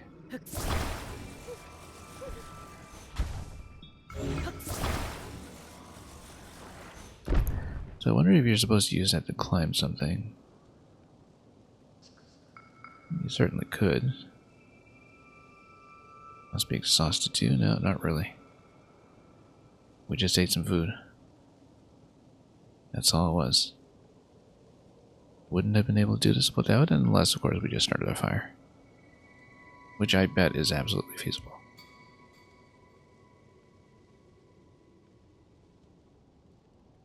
Don't even need flint for it, we just light up some food. Sorry, light up some wood and go. But that's okay. Didn't particularly mind consuming the cold resist food. We've got plenty to work with, and we'll certainly cook some more before we head up into the mountains, which may or may not be in this session. So, and yeah, you can see that labyrinth may very well be very high up, but we shall see. So is it almost dawn? It's 4:15. Yeah, he's going to collapse at some point, and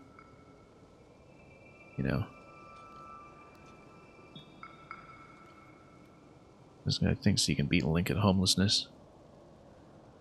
I don't think so. And yet, there he goes. Very little sense of self-preservation.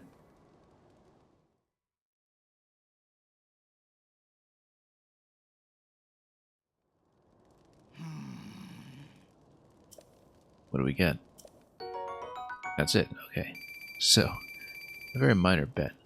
I wonder if we can just play it again anytime we want. We obviously won't subject the stream to that. But this isn't the end. Scorching heat. Or a blazing hot sun.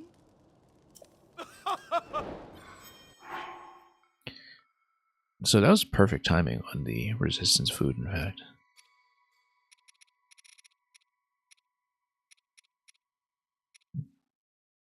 We're going to possibly have to use the cook pots. Because I actually got through all my heat resistance food. Since I thought we'd do perfectly fine.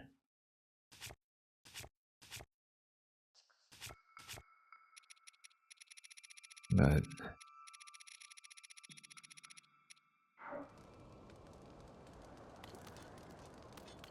Yeah, I might actually need to put on a cook pot.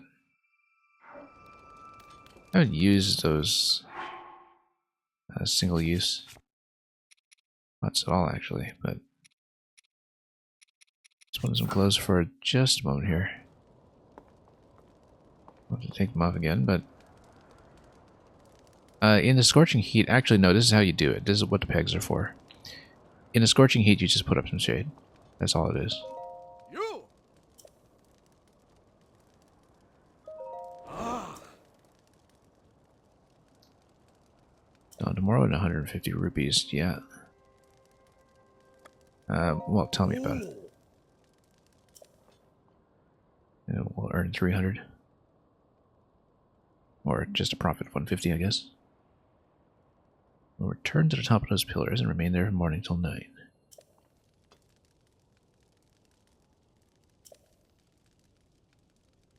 Ah.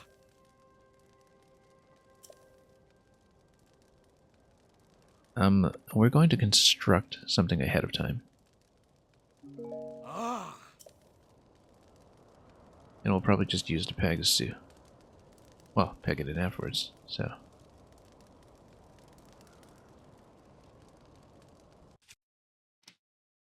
In fact, yeah, we'll just take out a peg, and even a single peg with a shape probably be well enough.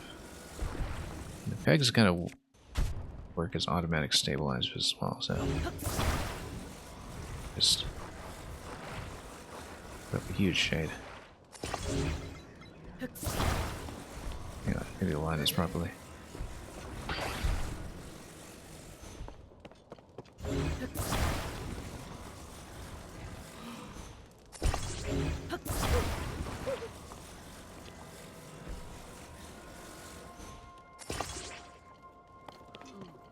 Just create a sunshade for ourselves.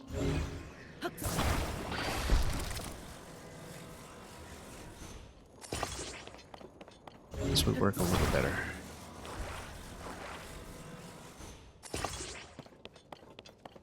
So we'll just use that if the construction does in fact remain in place. You. Oh. Hopefully that is enough of a shield.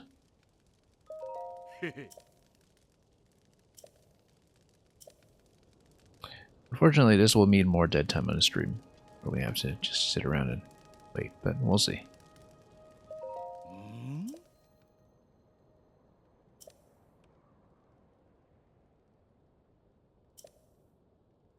Oh, you're gonna clear it away, okay. Whoops. That's fine, we'll just have to rebuild it.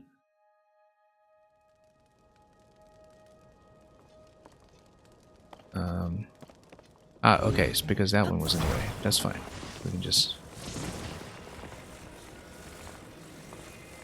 make a bit more space here before we go. Put it over here, perhaps. And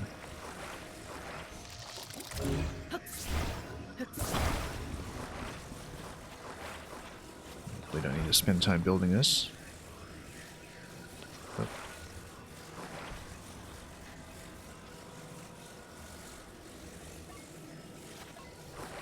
oh wait, this is doing a full piece here. Where was that? Oh, maybe he destroyed that one piece completely. That's too bad. That's okay, we'll still have enough of a shade. Yeah, so that was removed completely. That's fine. We'll just make sure we get enough of a sunshade somehow.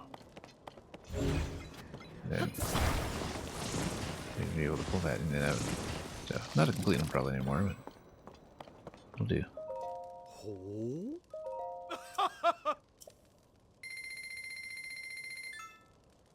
Ah.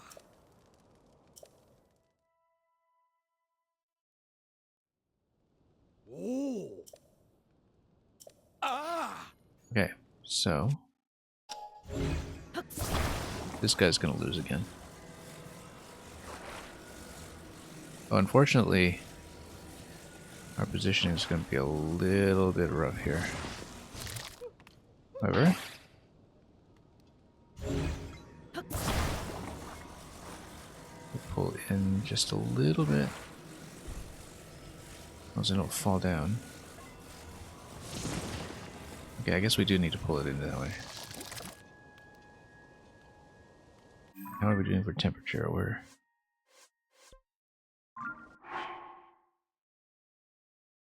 right on that boundary.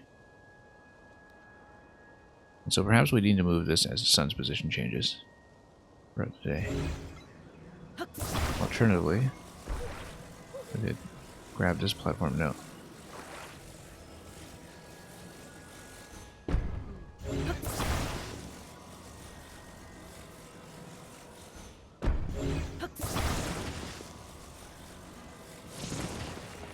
Yeah, we'll just rotate it for the day. So we can't just leave this. We do need to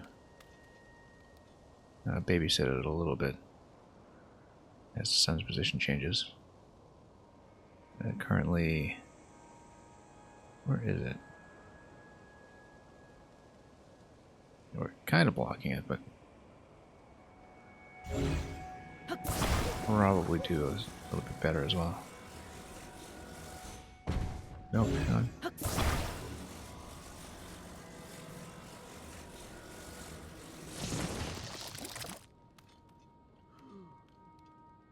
Yeah. We're actually only being shielded by a small piece right now. So the sun's position is going to change for today. We'll rotate as we go. And I think we haven't taken any damage yet, so we'll just leave it as is. And there's going to be shade and cloud overhead as well. I don't know if that's going to make too much of a difference. Nope. Now we'll just maintain our position. Again, this is going to be a lot of dead time for us to maybe just sit and earn some rupees. I don't know if there will be an additional contest after this, after we complete the quest, but I think stage 3.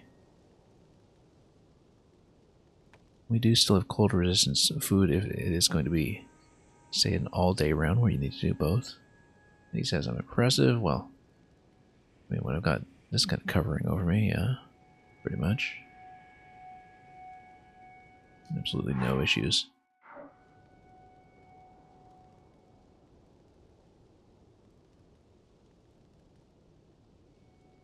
Anyway, we'll just stand here for a bit and impress him.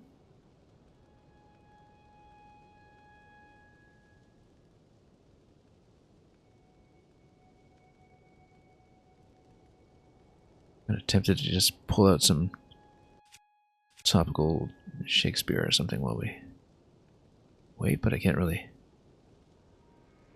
think of a relevant one.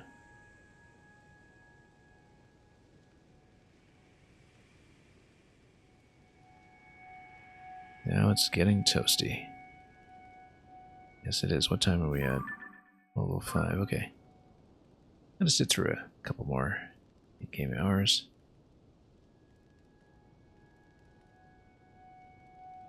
And you know what? Actually, this is a good idea. Let's pass the time with an appropriate reading. If we can find one.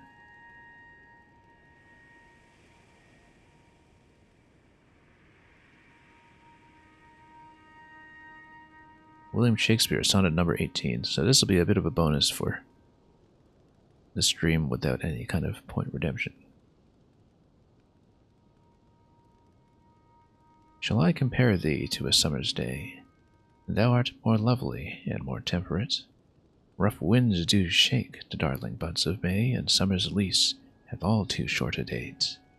Sometime too hot the eye of heaven shines, and often is his gold complexion dimmed. And every fair from fair sometime declines, by chance or nature's changing course untrimmed. But thy eternal summer shall not fade, nor lose possession of that fair thou owest. Nor shall death brag thou wanderest in his shade, when in eternal lines to time thou growest. So long as men can breathe or eyes can see, so long lives this, and this gives life to thee.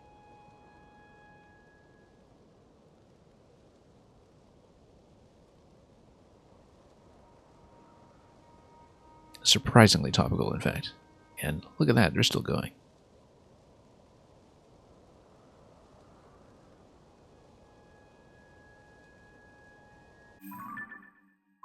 $155. Wow, he's got a long wait ahead of him. Maybe we can even find another one.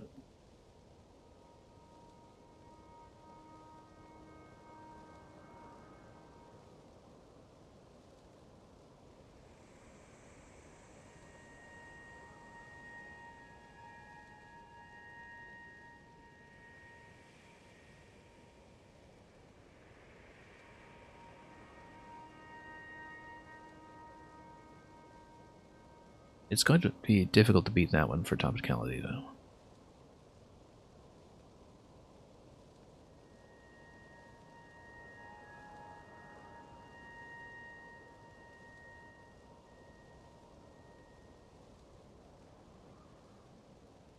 Maybe something like Summer Is Coming In or something.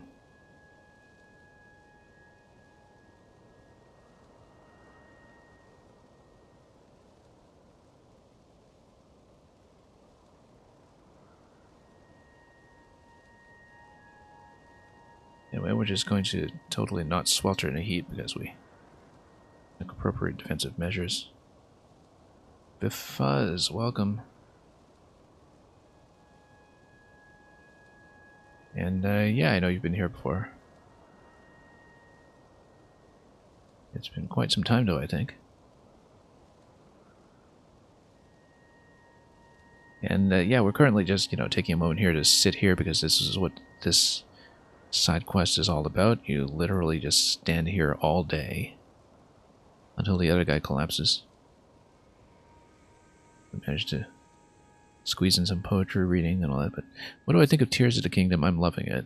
I've been streaming it every day, which is the only time in a very long time that I've been able to do this. I don't think it's particularly annoying. I've just been standing here. Oh, also, the shade is moving. We do need to rotate this, because we need to match the direction of the sun before too long. Let's move this just a bit without falling down, because that would be awful at this stage. Actually, yeah.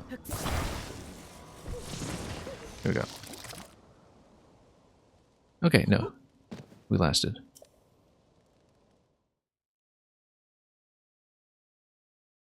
But yeah, this is still my first play. We've been playing without fast travel. Which means that I also still have no paraglider and no map because we missed those. And I know where to get them, but we just never went back there, so. It's been a great run so far. I've found a lot of alternate solutions to things and done one dungeon so far. But anyway, we'll take some rupees. Is it really just money? Venture as far north as you can just to push myself to the brink. So maybe we'll find him in the ice somewhere. You fused a weapon with a cold slime. Interesting. Yeah, no, I thought, you just build shade and you're okay. For the cold temperature part, I already had some cold resistance food sitting around, so we just spent a bit of it immediately. I also thought that, you can literally just build a campfire on top if you want. You've got plenty of space to do that. So I was pretty satisfied with the solution here. Anyway, let's put on some clothes again and probably continue from here. My destination originally was the nearby labyrinth, but we also, I think, have gone as far as we can here. 1 year, yeah.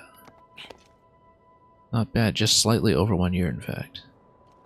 So congratulations for making it this far.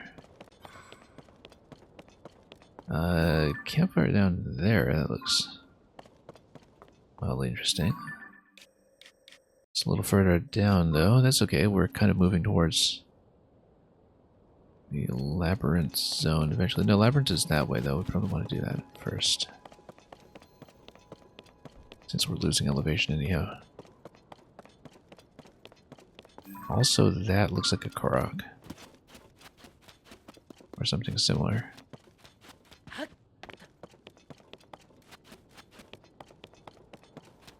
It might just be a lift to rock Korok.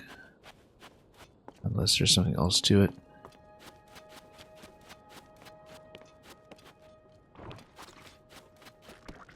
Yahaha. Yep. One of the simpler and more obvious ones that was seen around here. I just tossed a rock we totally missed.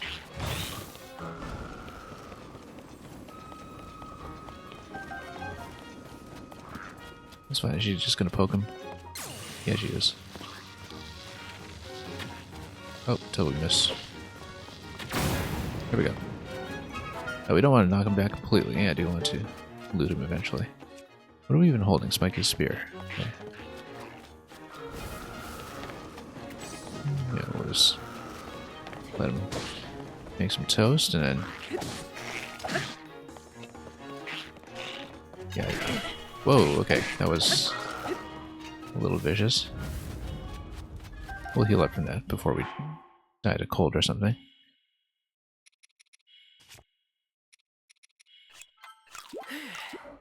Anyway. You haven't done any of the labyrinths. I did a northeast one. But I haven't finished the sky quest associated with it yet because at the time that I did it, I wasn't able to get up into the sky, so... Also, this looks like a very conspicuous... Oh no, that's just a Korok puzzle. Let's do it.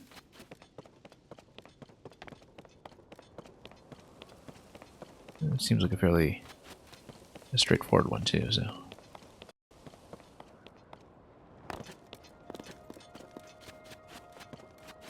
And, no, I know that. In Breath of the Wild, I was already doing insta-kills. But the problem is that it does sometimes affect your ability to loot them. I know that in Breath of the Wild, I think if you did the instant kill with fire against ice or ice against fire, that I think they never dropped tails or something. And actually, tails are pretty rare drop to begin with, but I remember that I was farming them for gear at some point in Breath of the Wild, and that I discovered that I don't actually always want the elemental kill. We do it sometimes, but you know, I don't mind fighting a long way from time to time.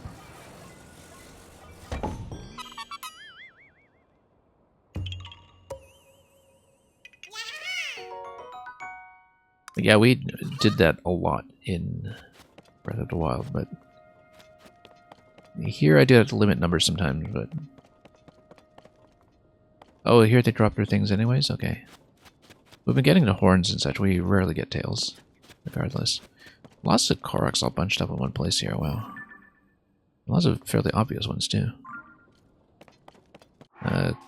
Cold, let's put on some pants. And what do we have over here? We've got another encampment. Yeah. Alright, let's do the Korok first.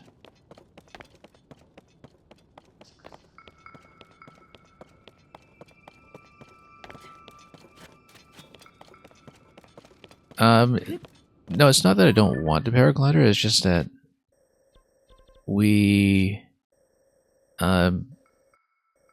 never really did the introductory part of the map, and because I'm playing with no fast travel, I just never went back there because we've been too busy playing, right? I know I'll have to get it eventually, but there's no rush. There were 2 shrines that I couldn't do, and obviously we're a bit limited in terms of leaving main world Hyrule here, but Yeah, no, I am playing this game with 0 warps. Technically. We were forced to do 1 warp in the tutorial, which was to warp to the recall shrine, because try as I may, I couldn't actually find a way to get back here during the tutorial without using the warp. Maybe I missed something. Because it's too far out of range for any kind of machinery or for ascend. And so we've done exactly 1 warp in this game. And I play that way because that's the way I wish I had played Breath of the Wild in the first place. I discovered when I was playing Breath of the Wild that I started playing that way too late, I guess. And I enjoyed it a lot once I switched to doing it. But in Breath of the Wild, I switched to doing it after I'd already cleared 120 shrines, and, you know, honestly, it's even more fun if you start from scratch like that, which I did in Master Mode. Okay, so we should line this up here, probably, and connect the pieces. Or just use Ultra Hand to place it properly. Yeah.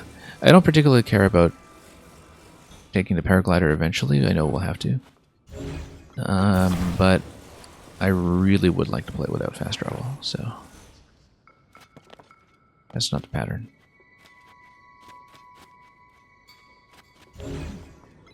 Let's think about this. This is my first time seeing this configuration, so yeah, that's correct. You gotta go? Yeah, thanks for dropping by.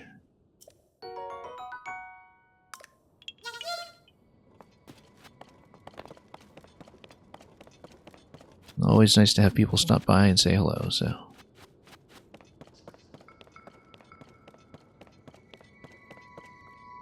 Okay, so we still have this spot down here to eventually look at. It's just fire.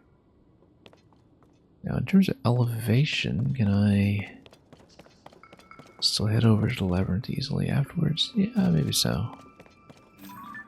We're still playing here, though. We did this one already. We came down here. I guess if we're swinging this way anyway, let's go down and check out that fire. It's not too hard to come back up. Judging by what I'm seeing here, it's not really that far down. There's smoke we see rising from the distance, which is clearly signaling something.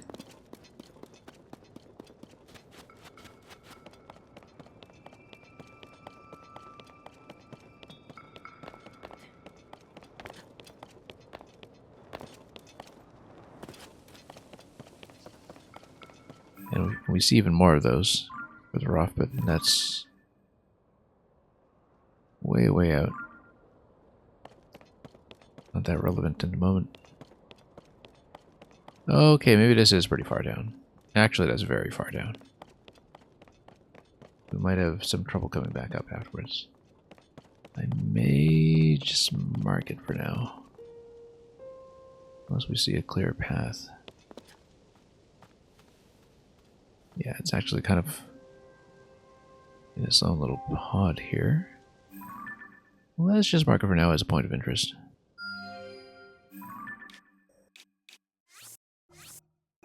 And do labyrinth first.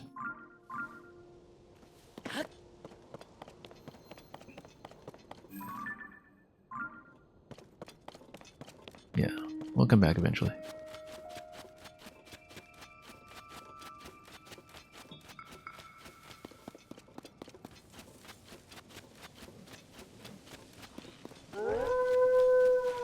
Okay, that's fine.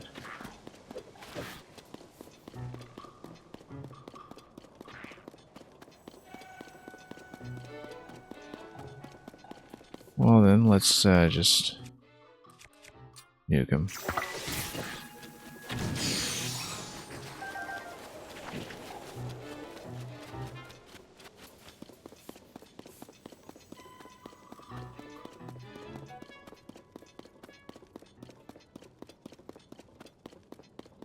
Yeah, we got this guy here.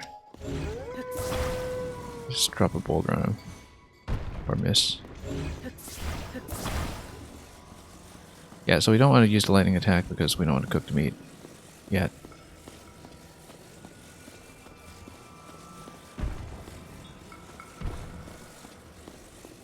Oh, ice chew. Yes, we want that. We definitely want that. Way overdue to pick some up. Oh, can you go big? Come on. Big would be nice. Nope, he decides to just leave. I really need some more ice chews, actually, so... it'd be nice if we could get one back. But I guess that he's one, so... so much for that.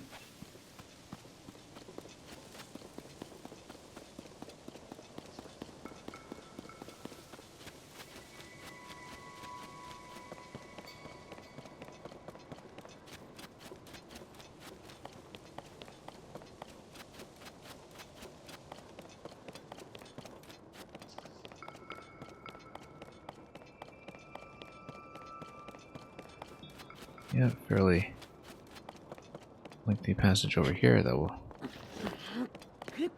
have to navigate. And yeah, I guess there's a bit of an icy texture that's also slippery now as well in this game. That's something new. In fact, the icy nature of this terrain, I think, is new to me.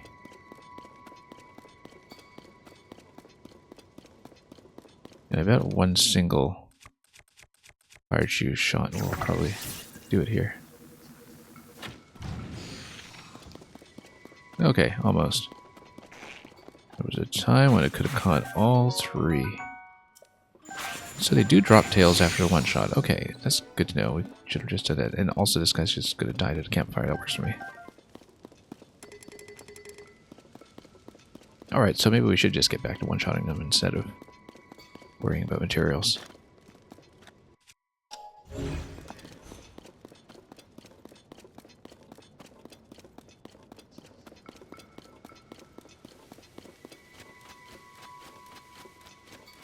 Yeah, Labyrinth will be the destination. Luckily, we have a very clear beacon for where to go just because of the aerial component to it. Being so conspicuous.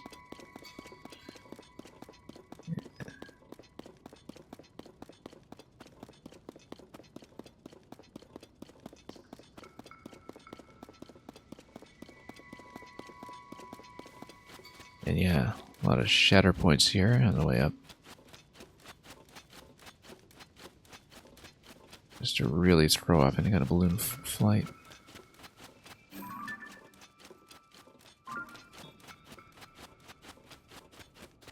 Peeling off piece by piece. Okay, fire chew, excellent. Or ice chew, rather. And standing out of range, also excellent.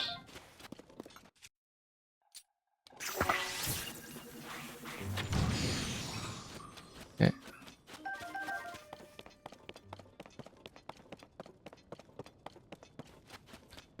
So let's take a look here. Don't quite remember the layout from the last game. In fact, I'm pretty sure we just used a minimap back in Breath of the Wild to do everything there, but we'll make it down here gently, and that is a way down. Sank much further down than I seem to remember, but maybe we just gained a ton of elevation on the way in.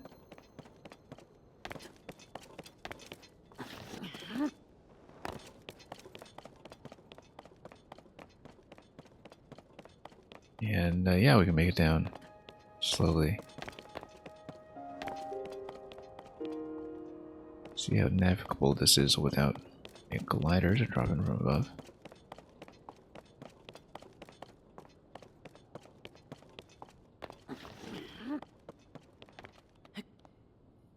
We've got lots of stamina, we can always just climb it. Probably.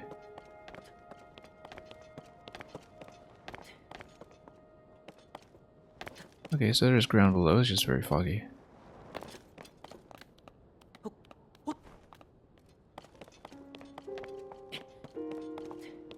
Yep, can't say I remember any of the pathing in this labyrinth, but we'll figure it out bit by bit. And explore it exhaustively anyway if we can, just because that makes sense.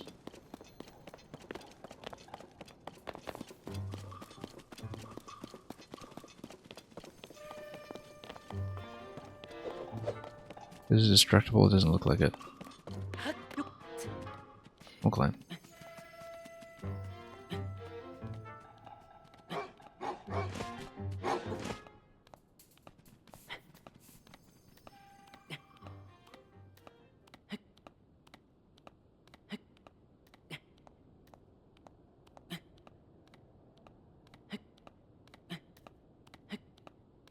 Yeah, pretty clear view of what's above. There are enough shards going on here that I wonder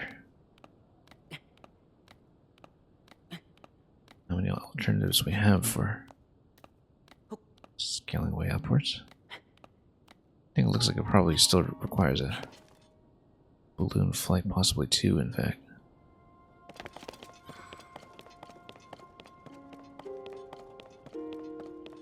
A lot of gloom down there. Let's be careful with it.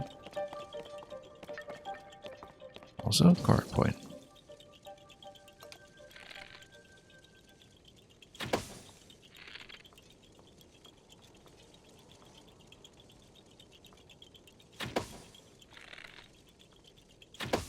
Pretty simple.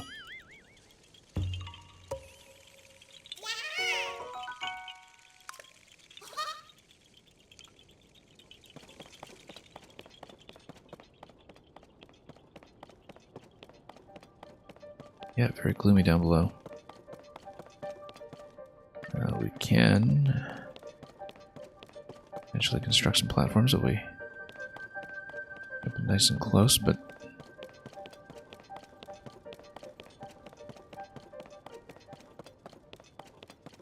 don't want to be spinning something like a wing here, so just run around and scout. Possibly we'll head down, but there's obviously a lot of gloom to play around, so I don't want to get mobbed by the hands or something.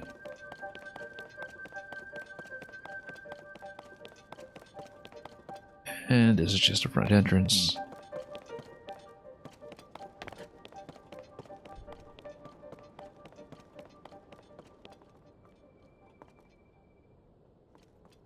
Front entrance just kind of goes straight through the middle as well. Maybe that's something useful. Let's go back over there just to see.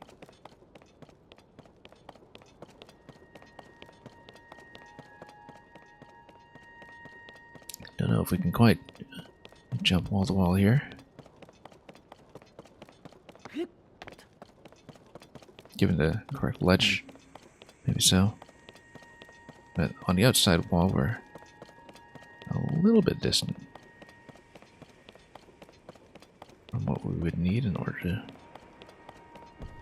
make that wall-to-wall interaction happen with a glider.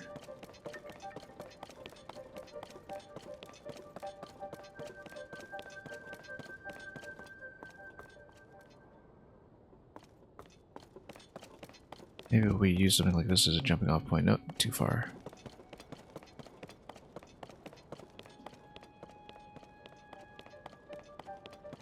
Or really just dropping it back, but I don't think that's going to be the answer necessarily.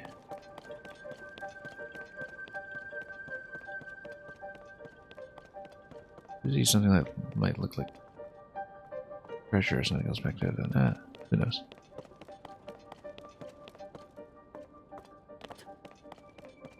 Let's try to jump it, and worst case we take catastrophic fall damage. We should in fact maybe snack before this. Or not.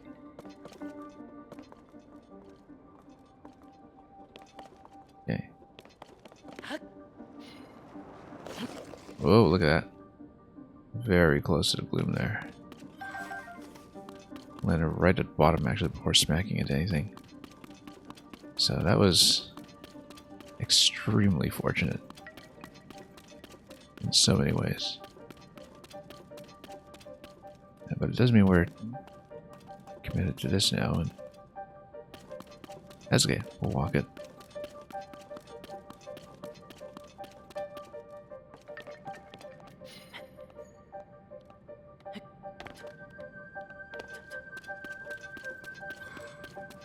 And occasionally we just need to climb our way across.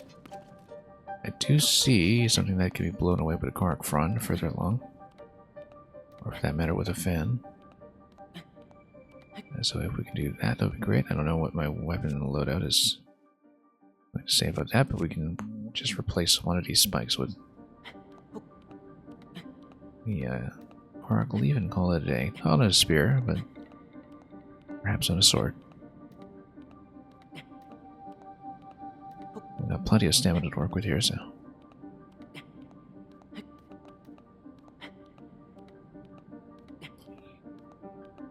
If need be, we'll pop some of the endurance food. And yeah, there is a side door here, as we can see. Not really looting this place extensively, but you know. We'll take what we can.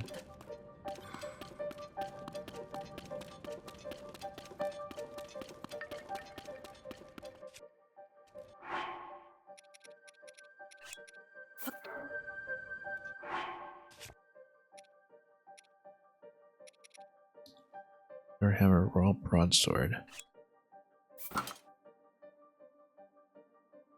Would make the most sense to use one of these. Actually, let's use this stick. We haven't actually merged anything with it.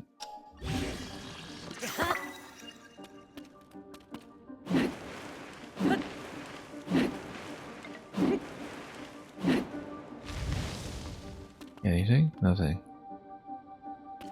Okay, that's fine.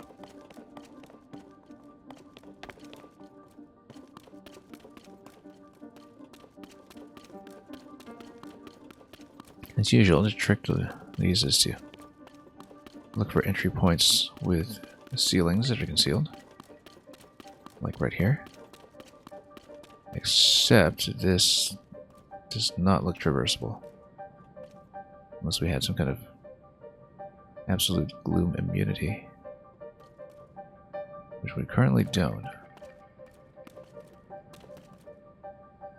We attempt to just walk it. Might be a bad idea, I think. But we have gloom food. We can get out of this. Yeah, that's fine.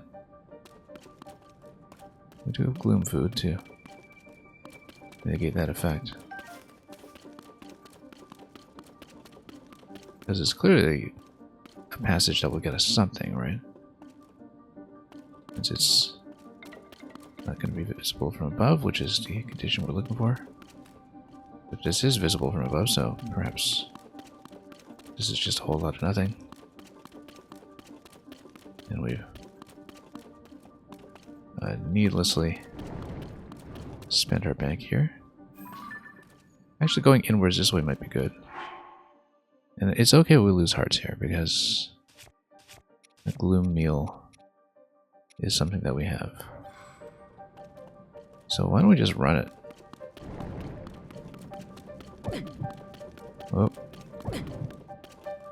This is still on the outside though. Yeah, we just let this reload. Nope, this is nothing. Okay, that's okay, we'll just let the gloom effect come back. Oh, here's something.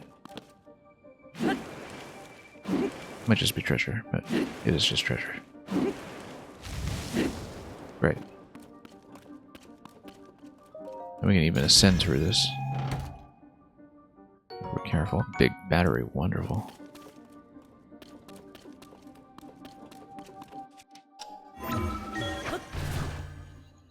Of course, we'd have to get back down safely if we come back up, but we can do that without jumping. I hope. Just need to find an appropriate landing location. And we're pretty close to center. In fact, yeah, shorter distances here, maybe. We can just do this. Oh, we totally can.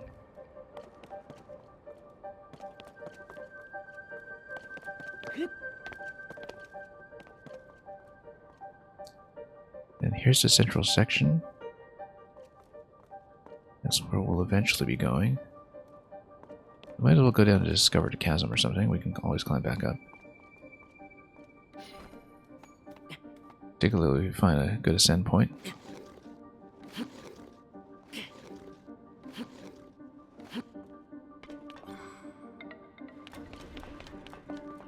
Hands. Yeah.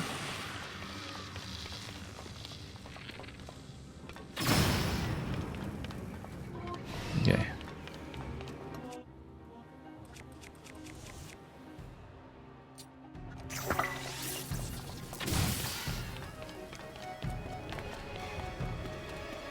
Rishu, now would be a nice time for you to catch up.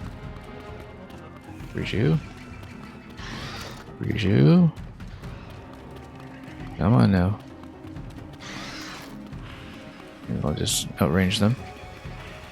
Like I've done previously. Rishu, get over here. Okay, she's gonna tank the damage, that's fine. That works too. And let's go fire, maybe.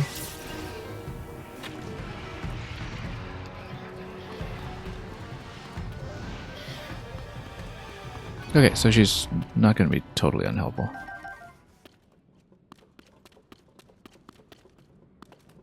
I've got some nuts here from the explorers, of course.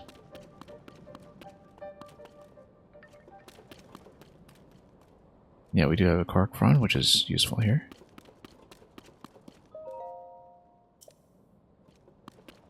We need a Zonite translation from Toro. Dragon Ring slumbers in the labyrinth's depths. Same thing as before.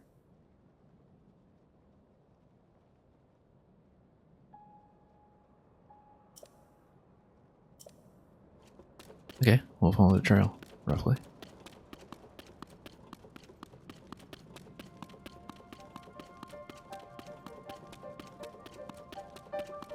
Very tempting to just pick up all the acorns along the way, but you know.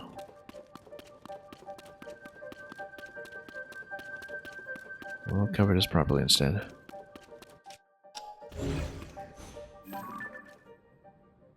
Tent over there with a fire, yeah, that's helpful.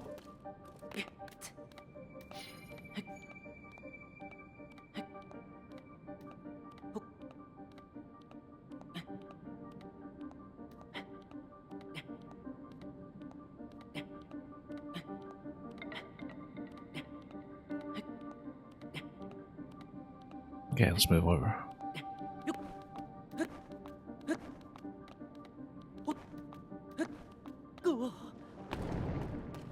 Okay, a little bit of gloom. Doesn't hurt anybody.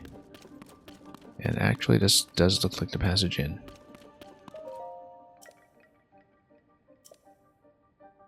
It's funny, it preserves more or less the same layout as the previous game, but it gives you a fairly clear trail compared to what we had previously. I don't think we had an Explorer's Acorn Trail in the last game, but I don't quite recall it because we never did it that way anyway. And let's brush away more of this in case it's useful.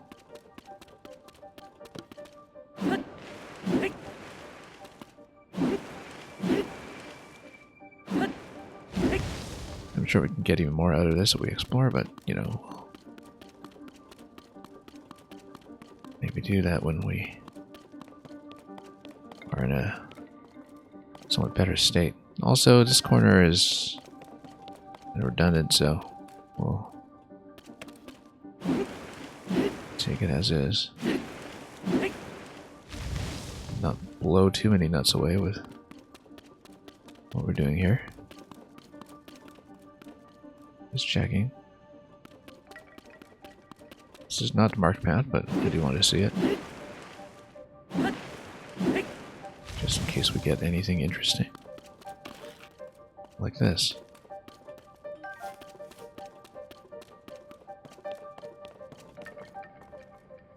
Okay, so this gate is shut. This passage continues.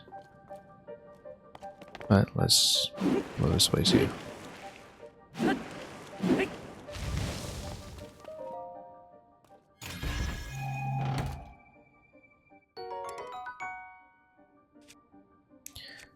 Mighty Zonet's sword. We actually do want to take that.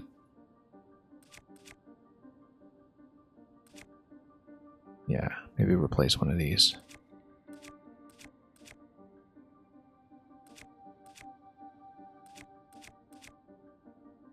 Boulder hammer over here. Yeah, well, let's take a look at what I have. World broadsword for 10. Soldier's broadsword. We'll replace the soldier's broadsword. And if we need a boulder, then we'll just get one. We've got plenty of options when it comes to smashing things anyway, so it's less critical than it used to be. And we'll drop it.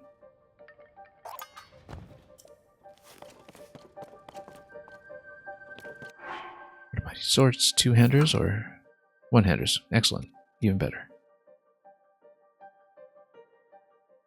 Resonates with attached Zoned devices, yeah. As we can see with the Captain Blade.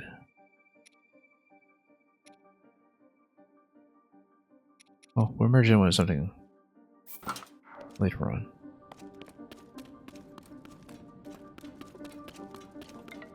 Nope.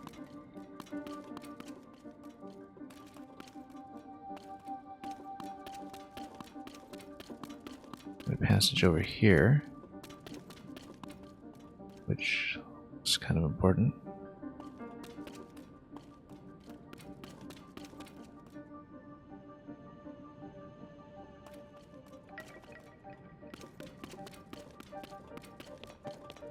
I mean, we made it here, but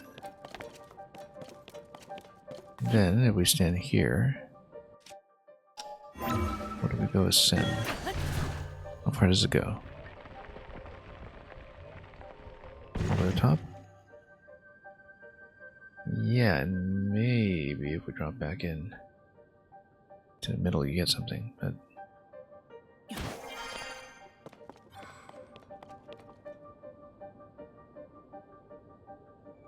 that was a treasure chest with a boulder down there, yep. Water down there, but it looks good.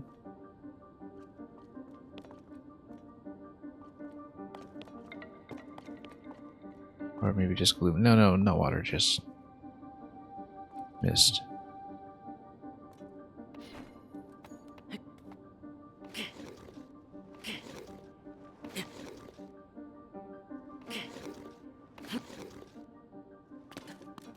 You drop in here.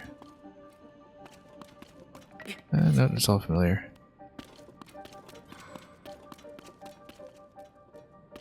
So maybe the nuts were not that helpful after all. Given that you still need to get in here at some points. No, you're actually on the other side of that. So that's fine. We did in fact make it across. You can always do a quick ascension out of that. Get back up, which is nice. Like the traversal is in some ways much easier.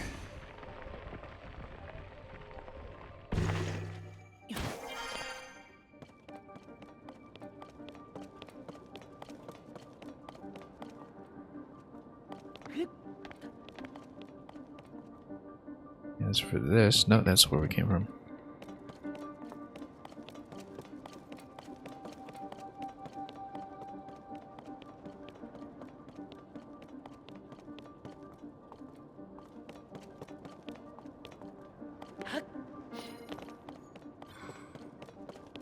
Okay. The fact that there's a ceiling there tells me it might be potentially worth checking down below. See what it's covering. Right here in this segment. Maybe in the opposite segment as well, but... Oh. We'll see. I used to know this.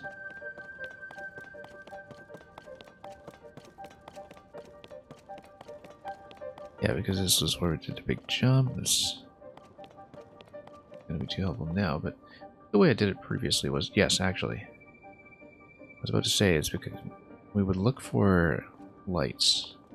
Like those torches down below. Right here on this side. That's how we did it in Breath of the Wild. As well as we traversed the top until we found the lights that would mark the door that takes you below. Works exactly the same way here.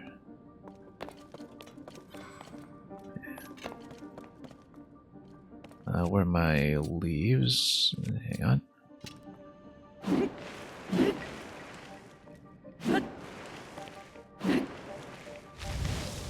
Which is very convenient for us.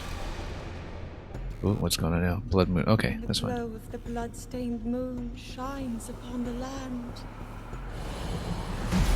The aimless... That kind of caught me by surprise. I thought it was triggering an event or something.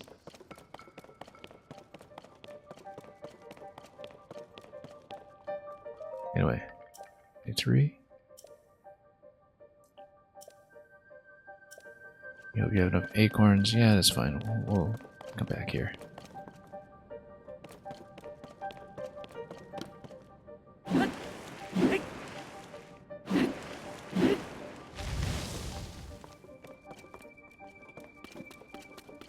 I'll go back there too, of course, but not before I've had a chance to explore. Oh, you see the acorns though.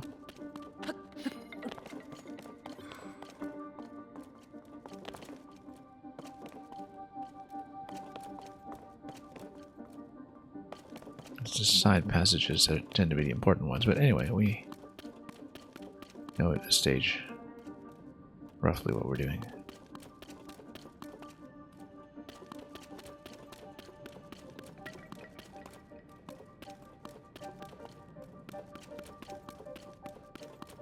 Yeah, got some steps here. Obviously, we'll need to run through some gloom to do it.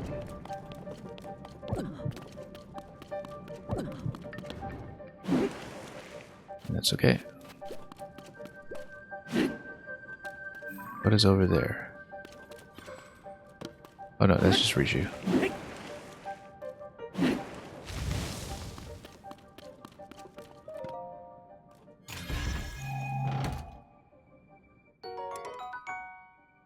Longsword, yeah, we've got too many weapons in general.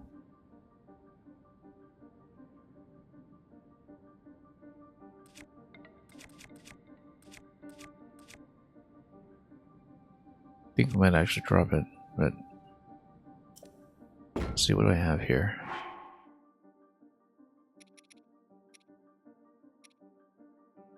Yeah, because the longsword is a two-hander. We already have one of those. We don't actually need a second. At least not right now. Anyway, here's another... oh yeah, this is the staircase where we came in.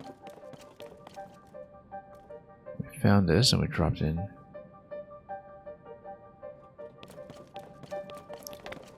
Came in this way, found day 3. And we did not go in here.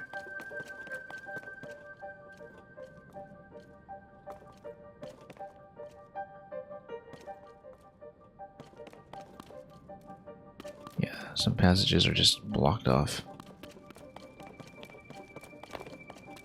So can't assume too much about the standard layout.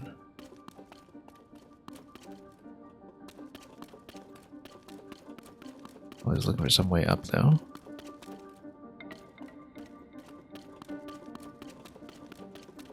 Because that's a trick to this is you always find a bit of alcove that's just slightly elevated.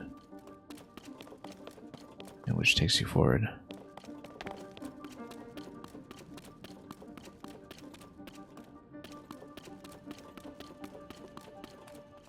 Or you could, you know, actually follow the markers.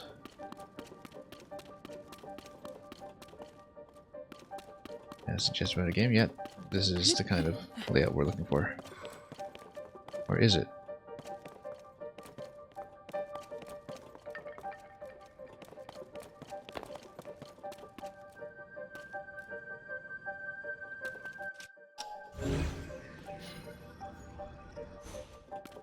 Oh, I don't see the continuation in here. See the nuts. Up this way, and then... Yeah, this passage looks somewhat promising. There we go. More nuts. Again, I'm looking for the part that's kind of concealed from the ceiling.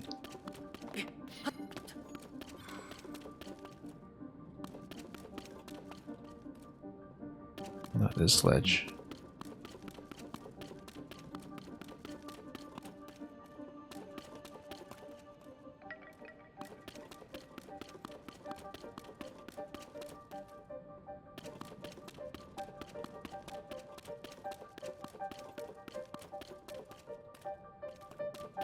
That looks promising over there, but unless we've gone around a loop, of course, which is always possible.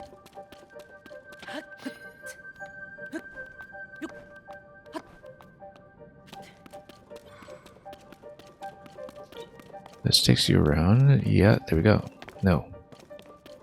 That's where we came from previously, right? Or is this day... No, it's day 2. Right, we actually just gone backwards.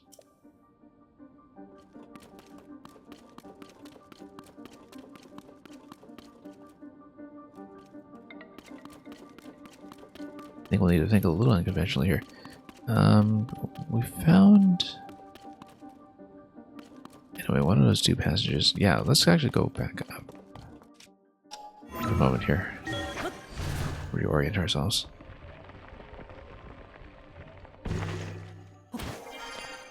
We found day 3. We know what some of the virtual entrances look like.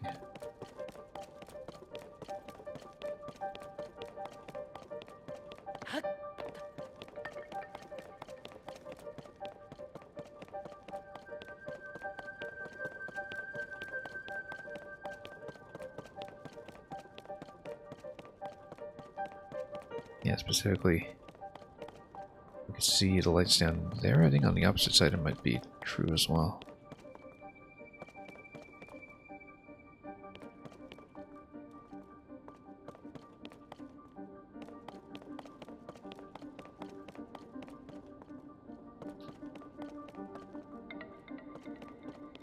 So we'll try to slide down here. See if the side does any differently.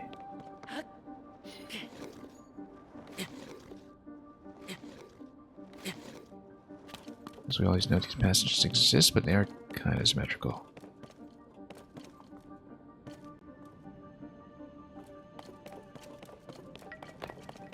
We used to know this.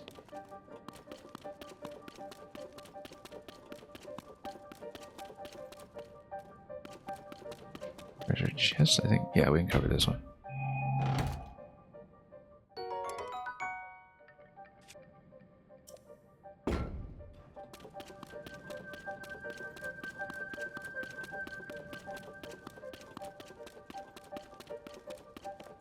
So this was the method we had previously. Then what's the continuation? So we see lights, we see nuts. We do see the side passage here for number 3.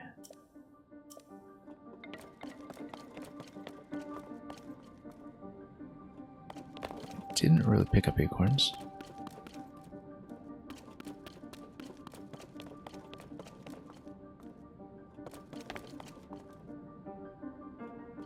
Because supposing that we came out this way.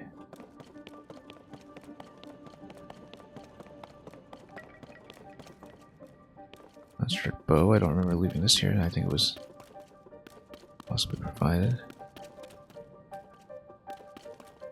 Again, okay, this is promising because it's a passage that's unavailable from above.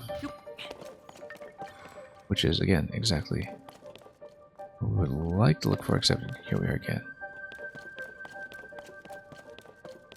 We're looking for some way up or down.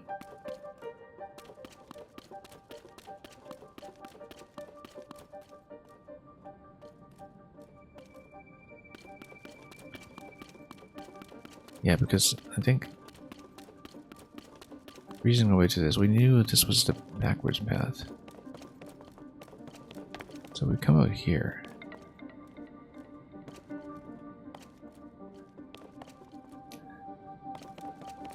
Then what?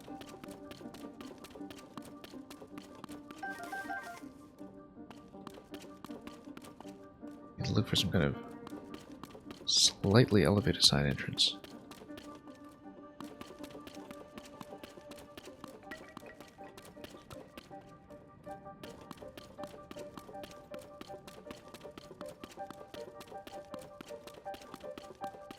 Yeah, I wish I could remember from a previous game, but unfortunately not so.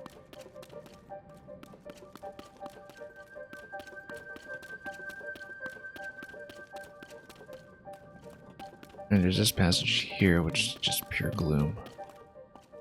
To some extent.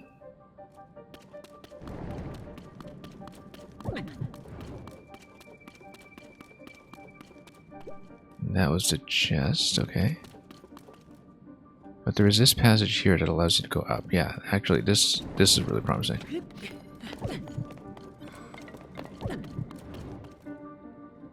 Or not. Takes you back here.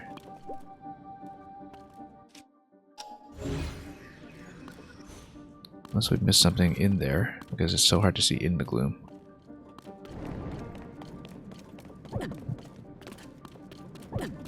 No. Okay. At least it's easy to climb back up. So we know this passage. We know this one. We've seen this one.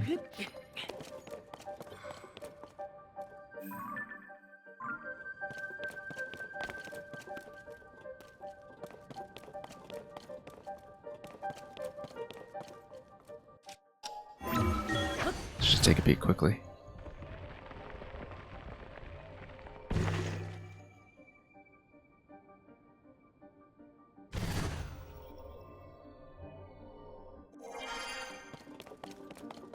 It's a very different layout than the other one in the northeast.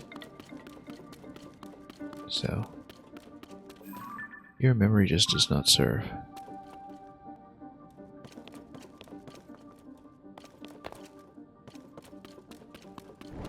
In particular, the entrance may be very well disguised by gloom, just given the color scheme.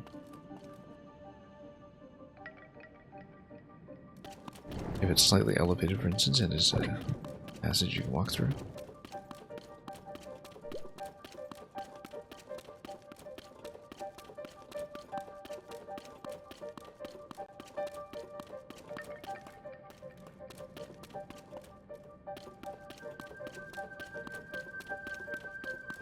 Very difficult to see, that's all.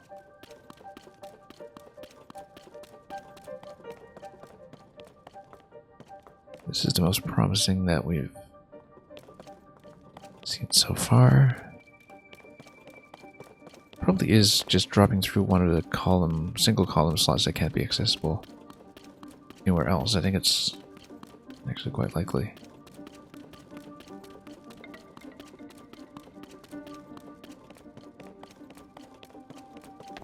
Just don't remember it very well.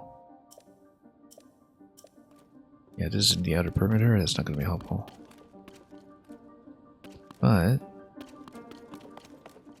you can do with it.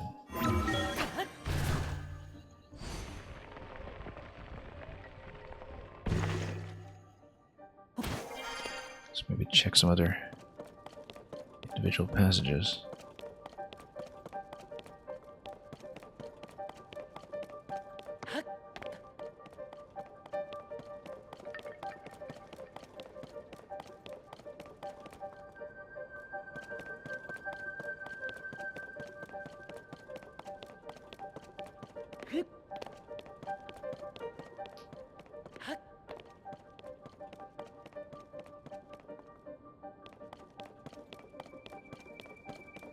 Well, there's this location here. Straight drop. Don't quite know how it's connected.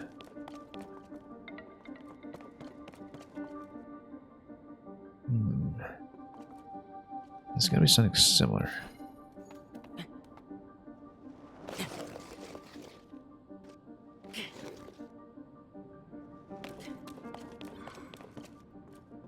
For example, we go here. Nope.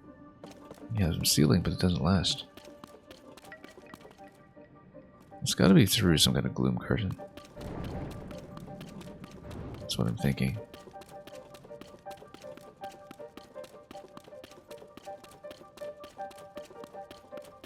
Also,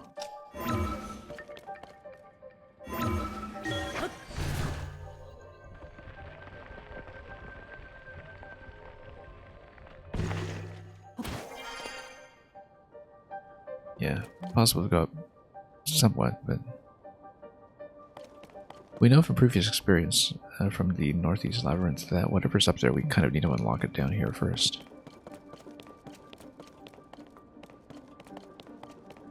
So there's no particular purpose to trying to do that too quickly.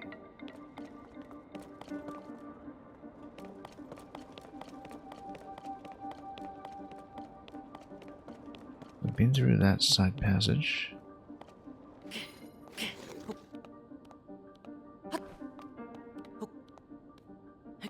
Yeah, we do see the notes table down there.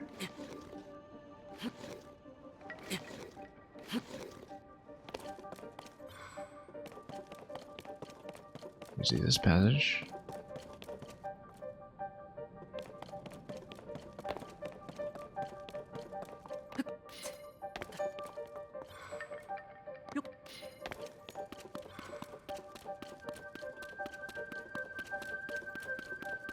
I need to be a bit more systematic about this.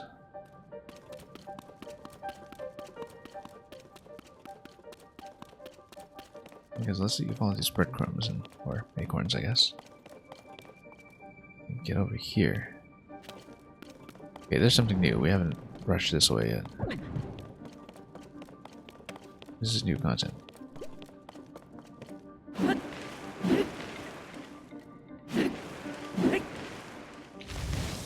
If any of us is concealing something like an entrance, we ought to know. Like here, for instance. Now, this is very promising. A4, yeah, that's right.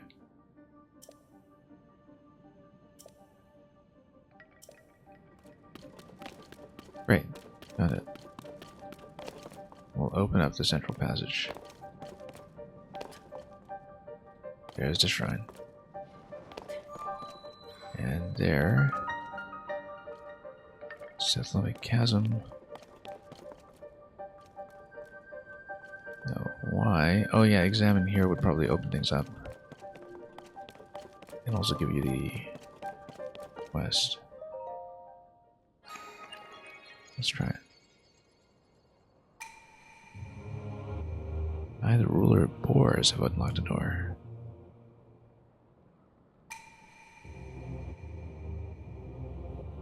North side of the labyrinth of the sky. We don't currently have balloons to make it, but when we do.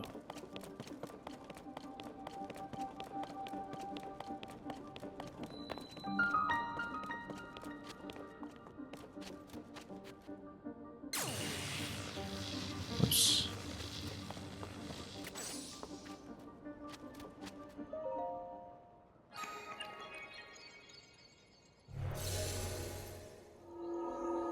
That took a little too long, but we made it.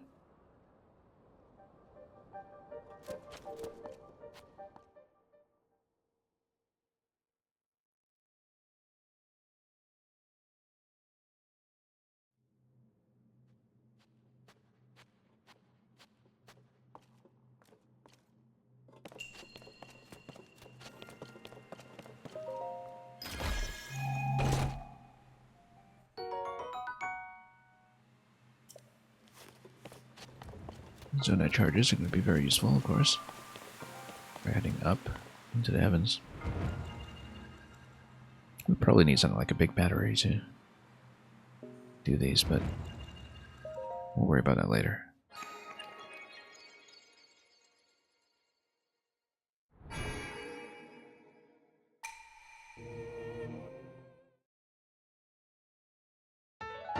Because the problem in general is that we don't have a platform to work with for taking a balloon way upstairs.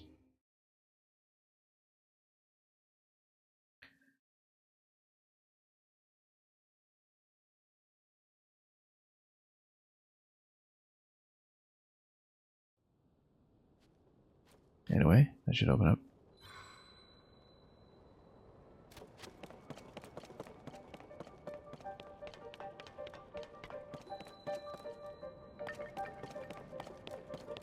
I don't know if there's any way to get deep down the way we could for the northeastern labyrinth, but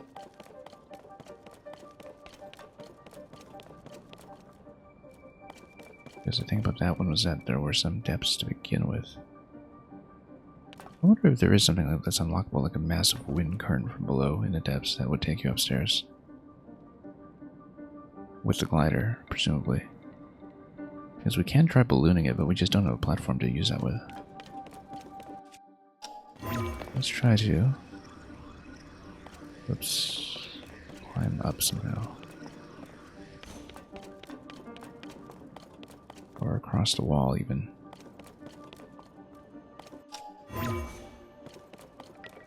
Actually, a couple of platforms we can drop into.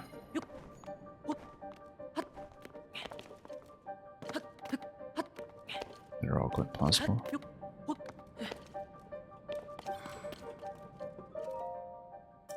Yeah, this is day 4.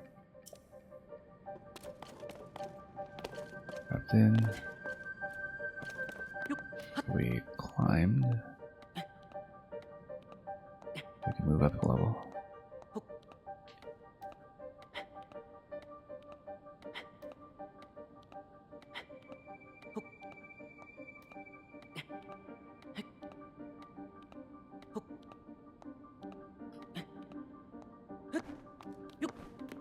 Let's see how we're doing here. Yeah, because now this central passage is unlocked. Right, because previously this was just a grate.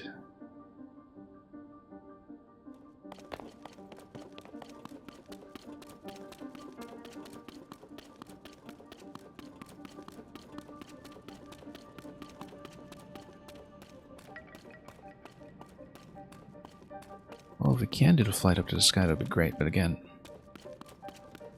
I don't have materials for a platform. A wing is generally going to be a little too heavy.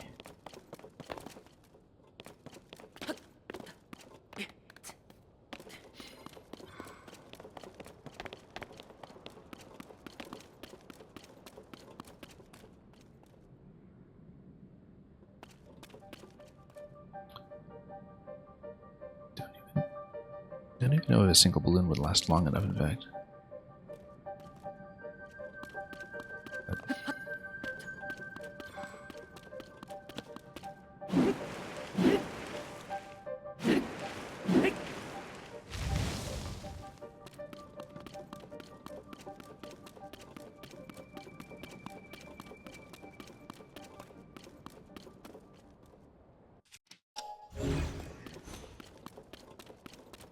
This might take you up, though.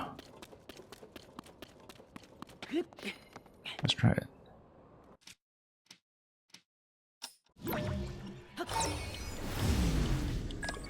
How far? Probably not far enough. But we'll see.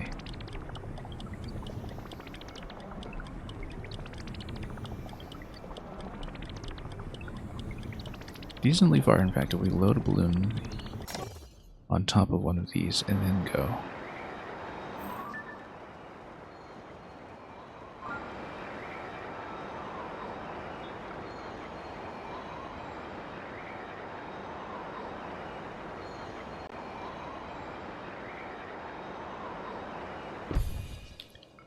And then maybe apply a zonite charge after that.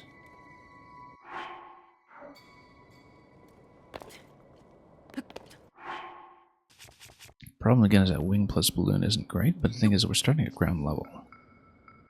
We don't necessarily need to use a wing, we can use some other platform. Unfortunately, we don't want something too heavy.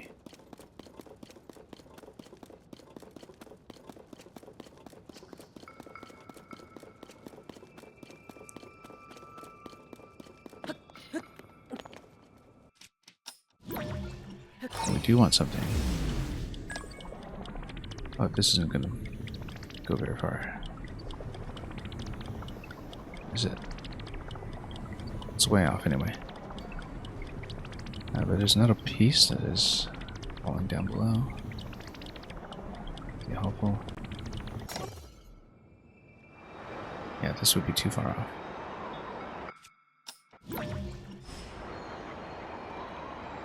Another piece falling down there that could help.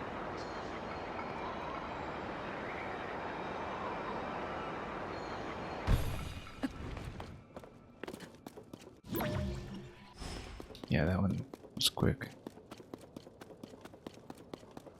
A lot of tumbleweed here, that's recallable as well.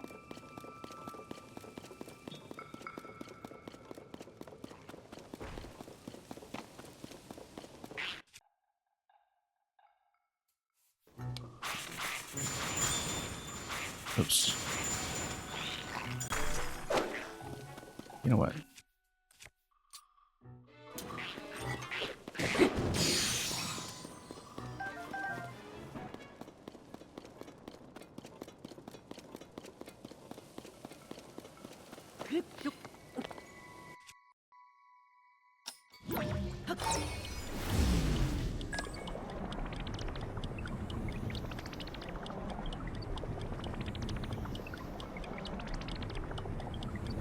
Positionally, this gets you reasonably close.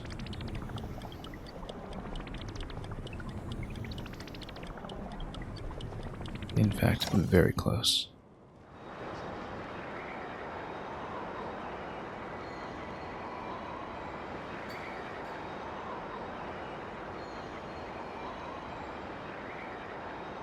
To the extent that if we built on top of it, something that could be easily lifted. I think we could in fact do it.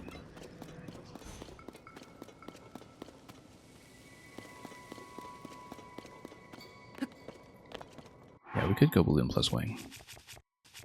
Electing to spend a wing when we have so few, but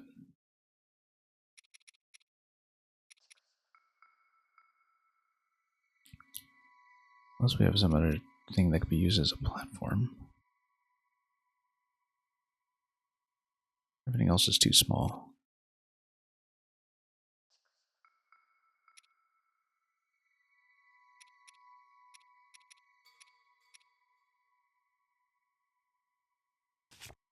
We can try it.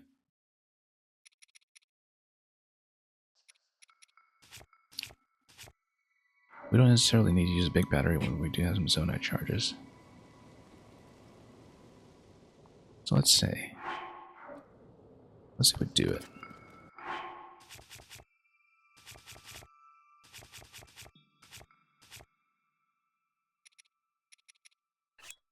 Wing. Emitter. Again, if we had a lightweight platform, that would be much better, but I'd like to try it.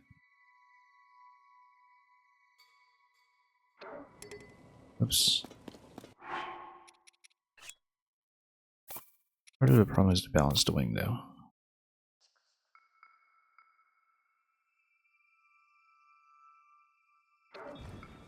Yeah.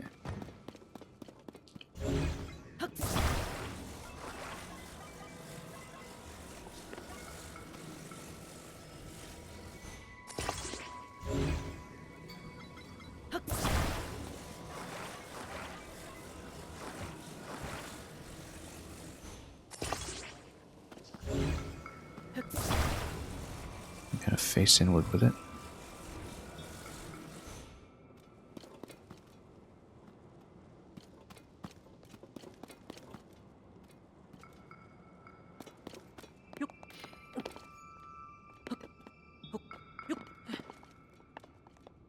call it, and then we'll get ready to strike.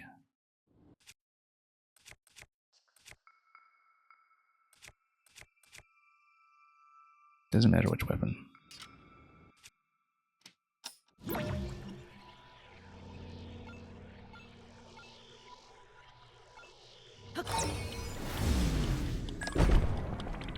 No, this will not work. I'm going to stabilize it. And probably detach it afterwards.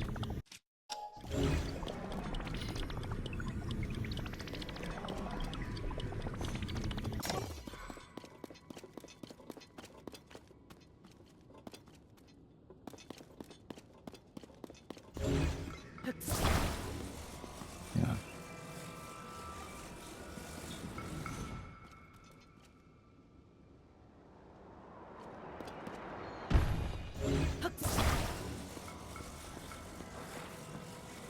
We can try to attach. And then if we do that, we need to aim pretty clearly to detach it at the end. We need to detach it from the correct object. I don't really like that. Let's heal up first now. Best not to take chances.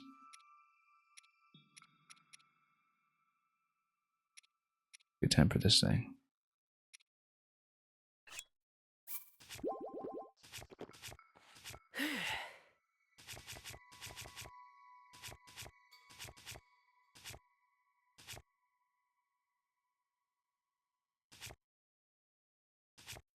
And actually, I wanted a stabilizer there too. But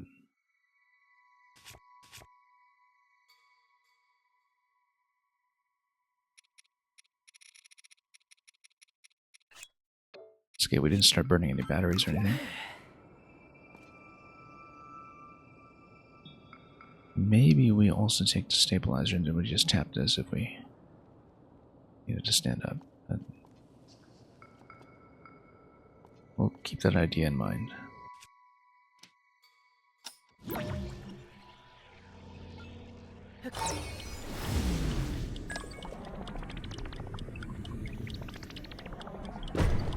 Actually, it's reasonably stable.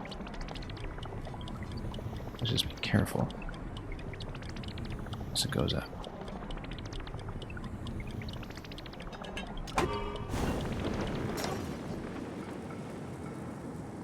Okay. Problem is, this doesn't give you nearly enough lift. Because the wing is heavy. However, we start using the large charges now. Let's see if we can do it.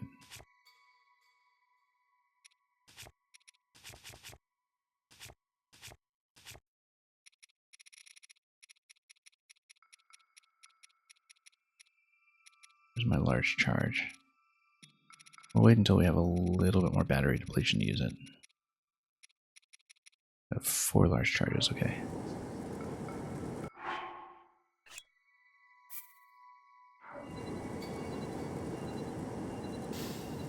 As long as the platform doesn't die on me.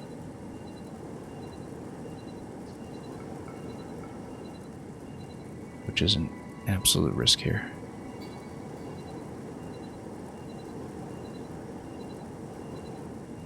And that the wing or the balloon will just expire.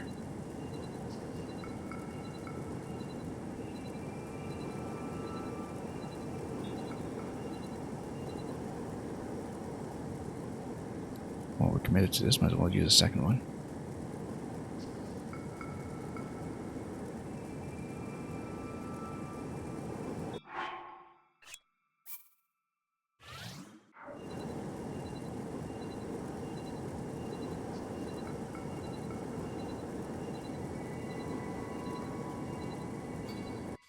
We better get a scent ready just in case. We need to not get in the way of the balloon if scent eventually happens.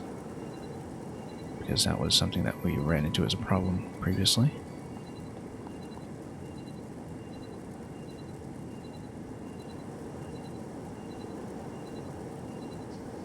This is a long flight.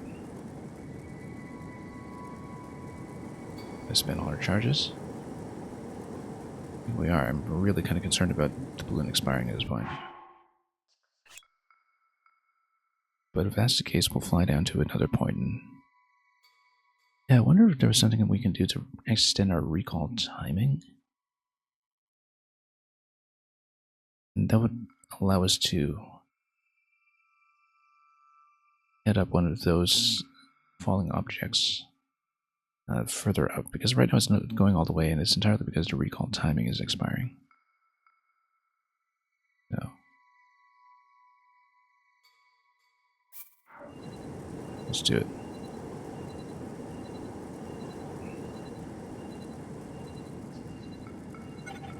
Yeah, this is going to be a problem.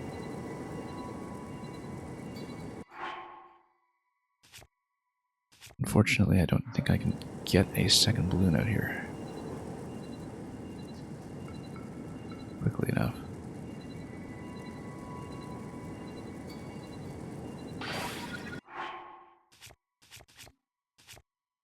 Yeah, we can't just take out a balloon midair and fix it.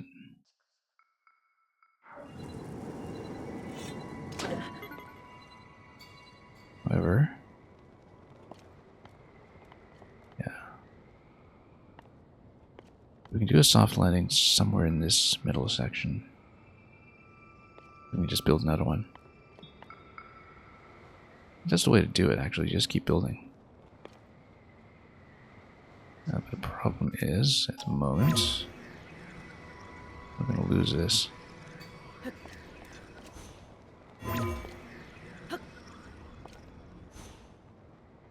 No. This will be a failure. I actually think if we want to do a material recovery, we just take a dive out of here and take damage. This is the closest thing we'll come to any kind of save scumming. And we'll have to do that anyway because we're going to die. Because unlike last time in the northeastern labyrinth, we are not going to land in water. So, yeah, that's not going to work. That's okay. We take a death, maybe... we'll see what the respawn point is. Funny thing is, we probably could have leaned into the wall to climb it. If we actually wanted to survive it.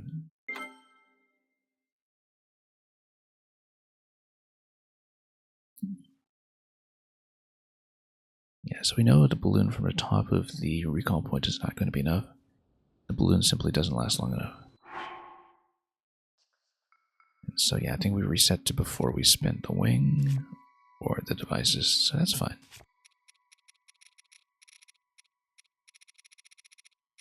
We've had worse.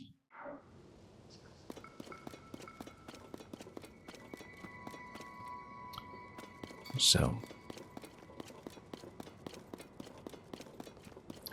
with sufficient power and lots of rocket thrust, we might actually be able to do it, but...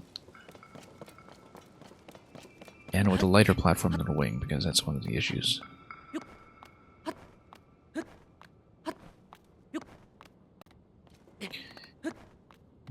But I suspect it's very much an idea that you do have to land on a halfway platform that is above the maximum recall point.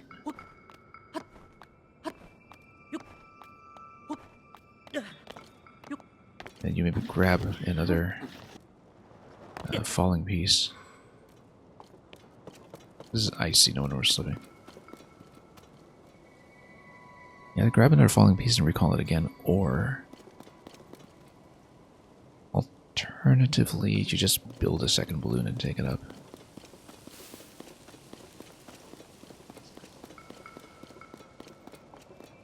Yeah, clearly you're just having one balloon there. Unless you can take a balloon up with you and just replace it on the fly somehow, because the balloon is self-expiring, seems to be the bottleneck. But anyway, I'm glad we tried it. We'll probably leave that alone for the time being. Maybe head back here. We actually didn't explore very much of this region. Now that I look at it, it's quite a lot more that we can go back to do. And of course, yeah, eventually we do want to come up through the snow zone and make it up to the top left. But yeah, this is a surprisingly clear part of the map, since we stayed on the east side of the bridge.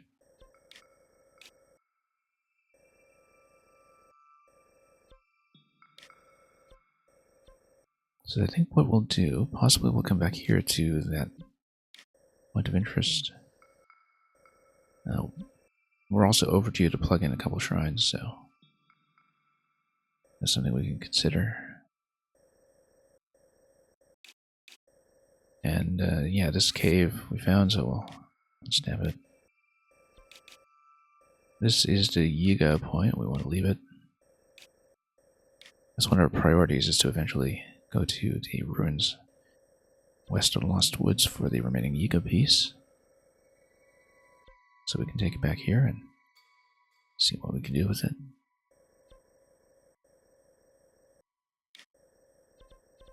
Yeah, we'll eventually have to get some food to get some cold resist to head into the mountains, but perhaps the best way to do that isn't through the Gerudo lens up here.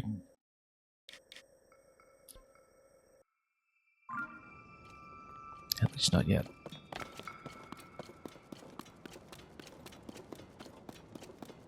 That piece lands at a much higher point. That only gives me a little bit of extra elevation, though.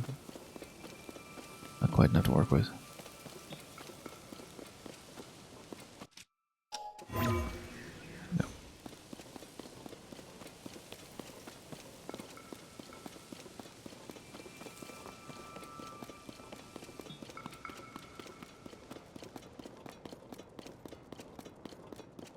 Anyway, let's head on up if we can.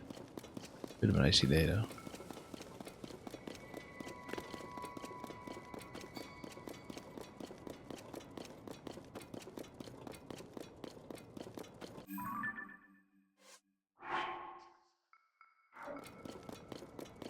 Yeah, I guess the warmth from the weapon here is actually kind of nice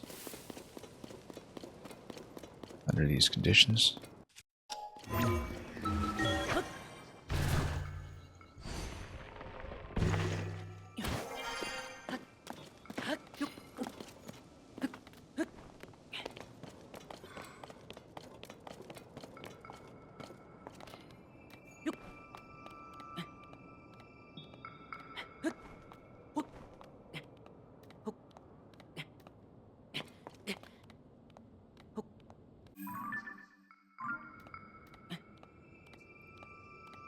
Not climbing this for any particular reason, just because we can.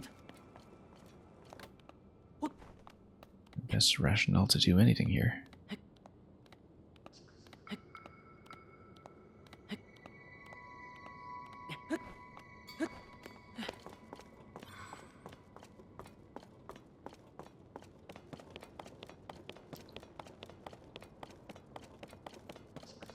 Also, to get a proper vantage.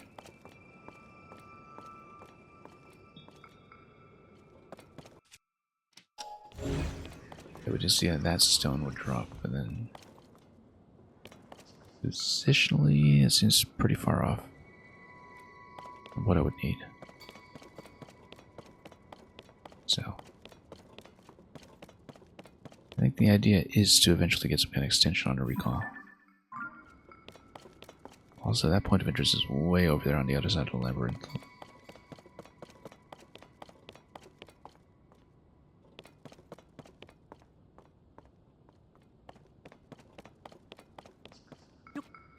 Don't know if that's going to happen right this moment.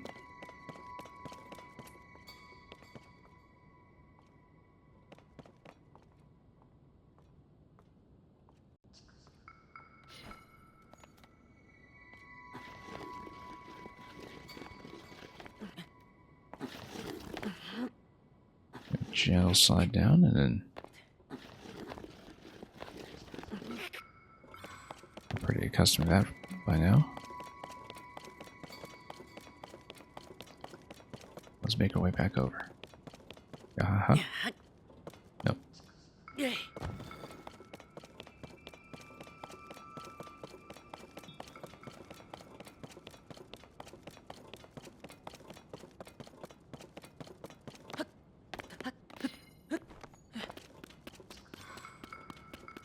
Anyway. You know, this weapon actually gives me lots of warmth. Instead of using a wiggle, just continue keeping it for cold weather conditions later on in the game. It works that well as a heat source.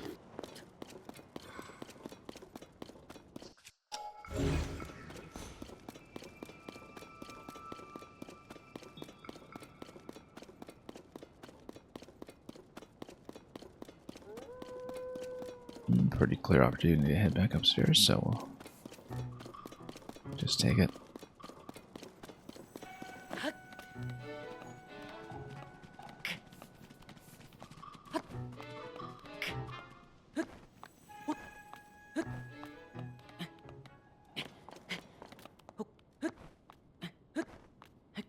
Yeah, we're gonna stop relatively soon for today. But it was an alright session. Mostly just a lot of interstitial coverage of shrines and the like. That we haven't cashed in just yet, but we did, what, I think at least 5 today. Yeah, 5 shrines today. And a couple of other bonus objectives and minigames besides that, so.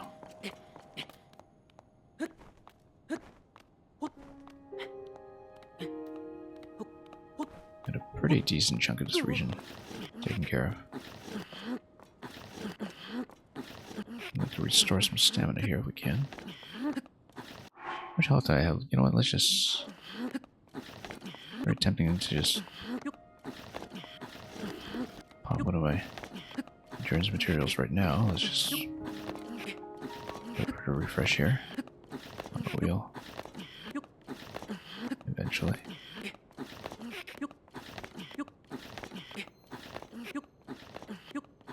Yeah, we could just pop some food for this one, you know. And we'll just position, wait for restoration, it'll look ridiculous. That's just how we play.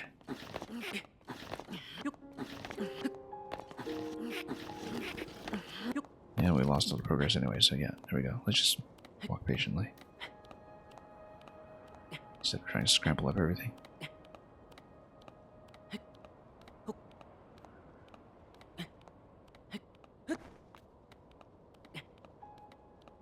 Yeah, we could have just gone up here in the first place. Look at that.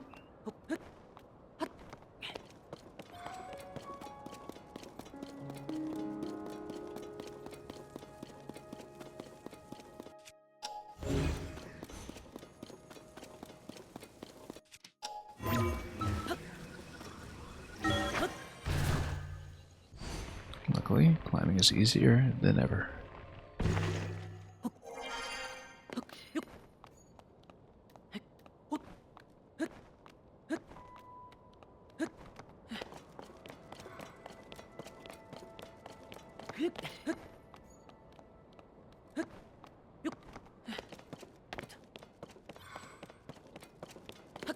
And we're almost back in action on the correct side.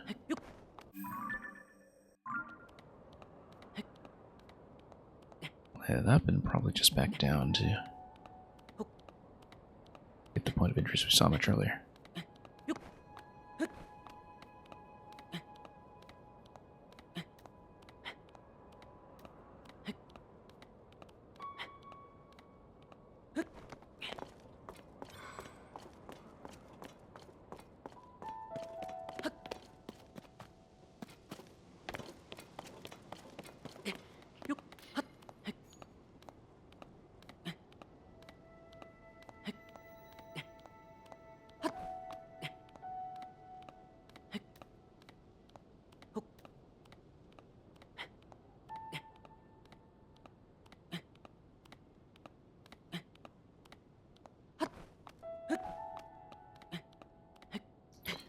No, we'll see. It might be a good way to get back into parts of the adjoining region that we previously just didn't see. Yeah, we'll shoot this, but...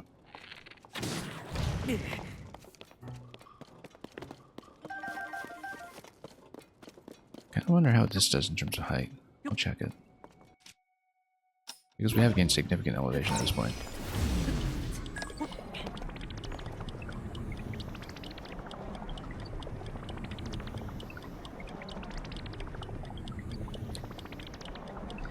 Of course, it's far out enough that you would need either the glider or the wing to take your way into the island once you have the opportunity. But I wonder, in fact, since we gained so much height, whether perhaps that would do it. Because we previously went from ground level over there.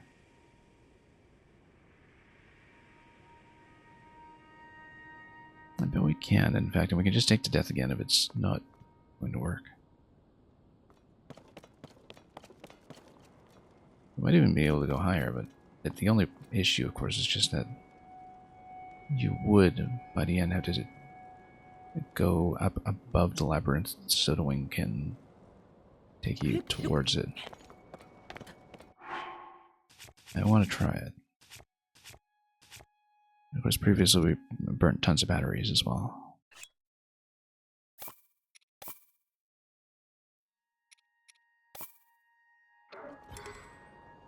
Whoops.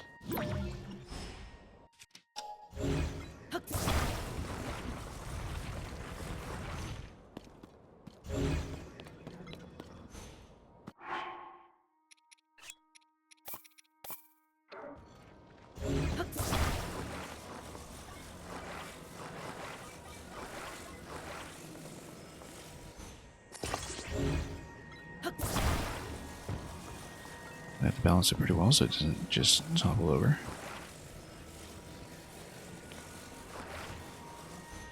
The principle is effectively the same.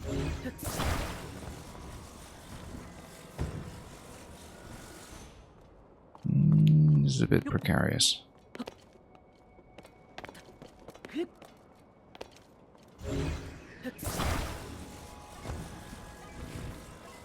Maybe a stabilizer would be a good idea, but stabilizer would have to activate and consume batteries, so maybe not.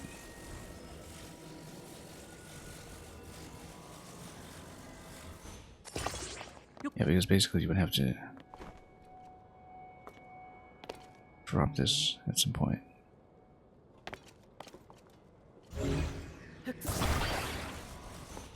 Loosen it up.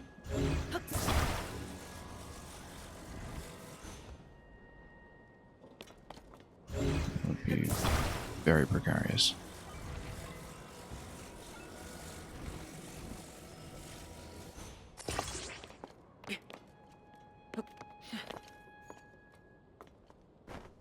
Yeah, because you'd have to shake it loose basically once you get ready to launch. It's seeming a little bit awkward.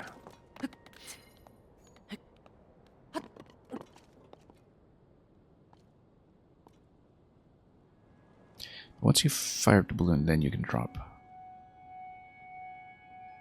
So, let's try it. If we die, we die. And we can reload however far back we are on the save.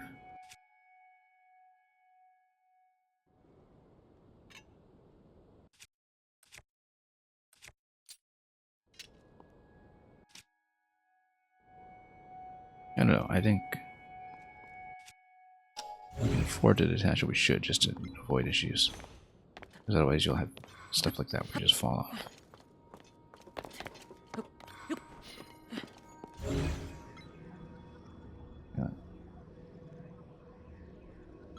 Yeah, it's a little hard to aim, in fact.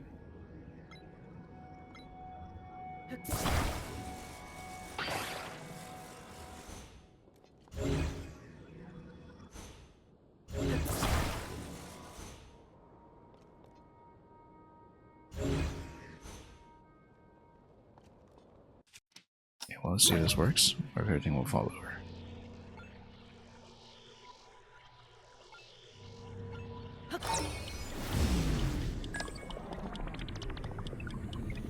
Let's try to balance on top of it.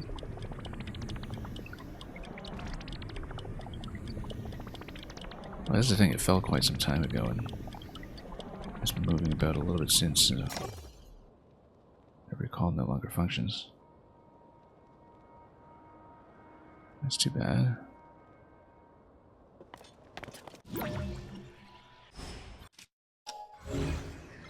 Yeah, we nudged a little too much from its initial position.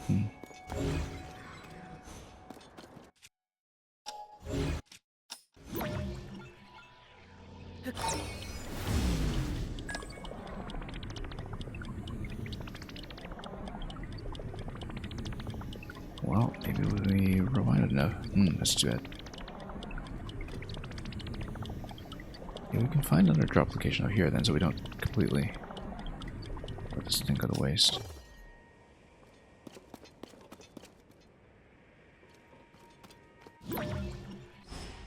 Basically, we're at this elevation, or even higher than we have potential.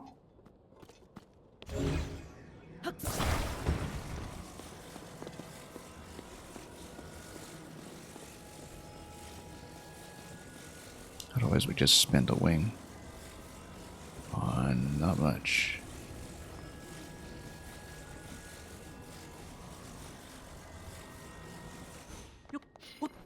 What else we can escort it upstairs? Even further.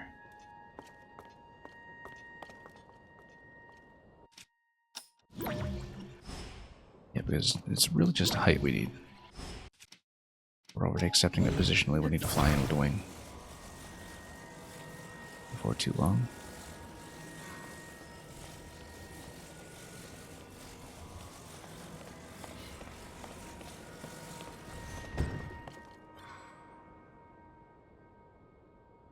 And then really the main thing you're looking for is a minimum elevation for the flight. We can do that. This might be a little slow and laborious while we find another candidate for jumping off. Yeah, you see right there. If that lands high enough, we can totally take it.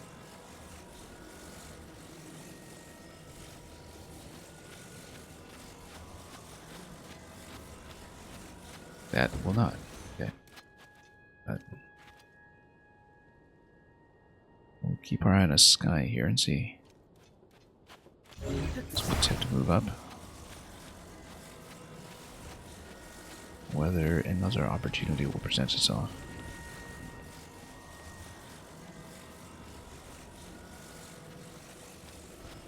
Yeah, because I guess the issue was that when we were attaching everything to the fallen platform, that the attachment updated its most recent movement in its internal buffer, and so that in turn caused a bit of an override. Where we could go.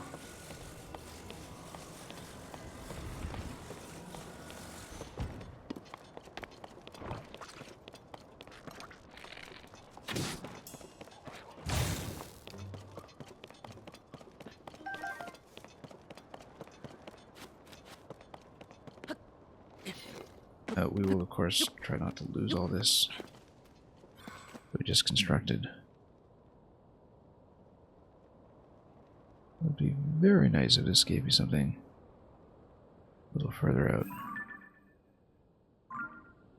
Or a puzzle over there, yeah. I've been here.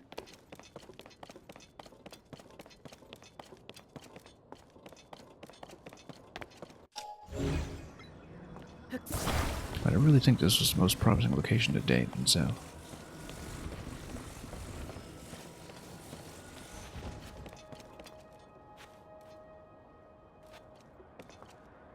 perhaps if we just get out of its range and go back. I'm not sure.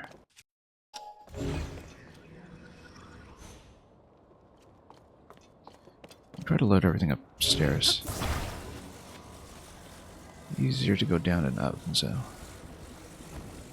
the opportunity we have to send things up will do it.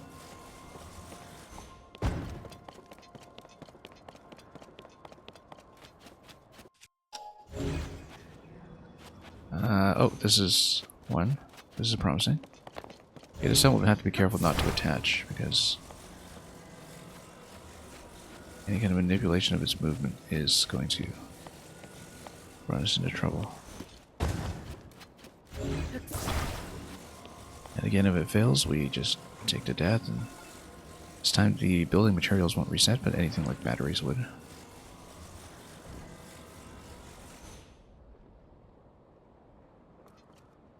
Very lopsided. That's the thing, is that at this point it would affect movement of this object. Probably. That's assuming that, you know, it fell recently enough to have its fallen state be part of this recall operation. Might not have. Might just be here to hang out.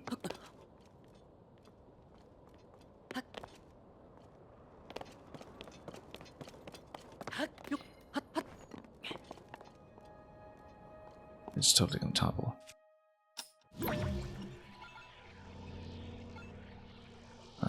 Luckily, its most recent movement is still gonna go up, so let's rebalance.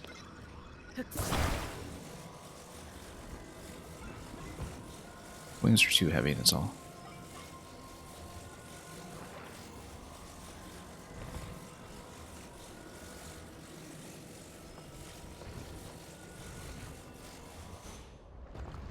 Balance? No. Doesn't need to point that way anyway.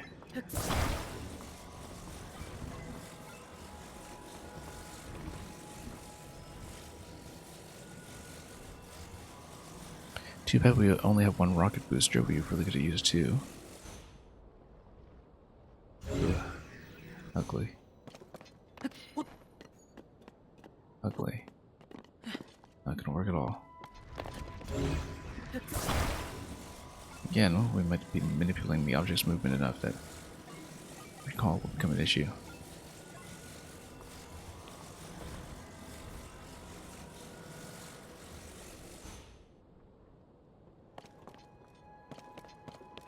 Lopsided, but we'll try it.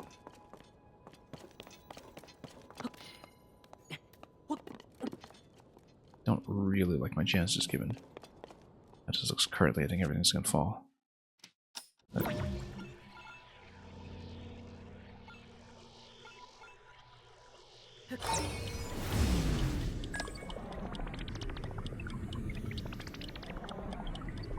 right, stabilize. Fortunately, yeah, too much movement wasted. Way too much movement wasted. Just a positioning. And this will kind of waste a wing as well.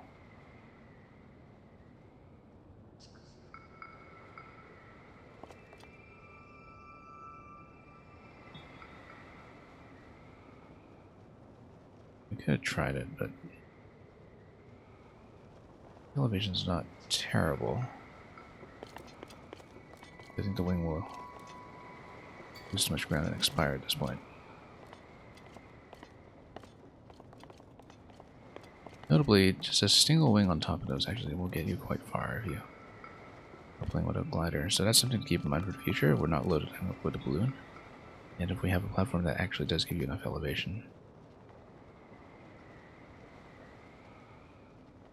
Wing durability is going to be a problem here though, so let's just fly it up.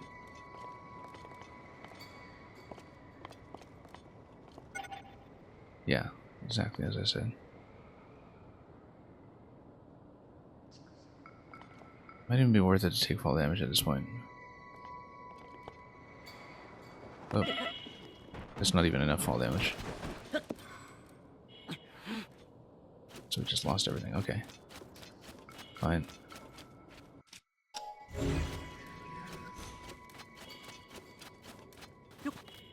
Yeah, we didn't actually end up activating the balloon.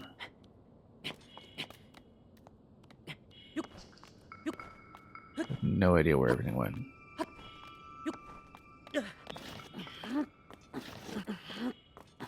And yeah, again, the problem is that the object wiggled too much ahead of him. Whoops. Okay. Let's see how far back this takes me, whether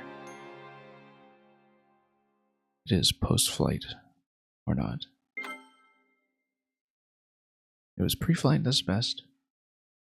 Because then we get the wing back, but if it's post-flight, no big deal. It is post-flight. So we did lose materials, but just one set of materials. We are so low on wings, though, at this point. We can't afford to squander them.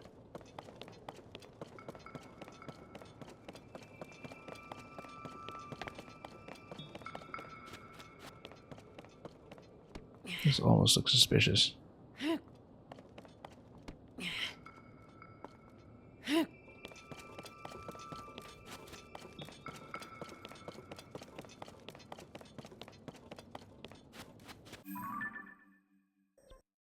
Okay.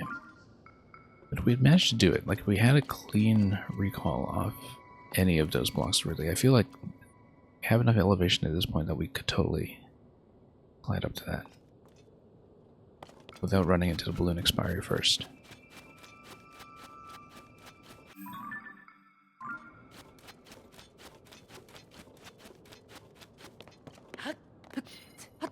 We did learn another important thing, which is that it was just a wing by itself. On top of the falling object. Then at the end of the recall, you just start gliding, which basically gives me the equivalent interaction to firing out the paraglider. That gives me a lot of movement potential.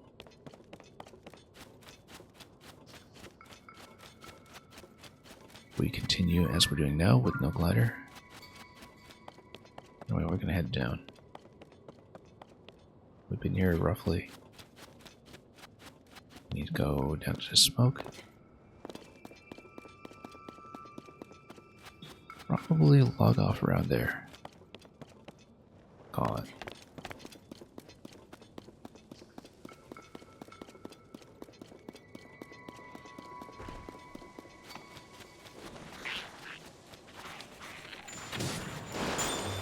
Oh, too close.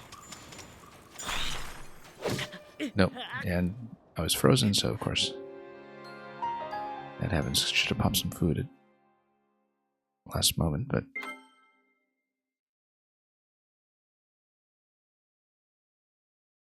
wanted to prioritize to chew before it disappeared so we can grab some more ice jelly. Oh, same place. That's okay. We'll do the same thing.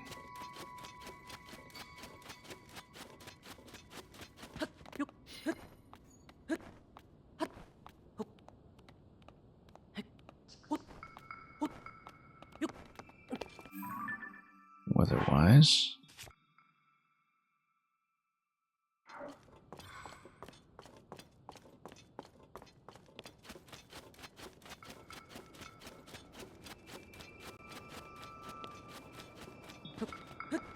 no, we're doing all right. We just want to head back to the same spot.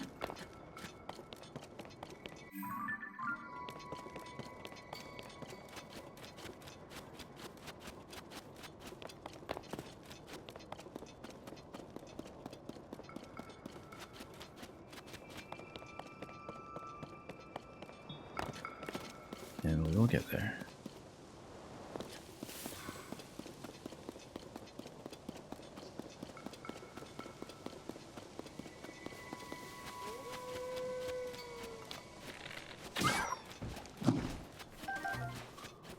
Okay, so this guy's here.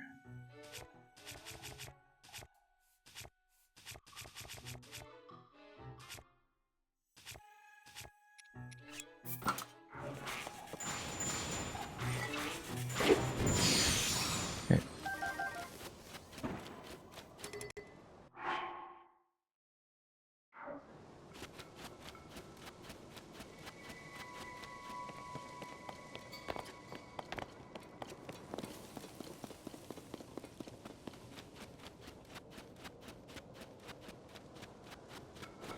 And wow, that's a long ways down.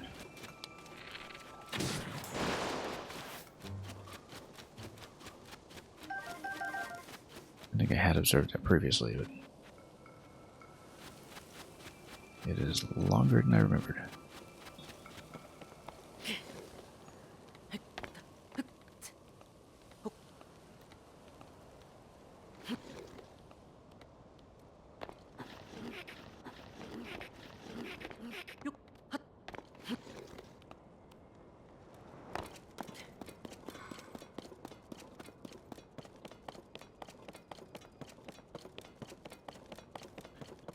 We just want to see what the smoke signal is, and then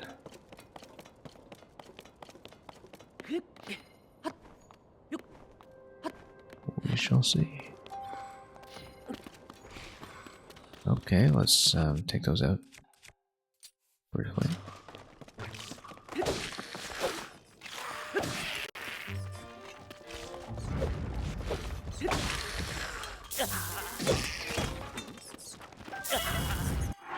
Let's heal up before we get into too much trouble.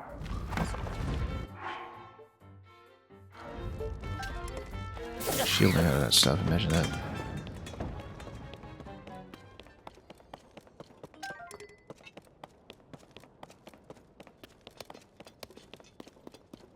Okay, this is something new.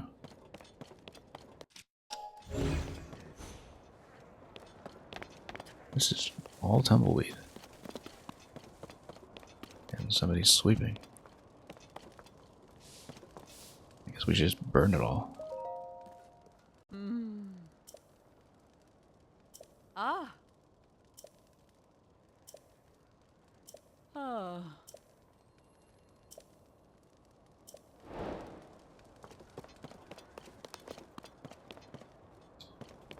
We can probably stop the point at which they come in if we... Oh, we can also use a fin.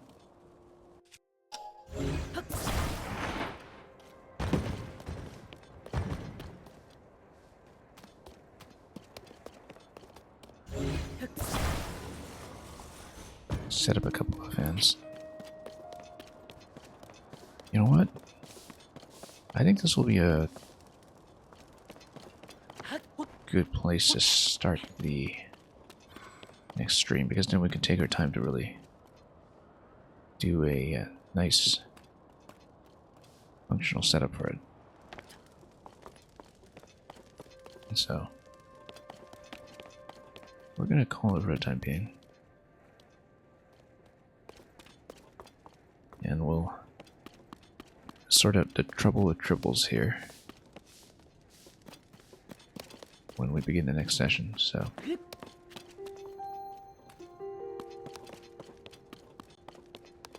in that case, might as well just hang out. You know, it's very tempting to just set everything on fire, but then you would need to stop more from coming in, hence the fans.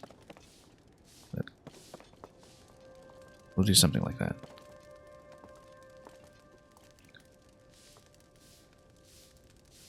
And overlook this whole mess while we're at it.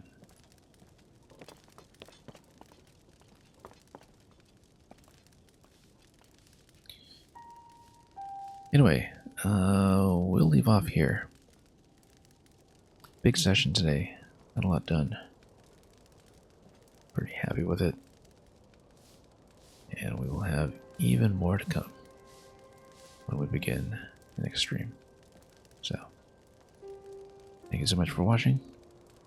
We've been playing this every day and occasionally even fitting in some bonus streams on the weekends, so we'll see how much of that we can do realistically. And until we continue, have a great day ahead of you. We'll meet again. Have fun with whatever you are playing or making or watching on Twitch for that matter. And as always, everything well.